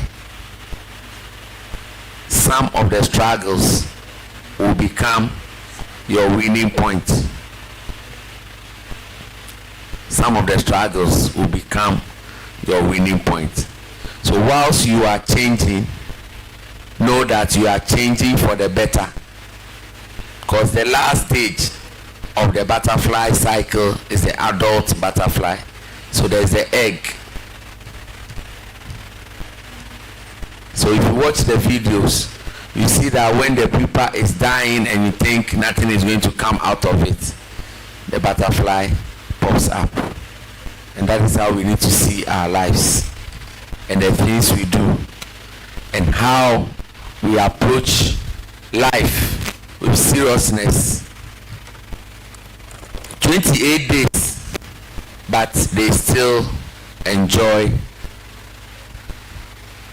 28 days, but they still enjoy their life. They still enjoy their life.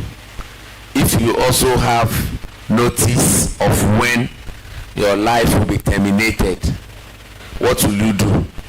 Will you enjoy life, or you continue to be mourning, or you continue to be complaining, or you continue to be fighting, or you continue to be quarreling or cursing your stars? So whether you know or not, enjoy your life. Enjoy your life. Enjoy your life. Live life to the fullest.